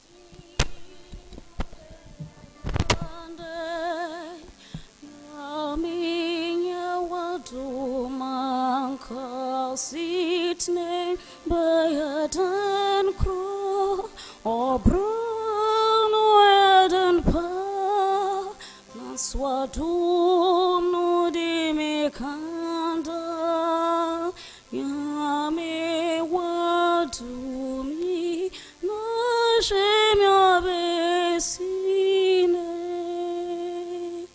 adumi humobro Nadima bejuhande nyaminya watu mankasitni bayatan kro obrono yadin po naswatum no dimi kanda yami watu no shemya besine. You never gave the promise that the journey would be easy.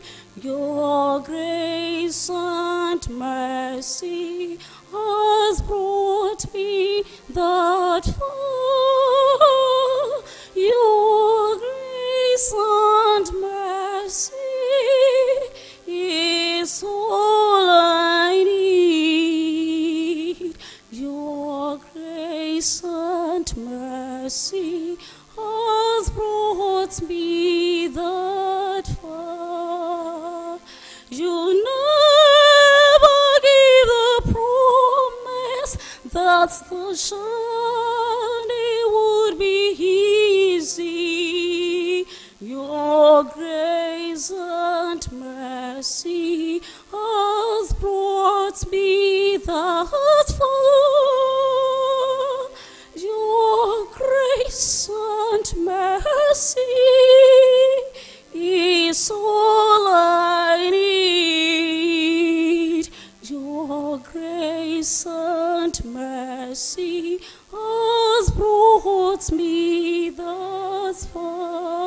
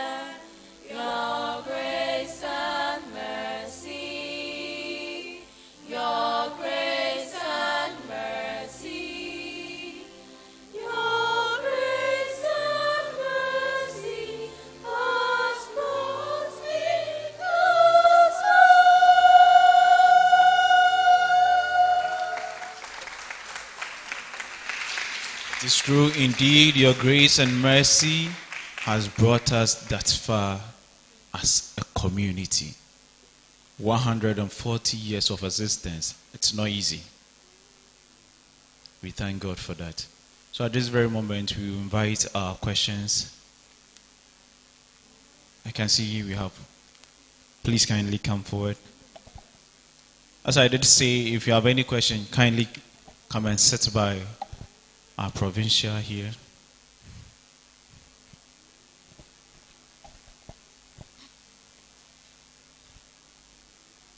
I am a past student myself of OLA Teachers Training College.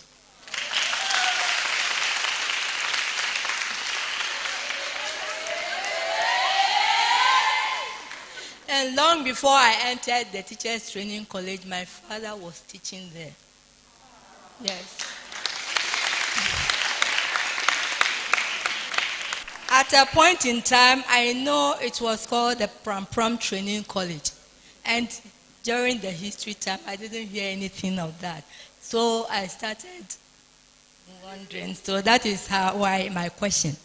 It was called the Pram Training College sometime before, because I wasn't there that time, but my father mentioned it when we were at Pram. That is my question.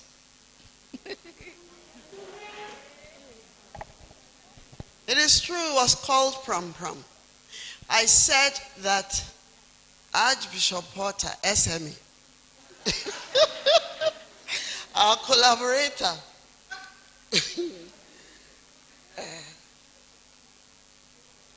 they asked the sisters to go, Holy Child to come. It was a secondary school, Holy Child, where Holy Child is.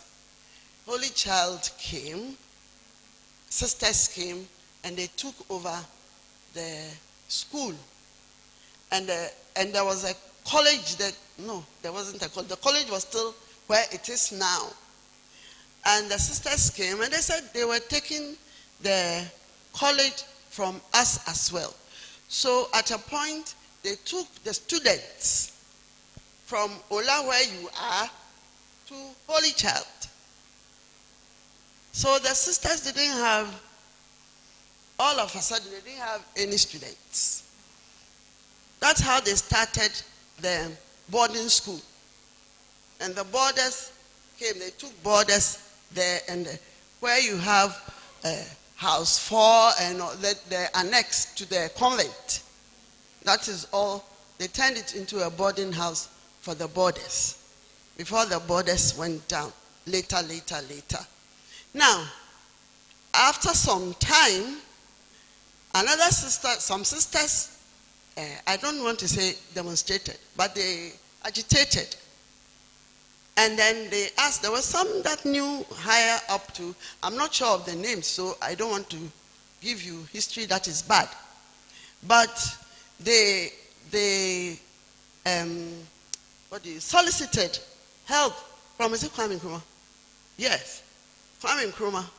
And then they allowed the sisters to take students for the training college. At this time, the Irish had come, so they had the qualification that was necessary. And it was envisaged, Cape Coast said they couldn't have 2 training colleges in the same place. So our own was going to go to Pram. You know where Pram is? Those who know, they will teach you. It was going to go to Pram, and in the meantime, they came and sat in their old place, hoping to go to Pram. So they called it Pram Training College, even though it was in OLA. So time went on. We didn't go to Pram, and we stayed. But at some point in time, we were called Pram Training College. Are we okay? Okay. Thank you very much, sister.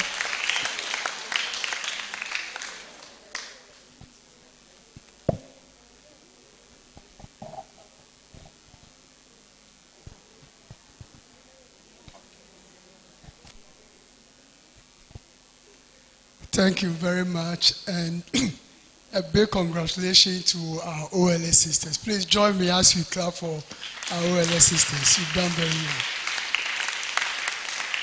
I have two questions, but to begin with, a nice observation. When Father Saki made good remarks about Elmina being clean and Cape Coast being not so clean, he referred to Prof. Anampra. Well, I just want to say, Father, he's not the only Elmina person here. Some of us are also Elmina, and we felt good at where we were. My dad being from Elmina, I was excited. However, if you relate it to today, I'm not so sure. That is a debate for another time. Straight to my two questions. And Father, the first question to you, Father Saki. I see similar semblance or characteristics of what Father Moreau went through in trying to raise funds to move the congregation forward, to be able to deal with the many projects that the congregation had. Even today, for those who are into development, you write so many and then you get blank replies back. And so I sat there shocked, and I'm like, so these things you are getting today are not new. It's like back to factory settings. My question is, how did Father Moreau, if by chance your research was able to know, how was he able to get the determination to weather the storm in spite of all the challenges that he had? And then my next question is to Professor Nampra. Prof, your motivation to show that you are an affiliate and I believe by extension a true son of the OLA family, I mean, it's unquestionable. My question is, what has been your motivation all these years, especially even with the heritage that you are trying to set up at the Minor Basilica? Thank you very much. Thank you, brother. Is there any other? Then we move to the responses. So thank you, brother, for your questions. Okay. Thank you very much. It has been very insightful, all the learning we've had from the lessons you've given us today. But my question will go to the superior of the SMS, Father Enin, that he spoke a lot about the olden time, the frictions and the good things about the SMA and OLA. But within these 30 years, we didn't hear much. Can you tell us a bit more about our own time? Thank you. Thank you very much, sister. So now we will allow the speakers to react to the questions. So thank you. Yes, Father Moreau had a lot of problems with money, as you know, and he was so gingered on, as I said, to continue with his mission in Elmina. Some of the reasons are the fact that there were some vestiges in Elmina. Do you understand vestiges?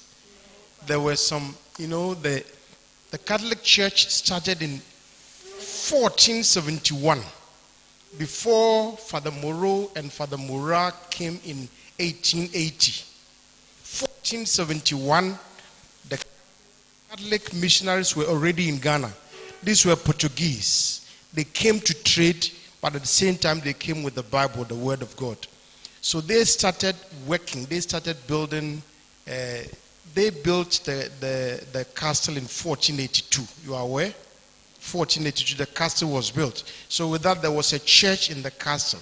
So when Moreau and Murat came, they saw that the people were already Catholic somehow. They experienced those who were already praying to Maria. For example, they could sense when they were praying the rosary, they could sense they were saying something to Maria. There was also the Imandando de Sancta Antonio. That means the confraternity of Saint Anthony. They also existed in Elmina. All of these gingered him. All of these gave him the signal that the Catholics have been here before, and so we don't need to give up.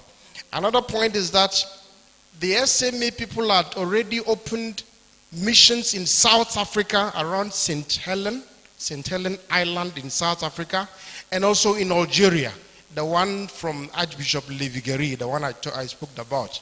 But that kind of authority struggle between Levigeri and Planck caused the mission to be abrogated, to be blocked, to be stopped completely. So they packed out of Algeria, and then they packed out of South Africa also. In the case of South Africa, the people there were scattered. They were too scattered, and the missionaries were only very few. So they couldn't reach them, so they thought that the work was not, they were like, sitting somewhere not doing anything at all. They were not engaged. So then they saw that in the Gold Coast here, there was more engagement for them. So they packed out of South Africa also. So now they were out of South Africa, out of Algeria, but in the Gold Coast. So that also motivated them, and there were nowhere else in Africa where they could operate. It was only in Ghana here. Then the last bit is that when they came also, the Portuguese people they initially came with 3 statues. 3 statues.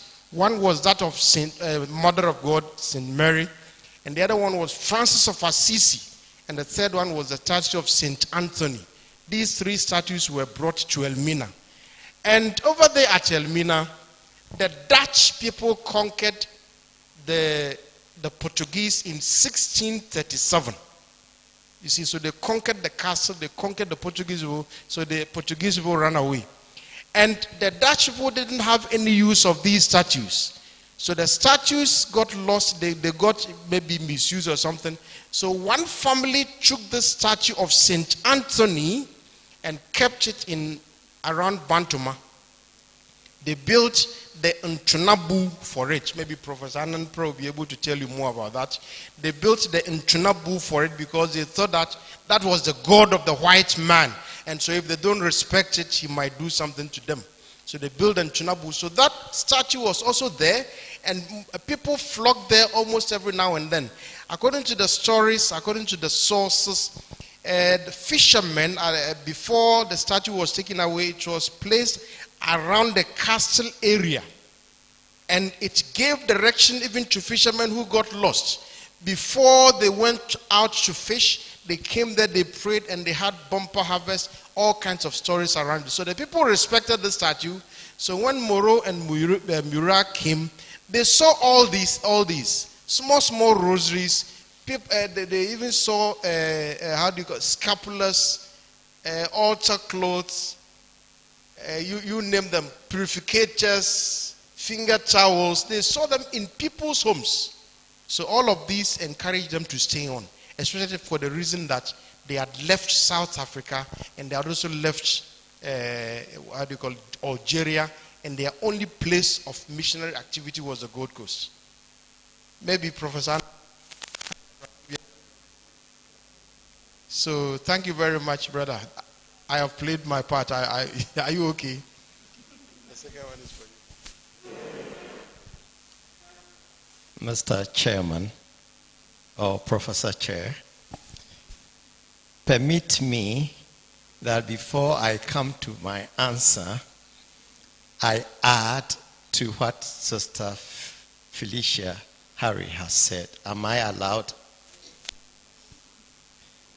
Sister Felicia, the 1925 Education Ordinance has enjoined that mission schools pay the same salary to teachers as government pays to teachers, to their teachers. That will bring a lot of discontent among the mission teachers. So Bishop Herman had about 120 elementary schools in the Volta region. He had to close many down. So that was one, financial. The other one was political.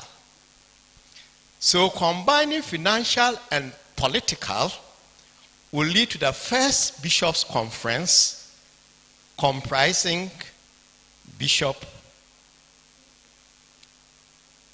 Archbishop William Thomas Porter from Cape Coast. Yes, SMA. Archbishop William Thomas Porter, Oscar Morin from the north, Bishop Paulison from Kumasi, and Bishop Heyman. So politics, religion, and diplomacy came into play. And before that, because of this, the St. Francis Training College at the Volta region town of, had to be closed down and merged to become the Emisano Seminary and Training College. So there was that merger where Emisano will become a training college, a secondary school, and a seminary. Now, there was Bishop Hauger. Father, you mentioned it. Is it Hauger? Hauger, we call Hauger. Because of these finances, had established Emisano, and the Catholic laity rebelled that there was Infantipium, which was called St. Richmond. There was St. Nicholas, which is Adisada. They are all in Cape Coast. But Catholics have their secondary school in a bush place. So they rebelled. And that will lead to the resignation, the first resignation of a bishop in our diocese. That is Bishop Hauge. And because of that resignation, the people wanted a British type of education. And they will send Monsignor Hinsley to come to see how British education, and that will lead to the bringing of Archbishop William Thomas Porter, who had to play the diplomacy of money, of politics with the British government, and religion. So many of the faults that we are attributing to Bishop William Porter was a meandering way between policy, government, finance, etc. And so that is it. The Gromenginga report, Louis Gromenginga report, cited Elmina as a clean place. That has been said. But then, you see, long ago, our diocese was having the headquarters in Freetown under the Jesuits, Holy Ghost Fathers. And before that, there was the Archdiocese of Funka with the Tetko Pinchero as the Archbishop. And that Diocese of Funka comprised the whole of Africa, the whole of India, the whole of China, the whole of South America, and the whole of North America. One bishop, the Tetko Pinchero, with the diocese at Madeira. So many things come into play. Maybe when you go into the history, you pardon the way the SMAs were perceived to be doing that. That I don't talk too much. Father Good, is it not Father Good? Brother Good, asked me for my motivation. In fact, I wanted to be a priest.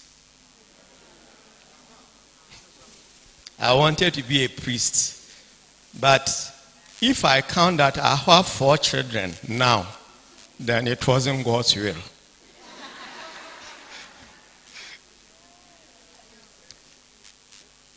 To be a priest is a call.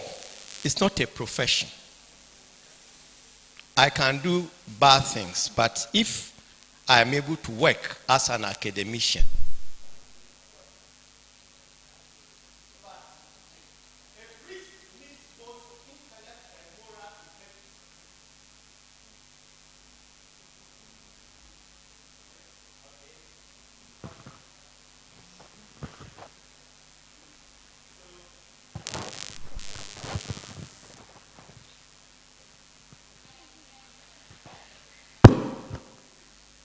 So, God did not call me to be a priest, but I became an academician, and I wanted to understand the basis of my faith. The basis of my faith. I wanted to understand how the Catholic Church was established in Ghana, what people went through to bring us to this far. And that was the motivation to learn what SMA people did, what OLA people did, so that in me, their works will not have been in vain. And that will lead to the establishment of a museum in Elmina to collect everything I can about SMA and OLA. Thank you.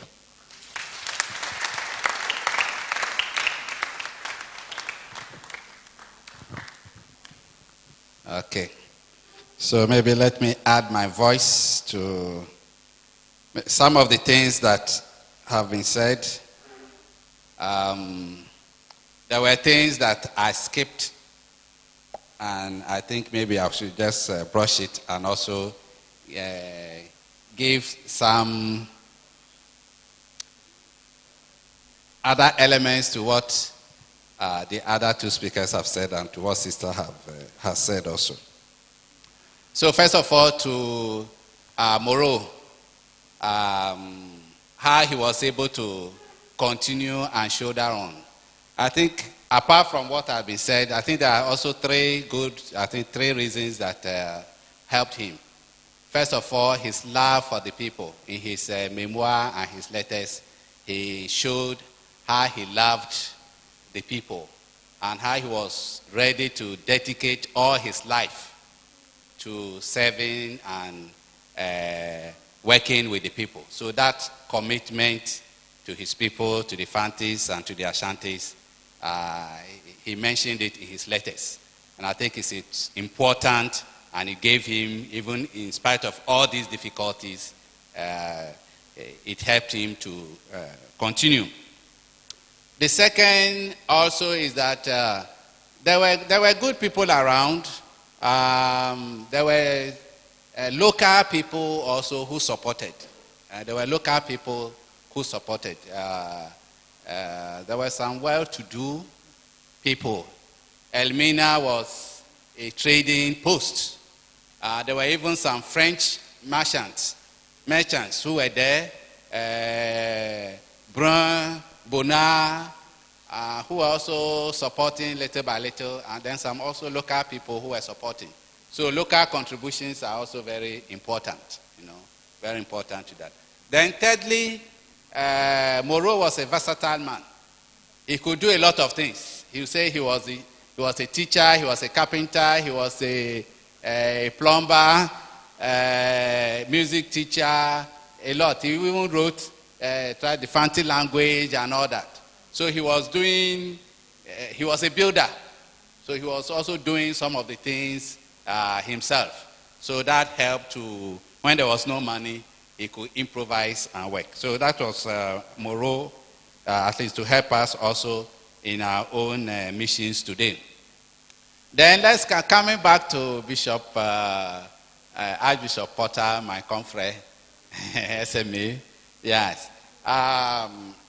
Professor Annan mentioned it, that there was a meeting, okay? And actually, it's in my I've written it down. There was a meeting of the conference, okay, the different bishops who met. And they were talking about the difficulty they were having with staffing all the education facilities that they had opened. And one of the suggestions that they came up with was to get congregations who were whose charism was teaching. He said, like the SMAs were also staffing some of these primary schools and all that place. The SMA was not founded as a teaching congregation. Ours is mission. The OLA also was not founded as purposely to come and teach, but also for mission. So they needed congregations that were founded purposely for teaching. Okay, and it was not only the Holy Child Sisters that were contacted.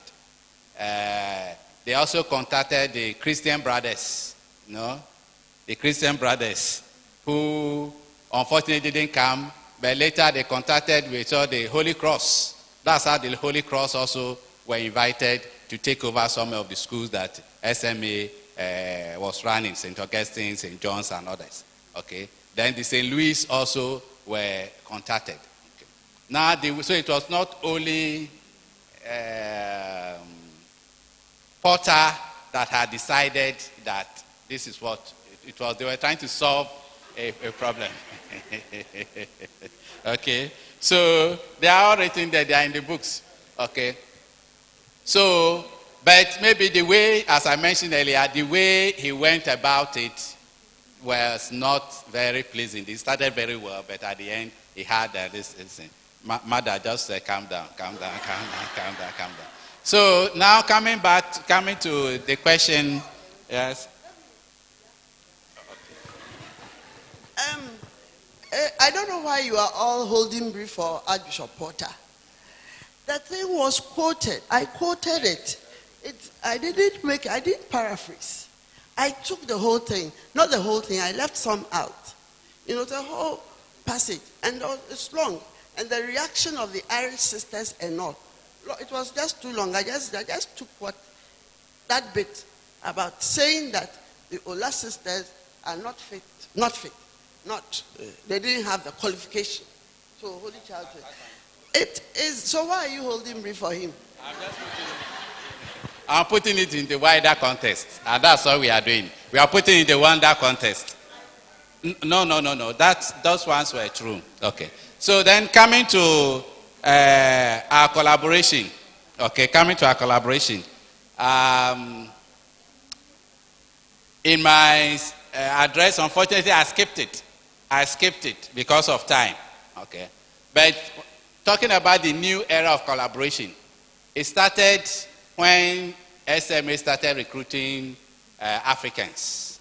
Okay, so that brought a new energy, and those of us, ironically, even for Ghanaians, it started in Nigeria. Those of us who went to seminary formation in Nigeria, then, and the OLA novices in Nigeria from Ghana and the Nigerians, there was a lot of collaboration, a lot of workshops, a lot of seminars, even joint singing, joint choir, joint singing training and all that. Okay, so a lot of things happened and it started from there. So as we came back home and we became priests, it was easy to relate and collaborate with our sisters. There were a lot of acquaintances that we had made, and that makes it easy. So that's why I'm also advocating that even in our own time, we should encourage the young ones. We should catch them young. We should encourage the young ones and to listen. Now, before I finish, something I wanted to say, but I skipped. But since Sister mentioned, the first two OLA sisters, a Ghanaian OLA sisters, just to give you a little history to that. Actually, Bishop Hauge wanted to found a local congregation with the name Holy Family, Sisters of the Holy Family. Holy Family is also one of the main feasts of the SMA. Okay. So he got 5 aspirants. And when he got 5 aspirants, he asked Sister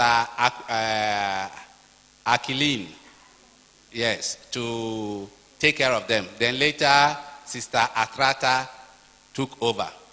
But then, through Sister Thais, the OLA, he convinced the Superior General not to accept that this thing comes on. So he convinced them that no, they shouldn't, that they should take them to be OLAs. And that is how somehow they convinced Bishop that since they have done postulancy and this, they should send them to France to go and do their novitiate. So 2 of them were sent, and they became Sister Benina and the other one, Augustina. Then the 3rd one joined the Eucharistic Heart Sisters in Nigeria because she was still looking for a local congregation. So she went there. And then the other 2 dropped out and got married. So these are also some part of the history that is good to know. Thank you. Okay. I think Father Saki wants to add. Yes, let me chip in this about Archbishop Porter. You see, as I said in my exposition when I was talking, I said, OLA sisters initially trained teachers for their schools. And their schools were basically elementary, primary school. Those days there was not even any idea of middle schools because they were given the rudiments, you know. So they had schools in Elmina, they had schools, so as it were, schools in Cape Coast, also St. Mary's Convent House. So they trained sisters to suit these schools, elementary schools. Now, Archbishop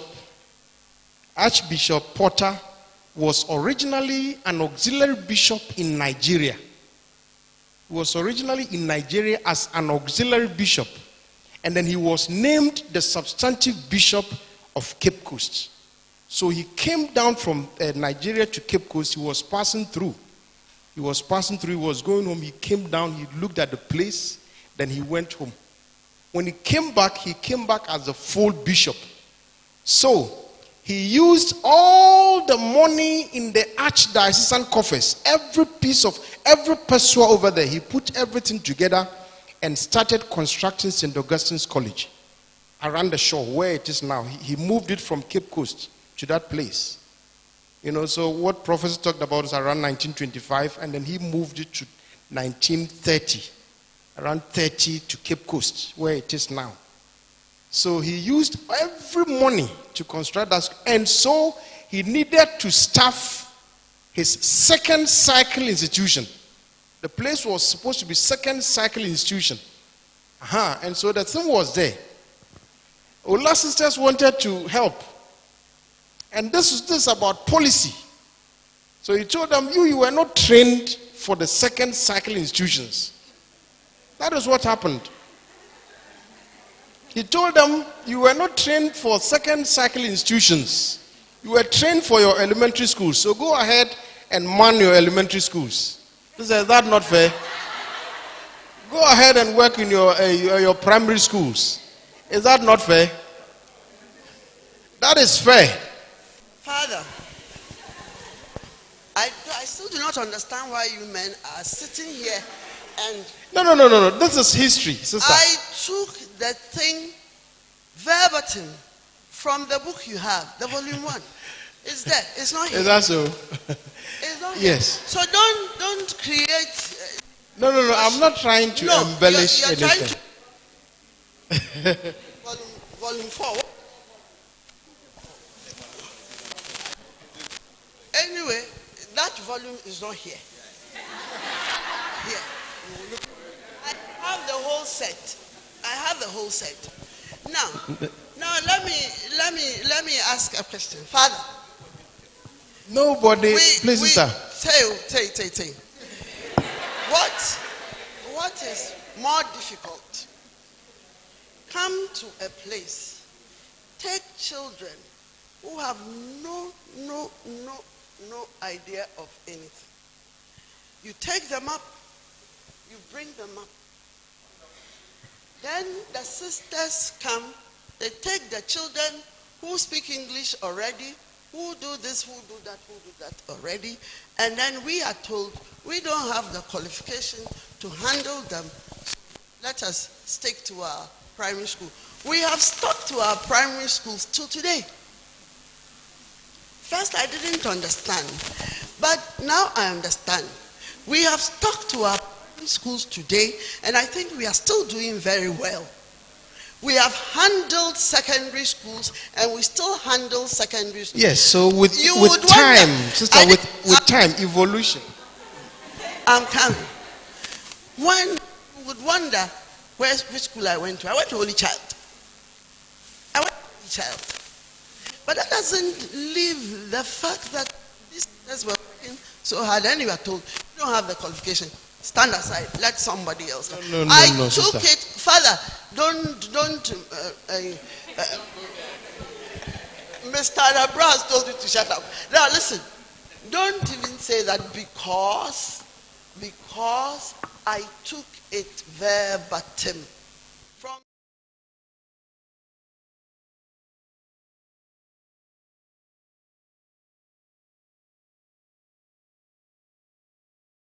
They've opened our eyes to a number of things. This is history. Yes, and in history, everyone has his own way of presenting history. In all of them, we come to an understanding of who we really are. Thank you very much, our speakers, for the enlightenment this afternoon and even this day. I think there are no more questions.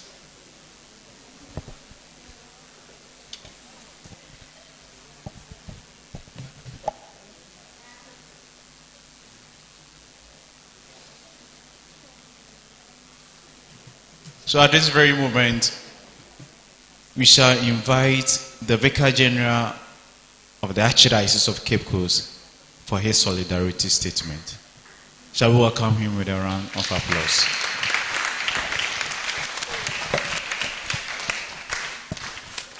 Oh, let us keep clapping as he comes close to us.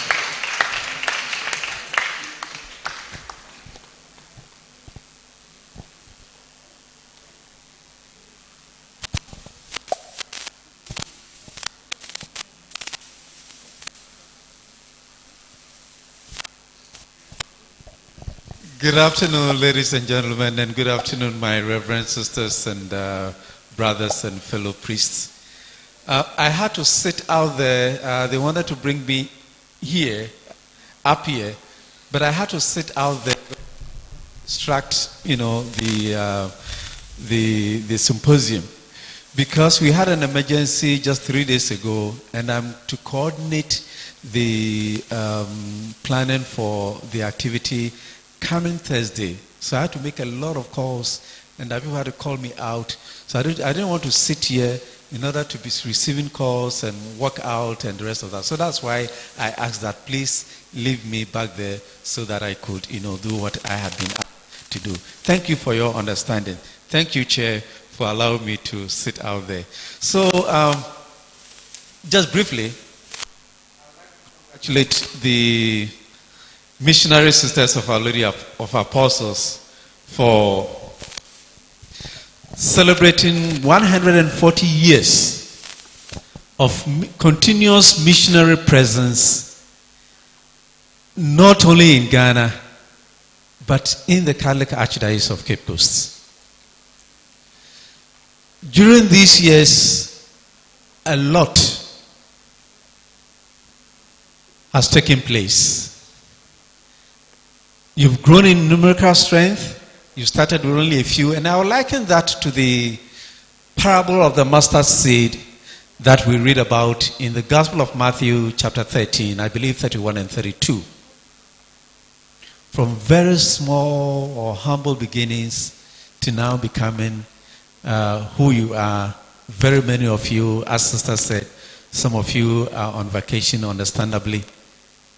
But you've grown in numbers. Not only that, you've taken on, enormous challenges.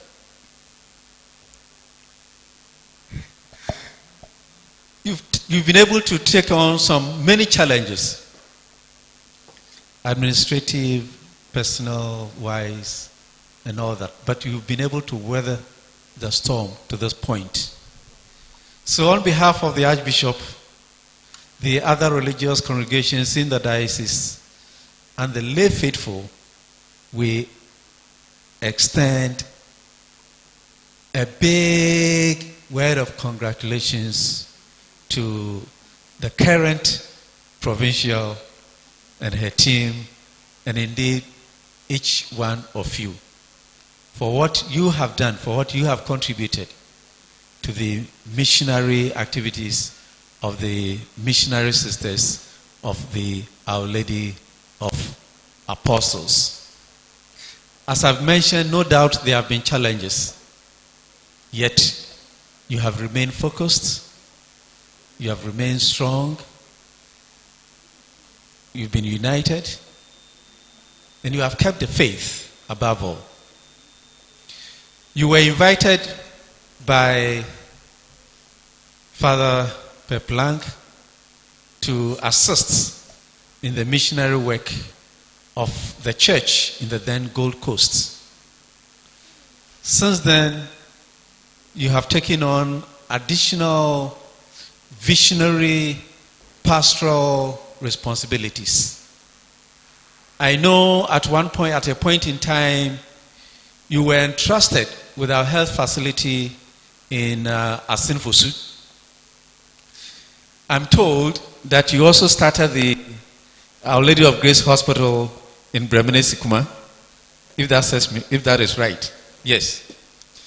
And even though you have left these places, you're still, in the health sector, in other dioceses. I don't want to sound selfish, but may I ask if you could look at the possibility of starting a health facility in our archdiocese, something just to throw it out there for you to think about. And also, if you could also think about the possibility of possibly moving out of Elmina and Cape Coast to other areas in our diocese, something for you to think about as you reflect over the past, think about the present, and then look, towards the future, what the prospects are. All said and done, congratulations. We wish you many more fruitful years of missionary apostolate. Thank you. Let's give it up to the Vicar General of the Archdiocese, Very Reverend Father Bonaventure Annan. Thank you very much, Father. At this very moment, we shall invite the chairperson for his closing remarks.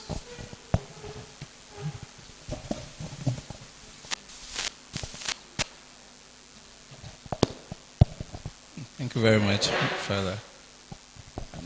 I'm very sure most of you, or if not everyone here, will agree with me that we've had a wonderful day. We started our day with the welcome address by the Superior General, by the Provincial Superior, where she more or less set the tone for our reflection. And her main concern was, after all the 140 years, there's the need for us to begin a conversation of the future. What exactly do we want to see in the future? And in our first official lecture, Reverend Father Saki also highlighted a few things, and I want to share a few of them with you. In talking about the perseverance of the forebearers, Father highlighted some of the constraints that they went through. One being language, two being the climatic conditions that our earlier congregants faced. Some even lost their lives, but this inspired them to do a lot more. And they were motivated by the need to evangelize. They were motivated by the need to give their very all, and that is what we are celebrating today. He also highlighted why they adopted what I will call networking in trying to get things done. They need to rely on the resources that you have, even when you are constrained, to get what you aspire done. In our second talk, Father Enin also highlighted a few things. He talked about the history, he talked about the challenges, and how moving forward we needed to collaborate. And he even went to the extent of highlighting some of the characteristics of the earlier congregants in terms of their specialities, what they were doing. But what I picked is that wherever there is money, there is problem. And I think that was, of all the power struggles, the bottom line was who controls the resources. And this is still relevant today. And I'm hoping that in spite of those challenges, they never lost sight of what the mission was. And that was to work to make life comfortable for those that they came into contact with. And then the third speaker, Professor Anthony Ananpra, also, when he was presenting, I was asking myself a few questions. Is it a crime to give yourself to God?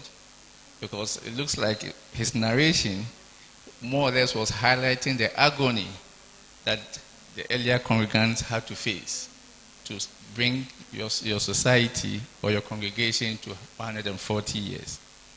In spite of the difficulties that they faced, what I picked was that he likened the pains that they went through to that of Mother Mary and the apostles.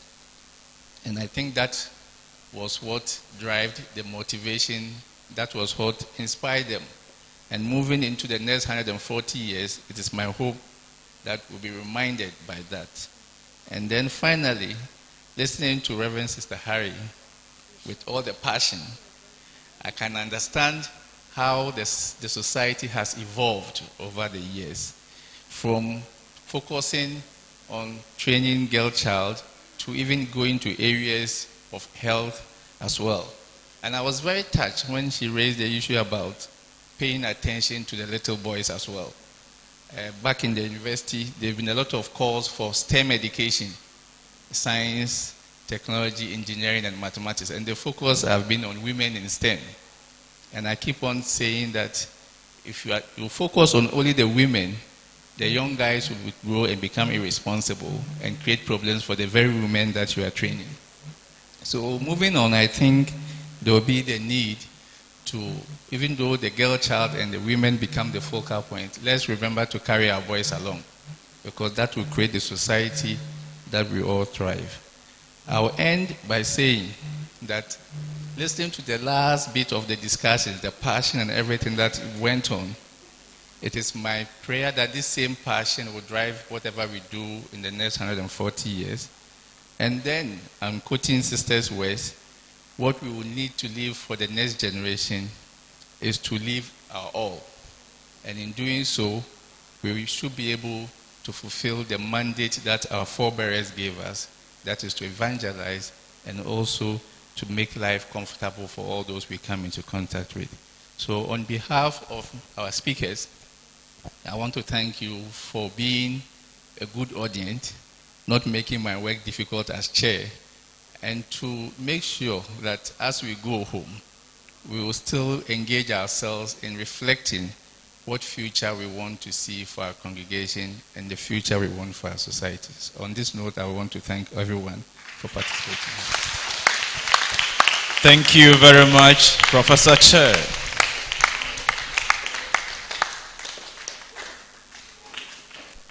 It has really been a long day, but it has been filled with a lot of insight, a lot of enlightenment, a lot of grace. To all by the grace of God have we come this far. And we say thanks be to God. At this very moment, we are bringing this beautiful session to an end. Oh, how I wish we continue. But I know we need to continue the program at another place and at another time. In that regard, we shall invite Reverend Sister Maureen Amponsa to give us the vote of thanks.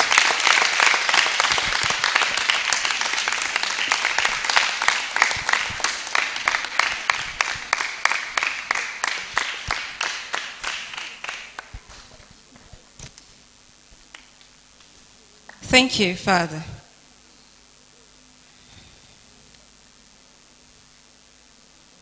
Edward Everett, an American poet, once said, "Coming together is the beginning.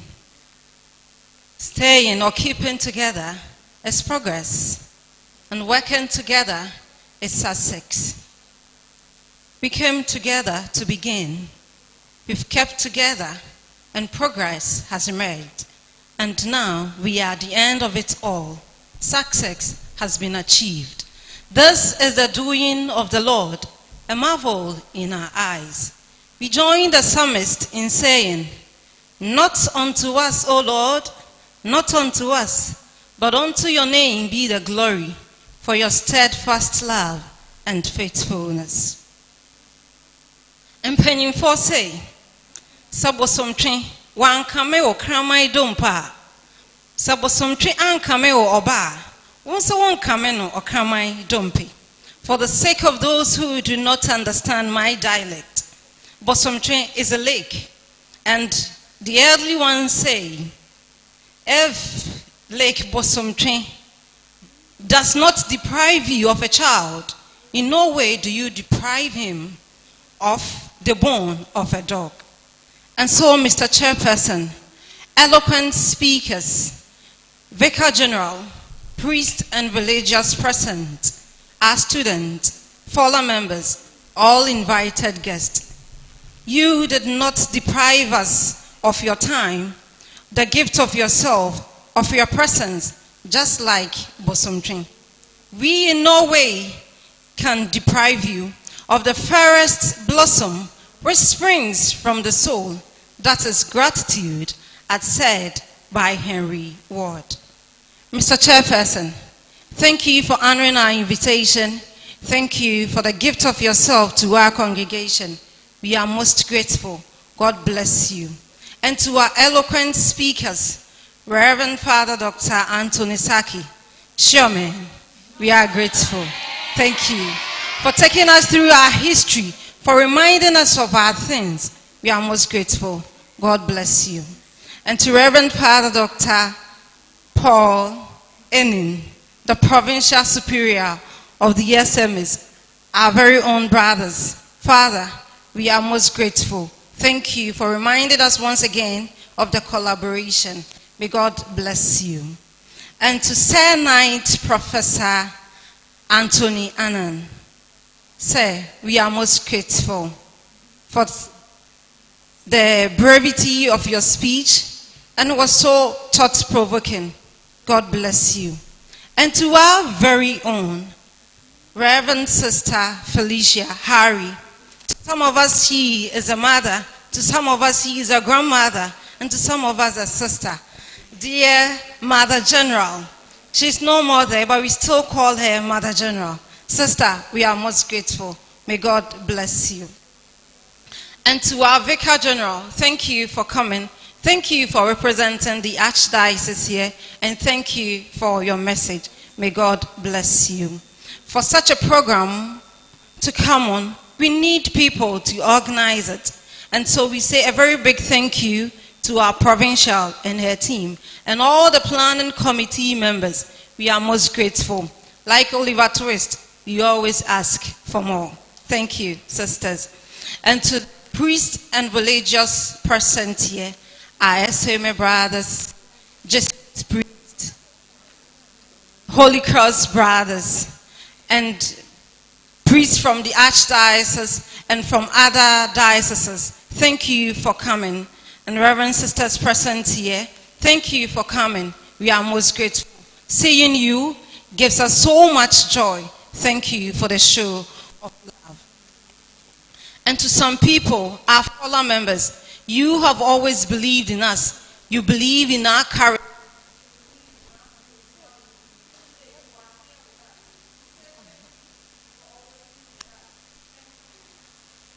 Thank you for making it a point to be with us. And to the media, Capital TV, right from the beginning, you've been with us. You've hosted many of our programs to help us. Thank you so much, Capital TV. We are most grateful to you all. And to the parish priest and assistant, American of Peace Parish. Father, we are most grateful. Thank you for hosting us here. Thank you for being with us. We are so much grateful. To our students, trainees from the College of Education, thank you for coming. To our dear Queen of Apostles students, thank you for the beautiful moves you showed us outside there. And to our beloved Peplant students, our choir, thank you for the melodious songs you've given us this day. May God bless you all. And to all present here, we are so much grateful to have you all around us today. We are grateful and we bless God for your life. For us, the OLA, today we choose to live with gratitude for the love that fills our heart, the peace that rests within our soul, and the voice of hope that says all things are possible. Indeed, all things are possible, and so our symposium has been possible.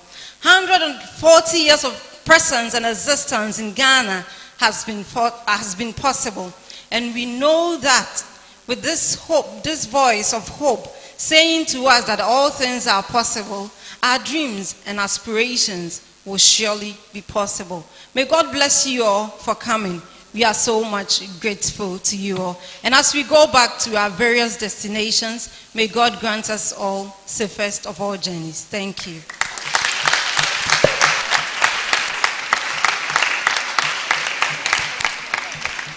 Thank you very much, Sister Maureen, for thanking us. Sure. At this very moment, we shall prepare and take the closing prayer. But before that is done, we shall all rise and take our anthem. Before Reverend Father Samuel Hagan gives us the closing prayer. So as the anthem is being sung, Father can draw closer to me here.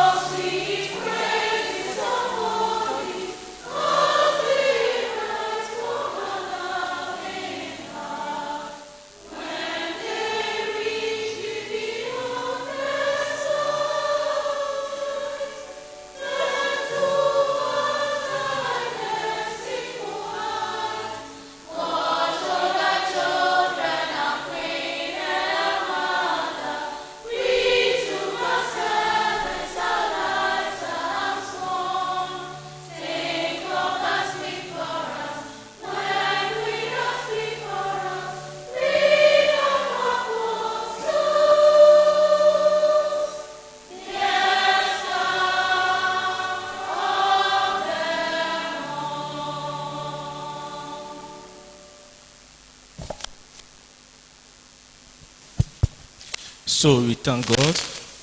In the name of the Father, and of the Son, and of the Holy Spirit, our help in the name of the Lord. Almighty, ever-living God,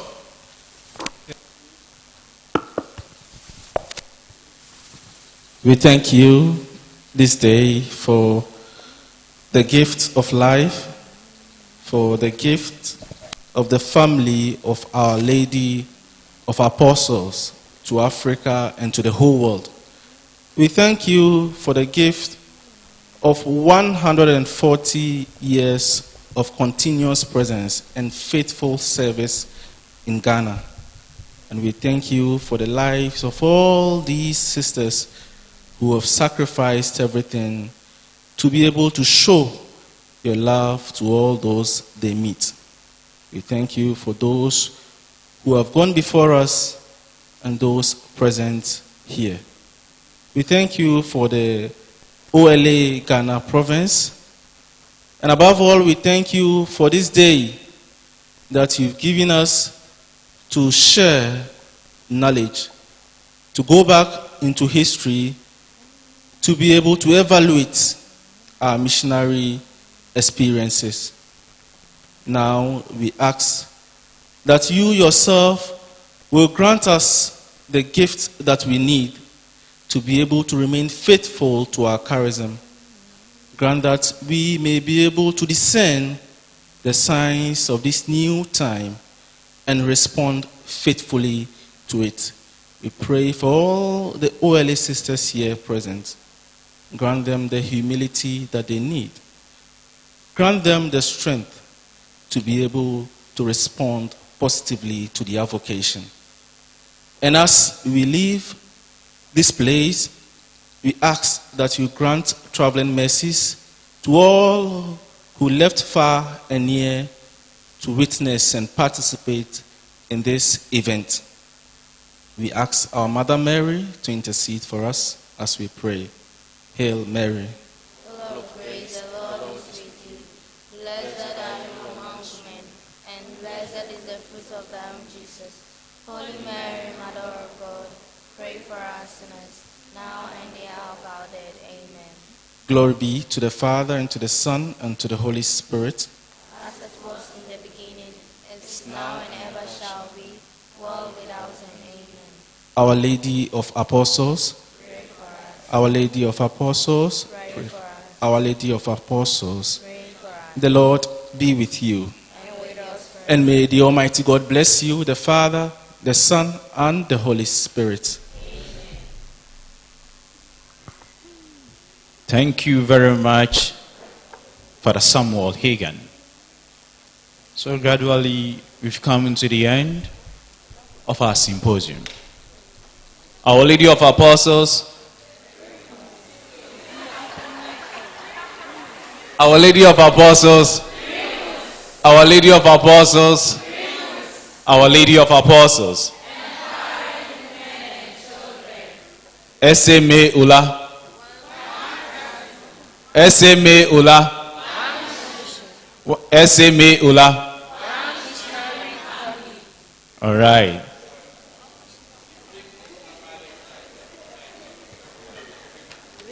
So we thank you very much. So it's now time for photographs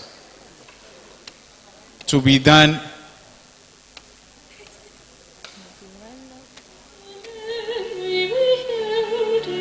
Queen and Mother of us thou art, and we pour sweet praises upon thee, as they rise from our loving hearts, when they reach thee beyond the skies.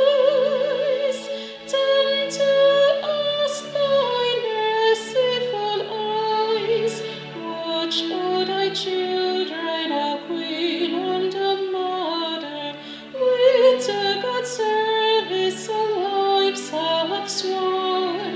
Think of us, speak for us, work with us, plead for us, Queen of Apostles,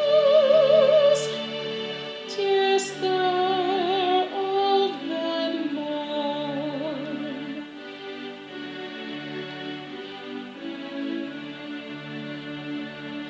Queen art thou of the shining angels, Queen art thou of the holy saints, Mother and Queen of us thy children, lend us help when our courage fails. Spotless Mother and Queen divine, all the love of our heart is thine. Watch o'er thy children, a Queen